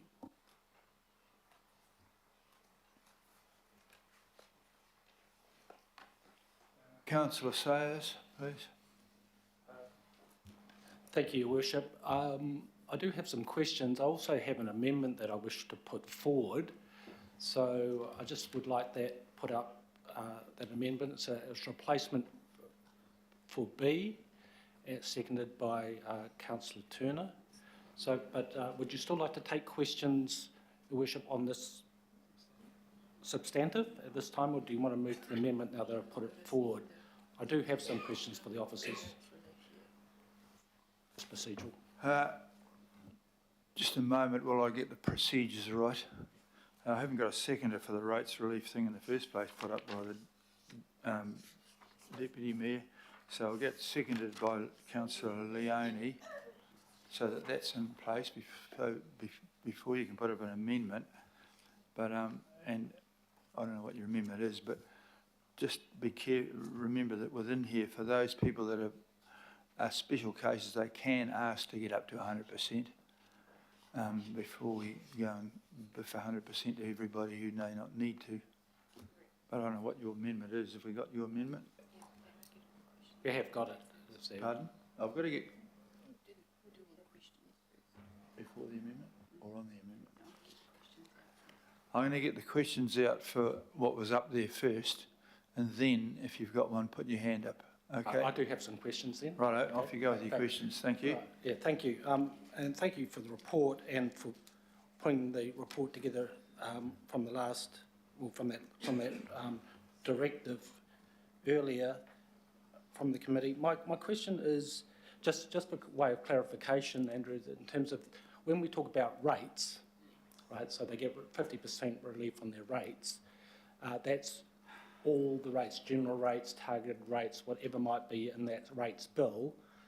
That's what we're talking about as a bundle, less obviously the waste management. Yes, so if the total rates bill was 2,000 and waste rates were 500, excuse me for not knowing the figure off by heart, that would leave 1,500. The remission of 50% would apply to the 1,500 and the outstanding amount to pay would be 750. And the 50% was chosen as a broad response and also equivalent to the amount of rates that was provided in relief and response last year through the grant. Yeah. And just if we look at these, if people want to go down the avenue of having us look at it by, put it this way, the case-by-case basis, I think they've got greater than 50% effect on them. I guess I have a concern around there. That's just more time, more stress, more uncertainty. So what would be, how long would that take? And what's the process of doing a case-by-case? And how quickly, do you know how quickly we could get to deal with that, or what that process might be? We would look at 2 or 3 or 4 key elements and make a decision on that basis, or my colleagues would. It might be, are the repair costs more than half the capital value, for example? Might be one of the things. And there's a couple of other key points that we could consider. I think that my colleagues will be able to do this within a month, maybe. I don't want to make promises on their behalf. All our resources across the organisation are stretched. But that might be a reasonable time frame, and no rates and invoices would go out until we'd sorted these things out. Right, thank you. Questions from Shane Henderson, please. Kia ora, thank you. A couple here. So, do we have a working definition of what uninhabitable is? So as a starting point, we would, should the council decide on this or a variation of it, then all the red stickered properties will receive the remission. We would ask the other properties to apply to us, and then when looking at that, I understand that a number of the yellow stickered properties, there's a Y2 category, where you can go into the property, let your electrician have a look around and things of that nature. Or there might be some parts that that can't be used. So if you can't use the deck and the carport, then it's probably not uninhabitable. But if you can't use the kitchen and the bathroom, then it's probably is uninhabitable. So they'd look at a few key things like that, much of which information is held in our databases for the yellow stickers. And that would allow, you know, a few questions before the council foregoes some revenue, but not exhaustive and not looking to do a rating valuation adjustment, which would take quite a lot more effort and time. Cool, thanks. So just a couple more, thanks, Mayor. So can I be clear? So it's 50% automatically, that just rolls over, and then people can choose to apply to go higher if they think their house is particularly uninhabitable? If their value would be lower. Because their house might be uninhabitable now, but once it's repaired, it may be habitable again in September, depending on what's going on. I don't have individual examples, but we're looking at the rates based on their value at a point in time, and if it's uninhabitable at 30th June, we should be rating you fairly relative to everybody else. Your value should be seen to be lower. It's about the impact on their value. Thank you. Prefacing some of my colleagues, sorry if I'm stealing your thunder, but I'm just quite interested in what would be the costs if you've done them, and what would be the risk if we were to go up to a 100% automatic situation? So we've estimated the costs based around the number of properties that applied for the grant, and that's we think it's in the range of 600 to 1.5 million. It's difficult to be as accurate as we'd like, given that this is a relatively uncertain area. If we were to go to 100%, that would effectively double to 1.2 to 3 million. One last one, thank you, Mayor. So if we're looking at application processes per these resos, how do people apply? They'll be able to get in touch with our contact centre. It'll be available online or in hard copy if you don't have access to the internet. Thank you. Thanks, sir. Councillor Ferry, please. Thanks. I've got two questions. The first is just building on the query from my colleague about the uninhabitable. So what an example where people were, say, able to live in part of their house, but a large portion of their house they weren't able to live in, would we potentially count that as uninhabitable whether or not they were living in it? If you see what I mean? So I've heard of an example of a couple with 3 children living in their lounge. The bedrooms they can't live in at all. I personally would find that uninhabitable with my 3 children. They must all get on a lot better than I do with mine. But would we consider something like that uninhabitable? What would be the way we would treat something like that? You know, they may not have any other choices in terms of living somewhere else, even though that might be ideal. It would seem on the surface that it is habitable, given the description. Okay. All right. And then my next question was, and you sort of mentioned this in passing, Andrew, in relation to the 50%. So the 50%, choosing 50% is kind of a consistency issue, is it, with past decisions? Is that's the sense I got? Because we don't have the specific information, and because our valuers advise that it's likely that the values will be a range as to how much properties have been affected, we don't have an arithmetic basis So we went with 50%, and it also aligns with the level of the relief grants that were provided. There isn't a perfect answer to this. Yeah, okay. And, I think the other element is, though, excuse me, no, that's fine. that given that that there'll be a variation in the impact on values, wanting to rate them fairly relative to the rest, both from their perspective relative to the rest of the city, but the rest of the city relative to them. So we've looked at this from a rating perspective, and in that context it seemed that 50 was a reasonable point in the circumstances. Thank you. Yeah, I mean, I think I'm comfortable with 50, given the ability for people to apply for more, but appreciate that. Thank you.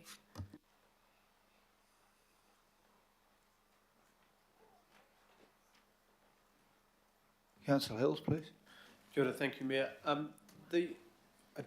Obviously it's crude talking about things this way, but the definition of recent severe weather events, does that need to actually name January 27th and Cyclone Gabrielle, or because there has still been severe weather events and maybe there will continue to be? Obviously there will be more.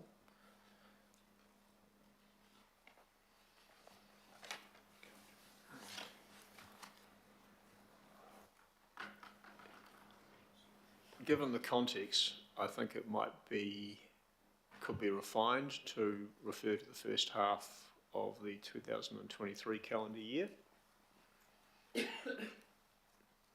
Okay.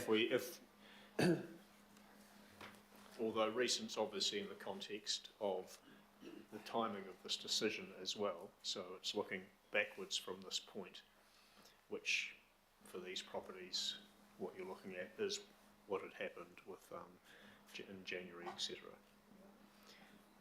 Maybe if you just put in between dates or something, yeah, because there are and have been plenty of, unfortunately, severe weather events recently. As a result of severe weather events in the first half of 2023.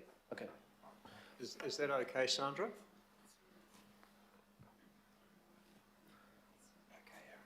I know, but the resolution.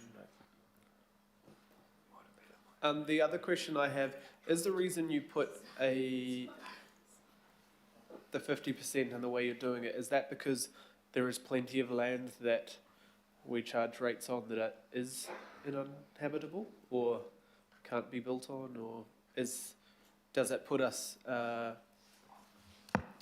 in risk of those being questioned? Is this why you put it in this way, that you can assess them? Because I'd imagine there's lots of land that cannot be, or maybe used to, leaky houses that have burnt down or things. So the direction was to look at uninhabitable properties. That was the direction the direction was in relation to the storm events in the first half of this year, and it was for uninhabitable properties. So I've looked at it in that context only.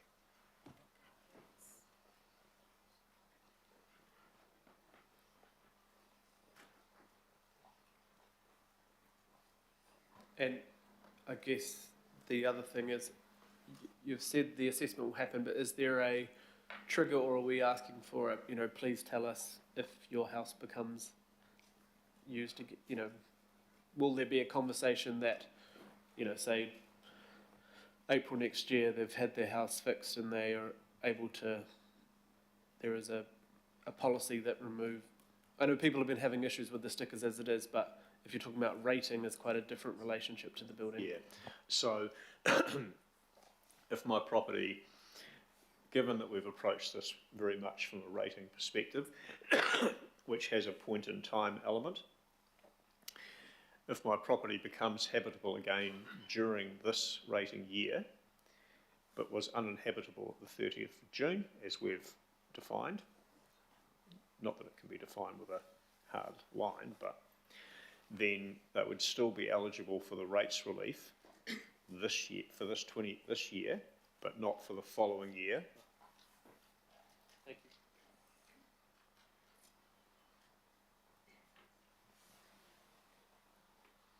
you. Councillor Walker, please. Just got a a question around that mechanism. I'm just trying to remember the name of it, but it's the mechanism that you can use to effectively defer the rate, but the rate still accumulates and it's a charge on the property. What's the name of that, Andrew? It's the rates postponement scheme. The rates postponement scheme. So my question around that is, one, have we considered that? And in particular, part of the rationale around that might be a circumstance where you can't build on the property, so it's no good, and the owner is going to be looking for a buyout from government, council or the like. But in the meantime, they don't want to be bankrupted or the like, simply because they can't meet a payment. Is a mechanism like that possible to add to the mix? They could apply for our current rates postponement scheme, and we could put that in. So that's open to everyone. I understand. In addition, if the property can't be built on, that will be one of the factors that my colleagues, I've now remembered that my colleagues would consider in looking at whether they would qualify for more than a 50% remission. So are we going to actively promote these various options? Because as much and all as we might be aware of them, they're not necessarily aware of them. I'm pretty sure that in the draft communications produced in the event that this was adopted, that is referred to at the end as being something that we've got available and a reminder that we have available for these parties. Yeah.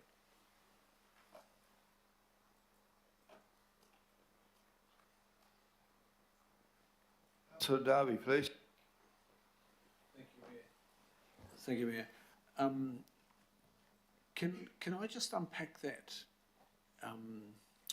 The meaning of uninhabitable. So I'm looking at the recommendation as it is there for, what is it, B, isn't it? Uninhabitable as a result of recent severe weather. Well, I'll go back to the question and maybe just unpack a little bit more the question of Councillor Hill's. Currently it's related to the recent extreme weather. But in terms of slips, many slips are still moving. I know people's properties where the land is still moving, or it's suspected to be moving, but it may not have slipped. What do those owners do if there is a subsequent slip? Because land can take a long time to actually just say, I'm leaving this place. I'm going down the hill. So I'm assuming that if this is a result of the events, then that will be something that our inspectors have taken into account. It'll be reflected in whether they're red or yellow stickered, and then that can also be taken into account in establishing their habitability. The house might be fine, but if there's a lot of slip above it, then it may be one of the properties that's been identified as red stickered, and they would automatically qualify. And our rates team will be working closely with the valuation team and the regulatory team supporting the recovery office in making these assessments. And they've already begun to work together to talk through how they will manage that. So there's going to be some reasonable room. There's not going to be obfuscation by council in any way, pushing back on, no, your slip's not related to the recent events. It's yesterday. So the direction we had to report on was just in relation to the recent weather events. Now, if the slip is, as you've referred to, is just something that's continuing on from the recent weather events and may not have fully moved, it will be captured within the work that our regulatory team have done. If it's an event outside of that, it's not covered.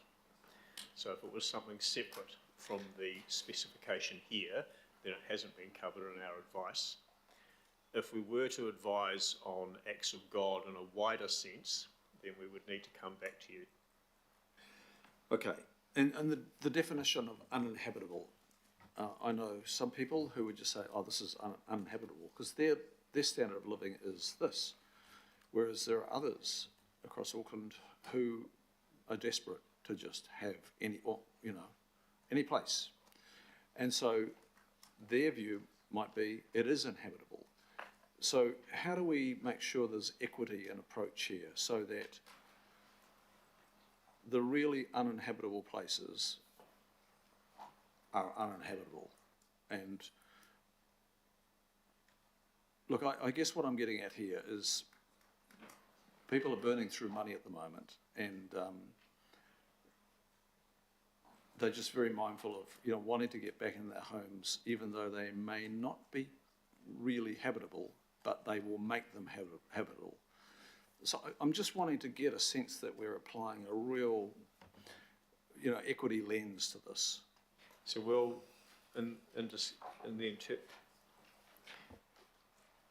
this is probably not something that you can draw 100% hard line on. The team will endeavour to draw on the information the council holds from our inspectors to assist them in doing this, and they'll exercise judgment, but I don't think they're going to endeavour to do something over the top in terms of their investigations to enable us to do it fairly and quickly. But okay, no one's going to be able to draw a 100% hard line on it. But we do have a lot of information from our inspectors that will support them doing this as fairly as they can. And just on that, Mayor, just a very brief comment on that then is, that's good to hear, because what I'm hearing across parts of Auckland is, some people are organised and, they can sign up the lawyer and the planner and the geotech person, and then there are others who could not, they don't even contemplate that. It's not a possibility. They've just got to keep doing their 2.5 jobs. So I think we just need to really be mindful of the predicament of some people being vastly removed from the predicament of others. There are some pretty good drivers in the information that the regulatory team hold that should help deal with most of the inquiries. There will be some trickier ones, but we want to keep it as straightforward as we can and drive off the regulatory information, obviously checking that it's the most up-to-date stuff and that it relates to the 30th of June. Okay, I'll just get the Chief Executive to sum up that. Oh, and then Councillor Lee, oh, and then Councillor Ferry. I was just going to emphasise the points Andrew's made. Look, this is not going to be perfect, but we take, I understand totally some of those scenarios we've got. We're going to have to apply a bit of common sense, bit of discretion around this to make sure that that equity lens is put on these situations, Councillor. So we'll debrief after this and make sure that the processes we put in place take account of that properly. Councillor Lee, please. I support the direction. I support the council taking a fair, if not compassionate, approach to those badly affected Aucklanders. But I am concerned when it comes to the assurances about revaluations that this be timely. I understand that there is considerable dysfunction in our valuation effort and had been going on for some months. I don't think councillors know much about it, but can we be assured that this problem will be sorted and that the significant backlog of valuations is going to be tackled so that these people in particular get their properties valued and come out with something that's fair, if not compassionate for them? So this is not a valuation process. The valuation objections management is proceeding. I understand they'll be, because of the volume, they'll working through it by Christmas. that if these properties come forward and seek a adjustment to their rating valuation, they'll be addressed as quickly as we can. Only one has come through so far, and they sought a valuation increase or something to that end to get their valuation prior to the events correct. Councillor Ferry, please. Thanks. Sorry to have a second whack at questions. I'm just trying to get this really clear before we get to voting, especially with an amendment in the wind. And I kind of wish we'd workshop this, and I understand why we probably haven't because of the timing, but I think that in hindsight probably would have been valuable to have workshopped this. So can I just clarify? So uninhabitability, which we've had a bit of a conversation about whether that, you know, the pros and cons of that as a measure. Uninhabitable for me might be quite different from uninhabitable for Desley, not to pick on you in particular, but so uninhabitable is the trigger for you can apply, and we're going to assume the 50% unless you object to the 50% and say you want more, in which case we will look at the actual value. Have I got that right? Because I've sort of heard some different things. So there's two steps there. Yeah, thanks. Someone may say, we feel our value's been affected more, we'd like a greater emission, and we will look at 2 or 3 key factors and anything else they bring to our attention to establish if we should give them more. And that might be that the repair costs are more than half of the capital value, or that the land has been said you can no longer build on it, for example, that would lower its value and rates further. The second step is to do a full rating valuation adjustment, which is a much more rigorous process and would take more time. So there's 2 steps there. That would have to be requested separately, and our valuation team would, as I said in my answer to Councillor Lee, look at doing that. This is a simpler exercise, looking at 2 or 3 key factors and adjusting their rates for this year and potentially the next if they remain uninhabitable. And so as we go through the categorisation process, there's a possibility that in some cases there will be a buyback of some of these uninhabitable properties as well. Is that correct? That's a separate issue from the advice here. It is here, a separate issue, but just in terms of... Presumably that could occur, yes. Yes, sorry, Andrew. And that potentially does have an impact on how this plays out, particularly how much it might cost. So that's why I just wanted to clarify that. The rates would still be those that we'd calculated at the beginning of the period. It would just depend on whether the, Thank you. We've got to avoid making this so complicated that it costs more than the result we're trying to do. We're trying to do something reasonably simple and quick.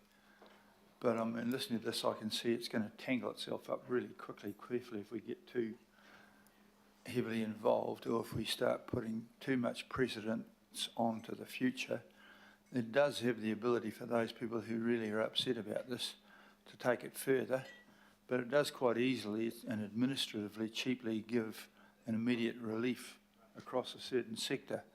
And so we've heard ourselves telling each other not to do things that cost too much more for the return. So please bear that in mind. I mean, under the normal valuation things every 3 years or whenever it is, it's just a desktop exercise. Nobody zooms out and visits every house. But things have happened this year. The market for every cliff-top dwelling has gone down, whether it's had a slip or not, because people have remembered cliffs grow backwards, and the market for every place that's on an incredibly steep hill in Titirangi, whether it's fell down or not, is worth less than last year, and the market of everybody who's living in a valley has moved down as well, whether it got flooded, because people are thinking about that. Valuation is a moving object, and it would be so. I thoroughly support the idea of a simple form of rate relief to people, but I'm not at all keen on us tangling this thing up so it becomes another administrative nightmare, which it puts even more problem on the people, so they're faced with squabbling over this. At the moment they'll get a simple thing saying, You only got to pay half your rates and you don't have to pay for the rubbish. That's pretty good news. But if we get something or other else that tangles them up, you've got to go and visit and fill out a form and go and see somebody or other. It'll actually hurt the people we're trying to help. So please, if you're considering something to dramatically alter this, just don't make it harder than life already is. These things have been some of the things that have definitely been considered by my colleagues who will be administering this, to keep it as simple as possible and to have a few key things to look at that make it straightforward and can be done from a desktop. Right, I got to the end of the questions. If anyone's still intent on varying this further, put your hand up, otherwise I'm going to get it going. Councillor Turner is representing the landslides of Titirangi. I'm just aware of the amendment coming in, so it's the amendment that I see as having an effect to some of the things we're talking about here, so I suppose I need to wait for that. Councillor Sayers, do you want to put your amendment up, because then we'll know what we're talking about, because we're talking about something we don't know what we're talking about yet. We're not even sure if you've actually, so what are you going to do here? Yeah, so all I'm doing is I'm very supportive of the paper, Your Worship. I'm very supportive of all the content, all the questions have been very relevant going through. I'm making a tweak more than anything and trying to make it less administrative, because I'm suggesting a 100% relief rather than just the 50%. So that's the amendment, and I'm happy to speak to it further. Well, it's your amendment. Way you go, mate. You got that right. All right. Try and persuade us. Yeah, okay, very good. Well, look, the first thing is, you know, if you go down the 100% route, it should be cheaper for us administratively, because we'd have to go into that case-by-case basis and go through that bureaucracy process, which is obviously staff costs, and we're already a stressed organisation. So there's one tick box ticked straight away. The paper is about presenting to us as councillors all the facts, and Andrew's done a great job on that. I'm sure he's happy to field some more questions from us as well. But I want to put up this amendment for the opportunity for us for debate, because I did have the opportunity to talk to the author of the paper, and you know, he was quite clear and very helpful, saying, look, Greg, I put up the facts, it's up to you to make those political decisions, and certainly item B is one that we should debate and either support or not support. So it gives us the opportunity, the amendment. I've put the amendment forward up primarily as a point of principle, to do the right thing. I get why we've been recommended the 50%, I'm sure we all do. I understand that argument, but I just want to re-echo at the public, at local board input, when Greg Preslin came along and presented to us all this morning. Just let's not forget what he's trying to tell us from his local board. And it does affect other local board areas, including myself as well. So I'm very sympathetic of what the chair of the local board was trying to get across to us. And if I can summarise what he was trying to tell us, he was trying to say, look, let's not underestimate. If you're not there, you don't really understand. But these families are at the point of breaking. Some of them already have broken. They're under extreme stress and extreme financial hardship. And when I asked him the question, why would he be recommending to us to consider the 100%, his answer was, Greg, the financial stress, the financial stress is huge. It's also the right thing for the council to do on the terms of compassion, worship. So I think we can do a little bit better and maybe save some administration along the way as well. Greg said it was the right thing to do. We have, as a council, we have very few levers that we can actually pull here to help people out. We've got our grants and a few other things. Central government's obviously having to step up to the mark in a big way, but we can do a little bit better today, and that's what the amendments are proposing.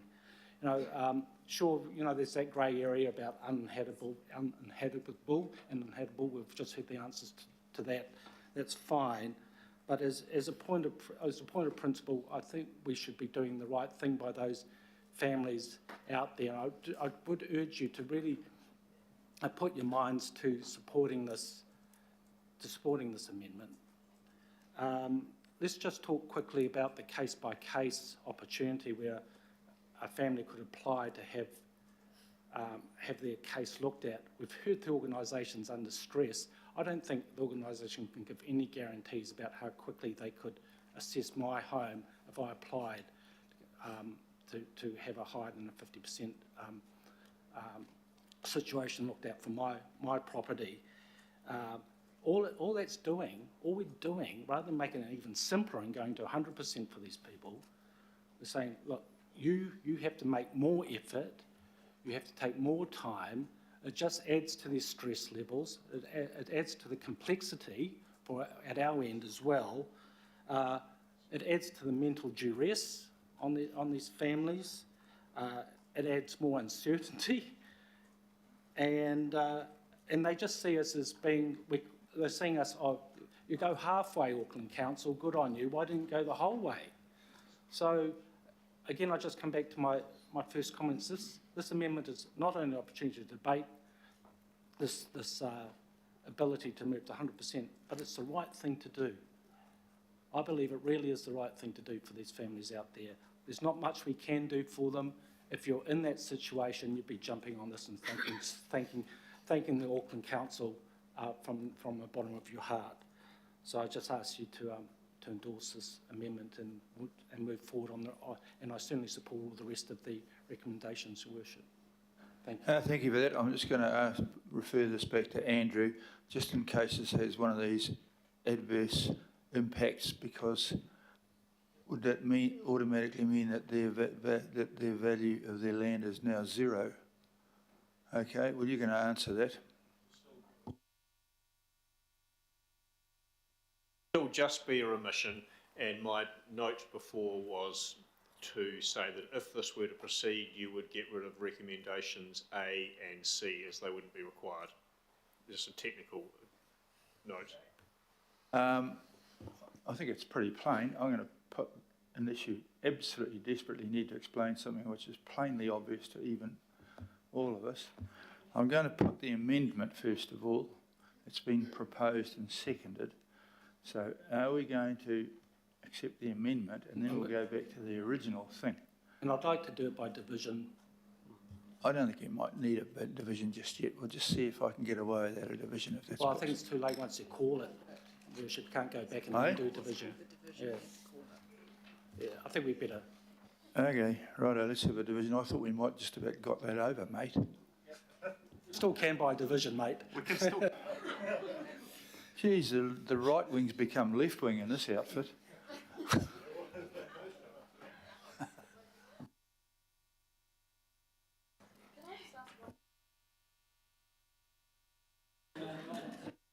Please, no. Councillors, you're voting on the amendment. Councillor Baker. For. Councillor Bartley.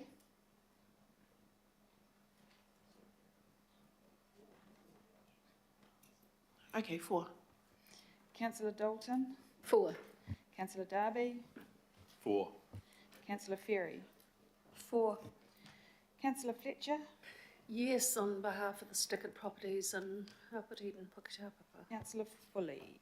Councillor Foley's not here. Councillor Henderson. Yes. Councillor Hills. Yes. Councillor Lee.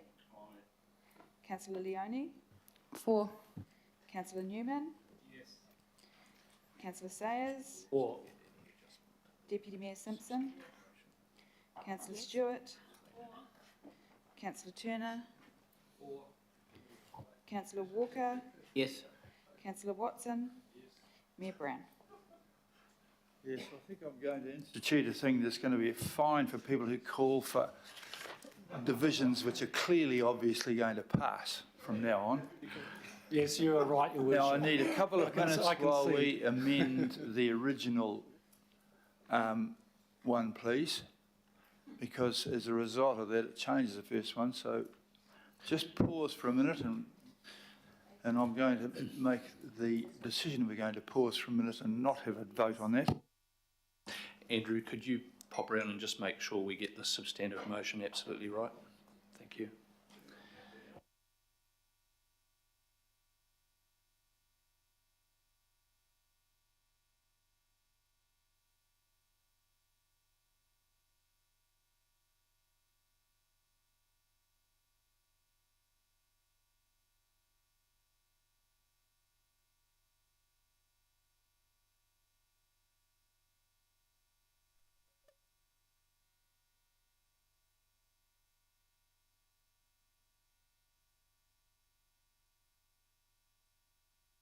Righto. I'm going to return to the original, which has been amended somewhere or other, and it'll be pop up in front of you on the screen in a moment, please.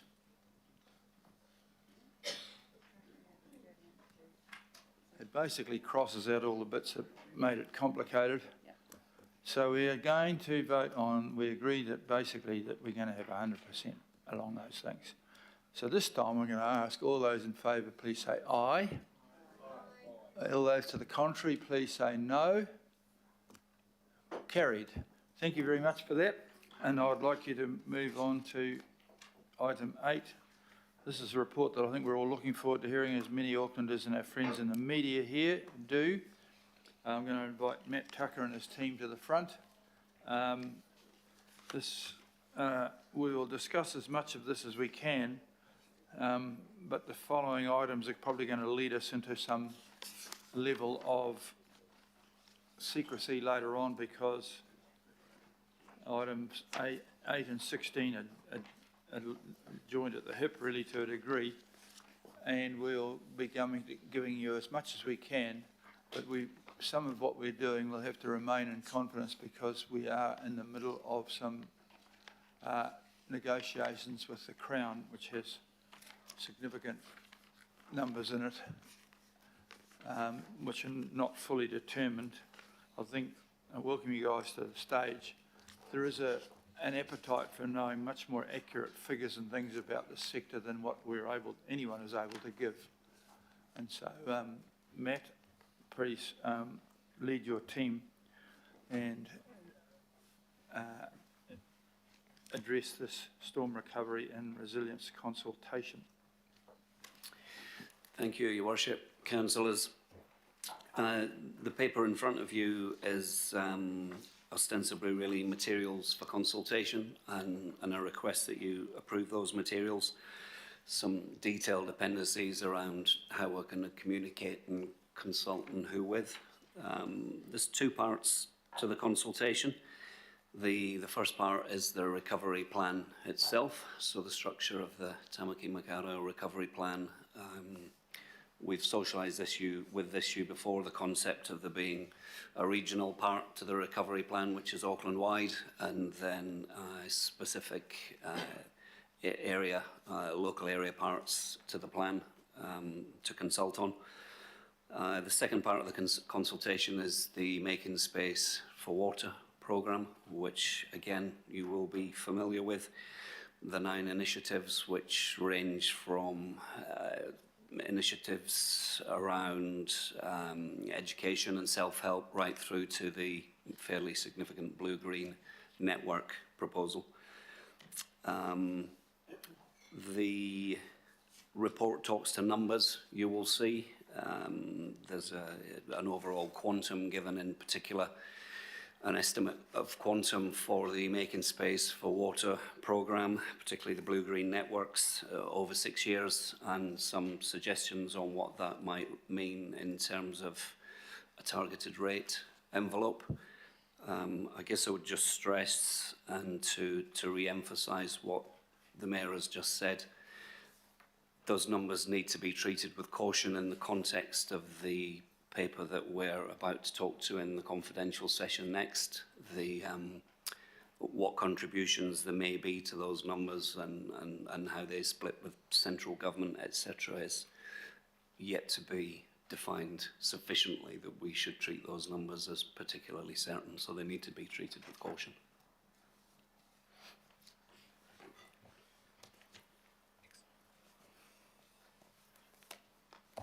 We've got questions already on the basis of just what you've put out and what we've read from the Deputy Mayor, please. Thanks, Matt. Look, thank you for your work that you've done around this, but the questions to me feel quite general, and you could also say a little bit fluffy, you know, like what was your experience of the floods, or what are your aspirations for recovery? So I suppose my questions are, how will the consultation process help us to understand the specific issues that people are facing, rather than simply engaging people in general questions about their experience or aspirations? And can the consultation's questions be improved so that we get practical information from residents that will help us design solutions? Thank you, Deputy Mayor. The questions are quite general in nature because it's going across the whole region, but we are having individual pop-up centres where we can collect that practical, personal experience and practical information for improving how we respond in the future and how, in terms of making a more resilient Auckland in the future as well. So there will be a depth to the way that we gather that information. So would I be correct then, in some of the really hard-hit areas, for example, you know, Councillor Turner's, Councillor Henderson's area, you will have potentially a more in-depth conversation and ask more specific questions, as opposed to areas that, I mean, every area has been affected in some way, but obviously some a lot more than others. So can you give me confidence that in the areas that have been particularly hard hit, those questions will be a lot more specific to give us the information that we need? That's correct. So all of those properties, Councillor Simpson, that suffered significant flooding damage are all going to be subject to individual assessments in order to confirm the risk categorisation that central government has outlined.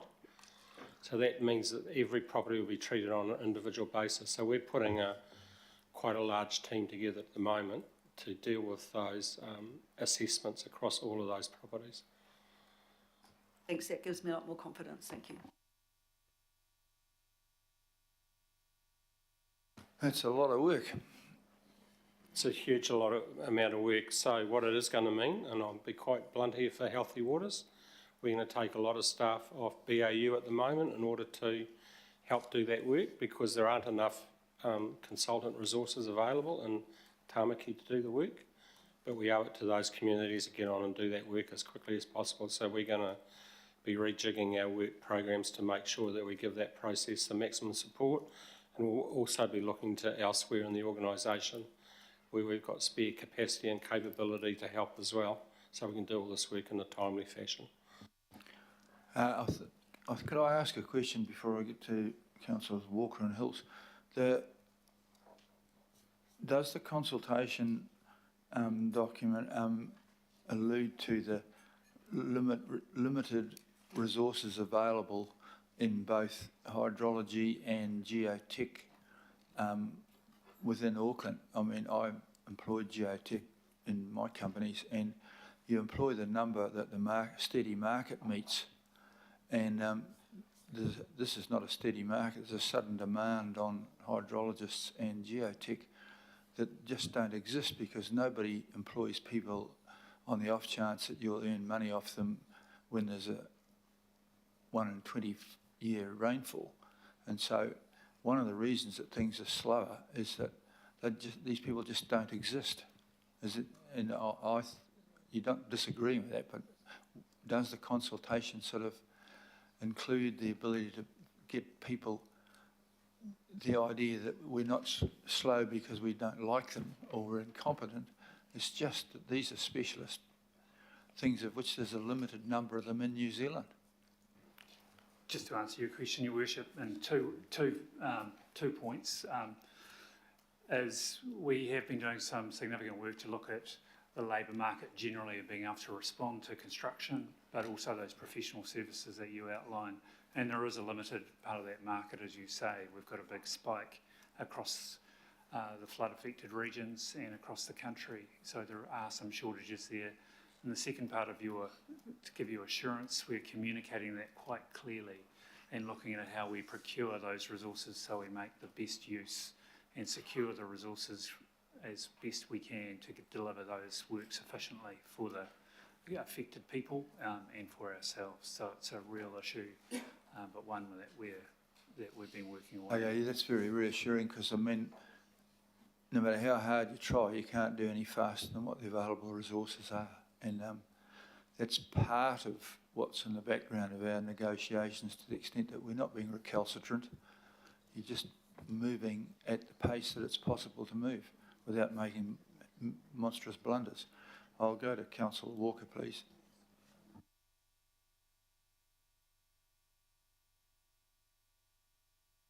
So, a couple of issues, one of which I've already raised with you, and that is around the imperative of using roads as overland flow paths. And if I expressed it by way of some examples, in a large number of areas in the ward that John and I represent, Browns Bay, Mairangi Bay, Ariwa, and so on, you've got areas where the roads are the logical overland flow paths, but they're not recognised as such. There's no mention of that here. It requires reworking some of these roads. Is it possible to bolt something on here? Otherwise, it just gets missed off. And further to that, we're actually impeding these flow paths currently by putting in raised tables and the like that are exacerbating the flooding.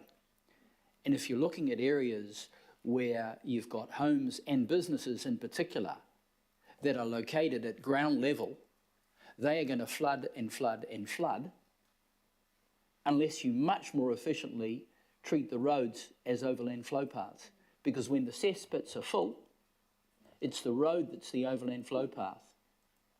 And as I've mentioned before, in other cities where severe flooding occurs, Singapore and elsewhere, you can go there, you'll see that that's the way it operates. So I've got a question there around that. And then the second question I've got to help inform things is there is information that should be made available to people about the existing catchment plans and the like, so that they can inform themselves better if they want to make an informed submission. The links and so on should be manifest so that they are easy for someone to follow stuff through, but that is not presently the case. So 2 questions there. Thank you. So first of all, around the overland flow paths, totally agree with you that roads are a key part of the overland flow path network. The program does contemplate significant work on overland flow paths, and one positive thing of the water services reform is that it actually recognises overland flow paths effectively as stormwater assets that need to be managed and need to be complied with. So that will give us the ability to interrogate Auckland Transport when they're making decisions around road configuration. And the other point I'd make, Councillor Walker, is that we've always made our information on our catchment management plans available, but the process that we're going through for this particular consultation with the wider community is at a higher level, but we will also be doing specific consultation with impacted communities at the more granular level that you're talking to. That will come as a consequence of the work as we move into our next stage of evolution of the Making Space for Water program, and we actually move into concept design work and start looking at those particular opportunities that have been identified, particularly for the blue-green networks and also the high-risk properties, which will come through the risk classification process. So coming back to answering my question, given that there is nothing in the document about roads as overland flow paths, other than the picture on the front cover that shows a road that is effectively an overland flow path but is overloaded, that is on the cover, is it possible to add some information around this? Otherwise, you're actually disregarding many geographical locations, and that goes to the issue that Desley Simpson raised, where the roads are almost the only secondary option and are affecting colossal numbers of businesses. And I refer you to,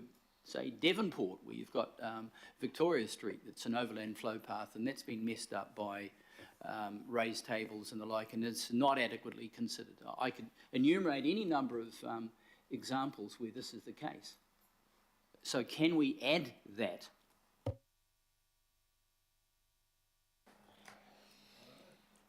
Look, at this stage,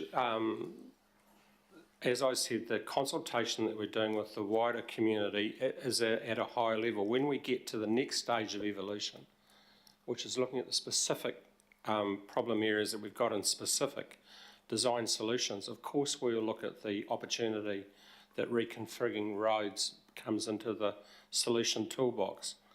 There are many other potential options that are going to be available for resolving specific areas But first of all, we need to know that we've got a bucket of money, if that's the right term, in order to face this challenge in the first place. Kia ora. Through you, Mr. Mayor, the amount of money that's going to be spent on blue-green networks and the like will boggle you. The amount of money relatively that gets addressed around reconfiguring and enhancing some of these roads as overland flow paths is considerably less. So I have got a real concern here around how we're approaching this whole issue. Thank you. Thank you for that. I accept that, but this is about just getting on with consultation.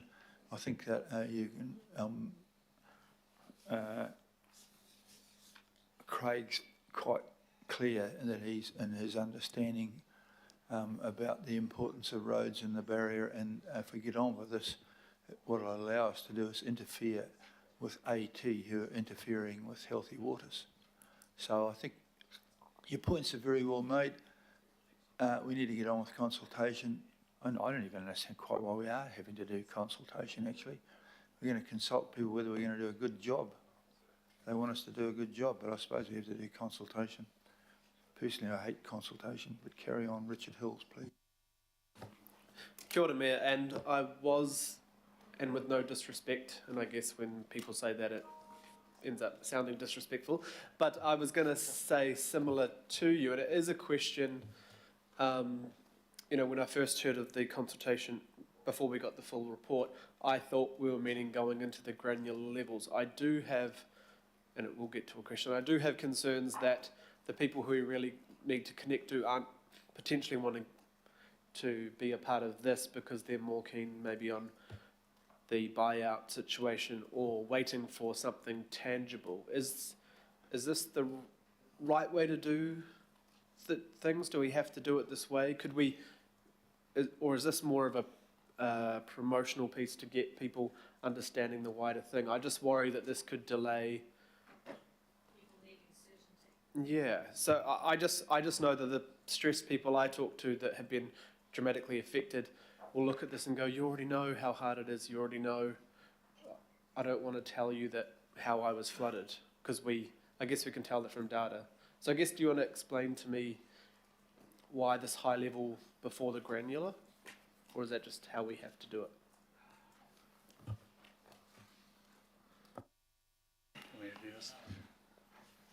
I've been told that the consultation is a statutory requirement of a recovery plan.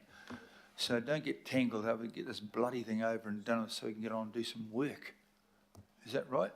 But again, yes, that's correct. But again, in further to an earlier answer, that does not mean that we can't do quick, deep dive into the most affected areas and have relevant conversations.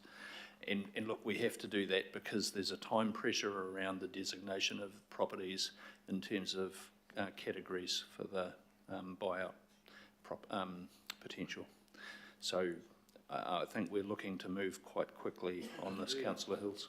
Okay, so despite the rough time it's going to take on resources and personnel, it will all be happening concurrently, kind of. So the buyout situation, as long as we get that over the line, that'll be happening. There will be high-level design work potentially happening for catchments while we're asking for feedback. Absolutely. We've already commenced work on high-level concept design and are very close to moving out and starting to do individual detailed property assessments. Okay. And you're ready to explain that sort of thing to the public when you inevitably get pushed back that this is what they may see as further delay to action, even though that's not what it is? Yeah, certainly we're willing to have that communication, but it is important that from an audit point of view, we are clear about this is a significant activity. We go through that process and we refine it with the communities and engage them in the design work. Thank you. And one very last question. There's two documents. I did ring Craig this morning, but just for the public note, Craig, if you could confirm that the Waido Valley, which was missed off one of the documents, is supposed to be in both. Correct. That typo's been sorted out today. So thank you for that feedback. Kia ora, thank you.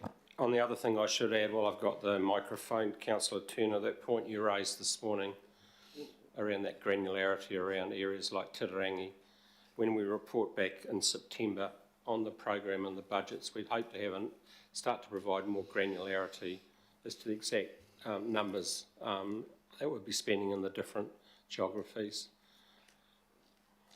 Kia ora. You're on the list, Councillor Turner. Councillor Ferry's ahead of you, though.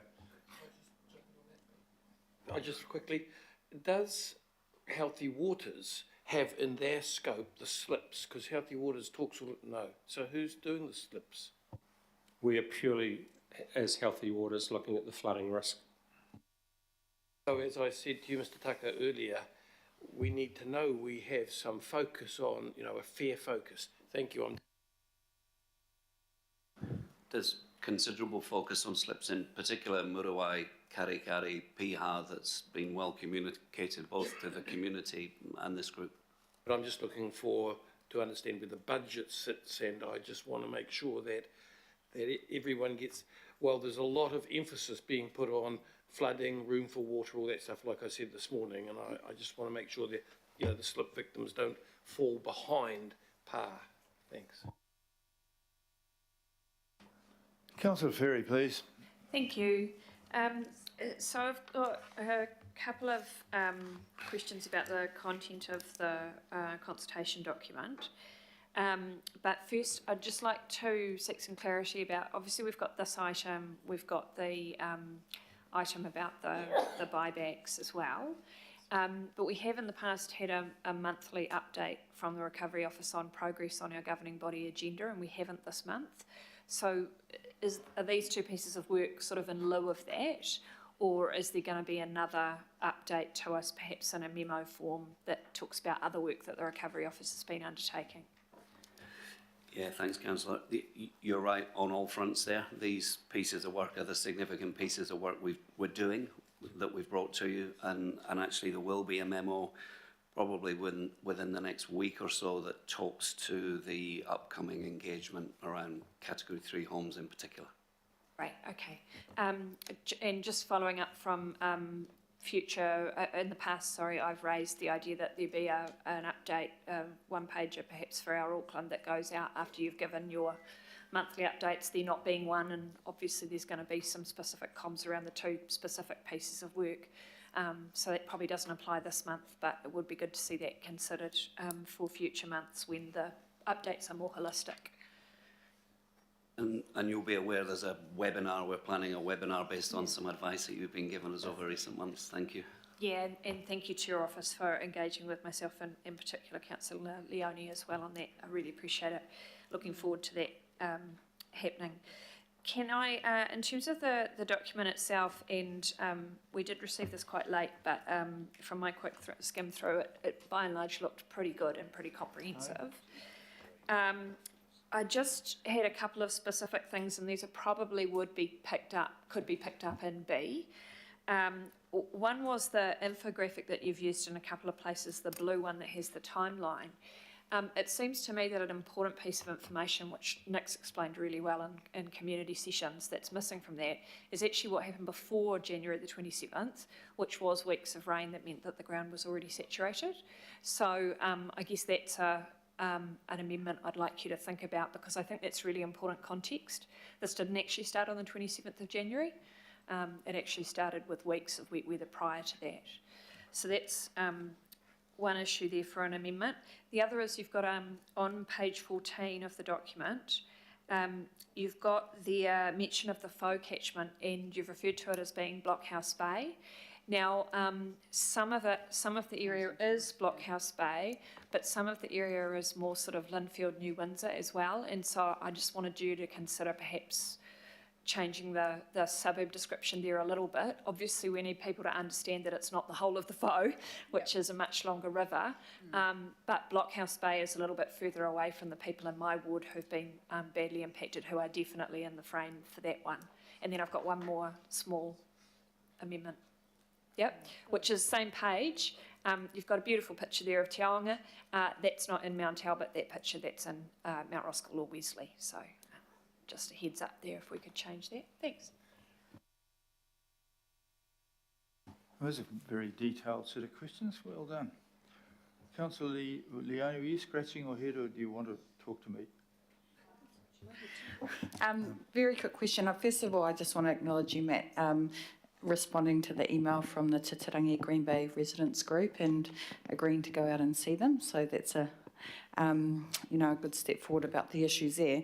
With the consultation process, I'm just wondering, you've got the document here, but I know specifically the feedback that we were hearing was around the council land, particularly around the driveways that are owned by the council but go to their properties. So is there going to be kind of like tailored consultations to each area? I'm just wondering, like in those cases, will you have AT representatives there at those consultation sessions?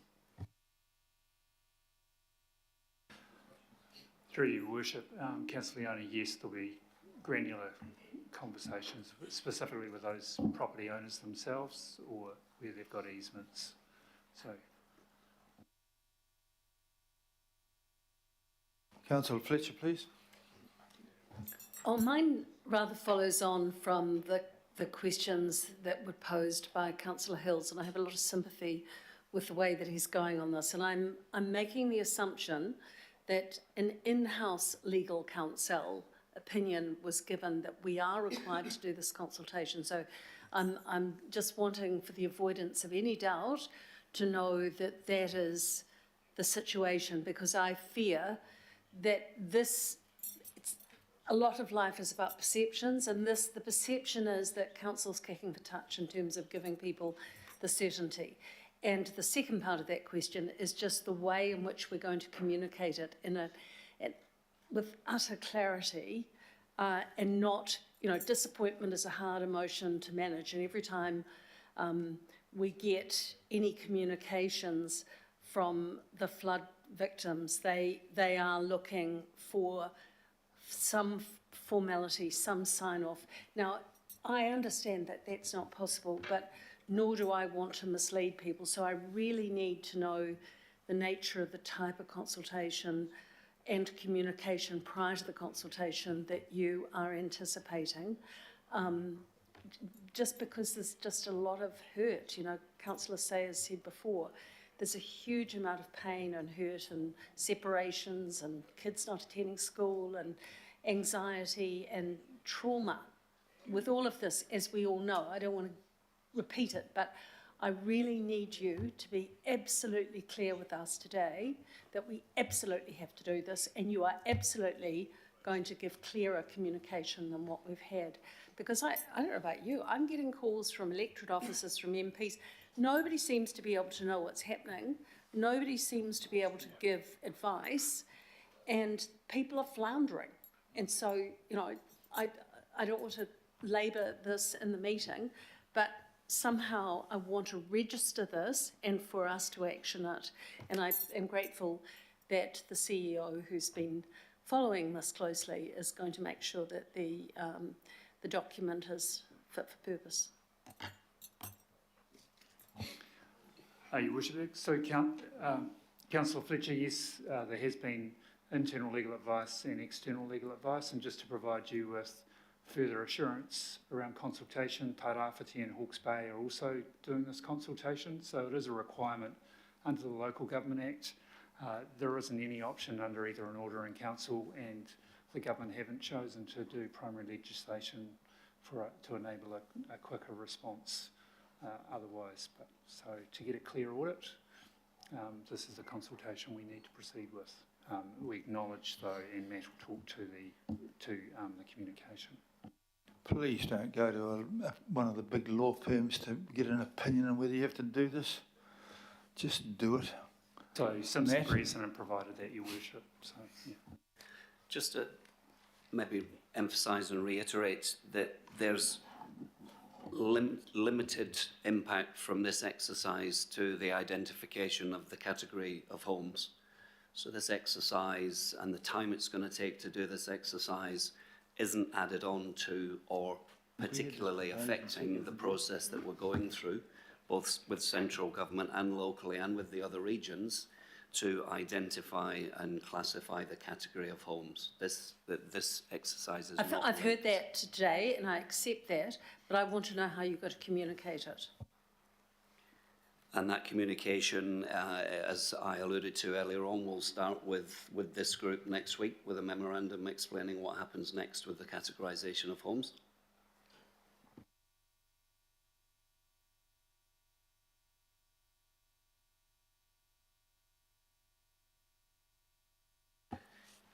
We're in danger of straying into the next session if you continue to push me on how homes get categorised, when that happens, and what the triggers are and the barriers are to that.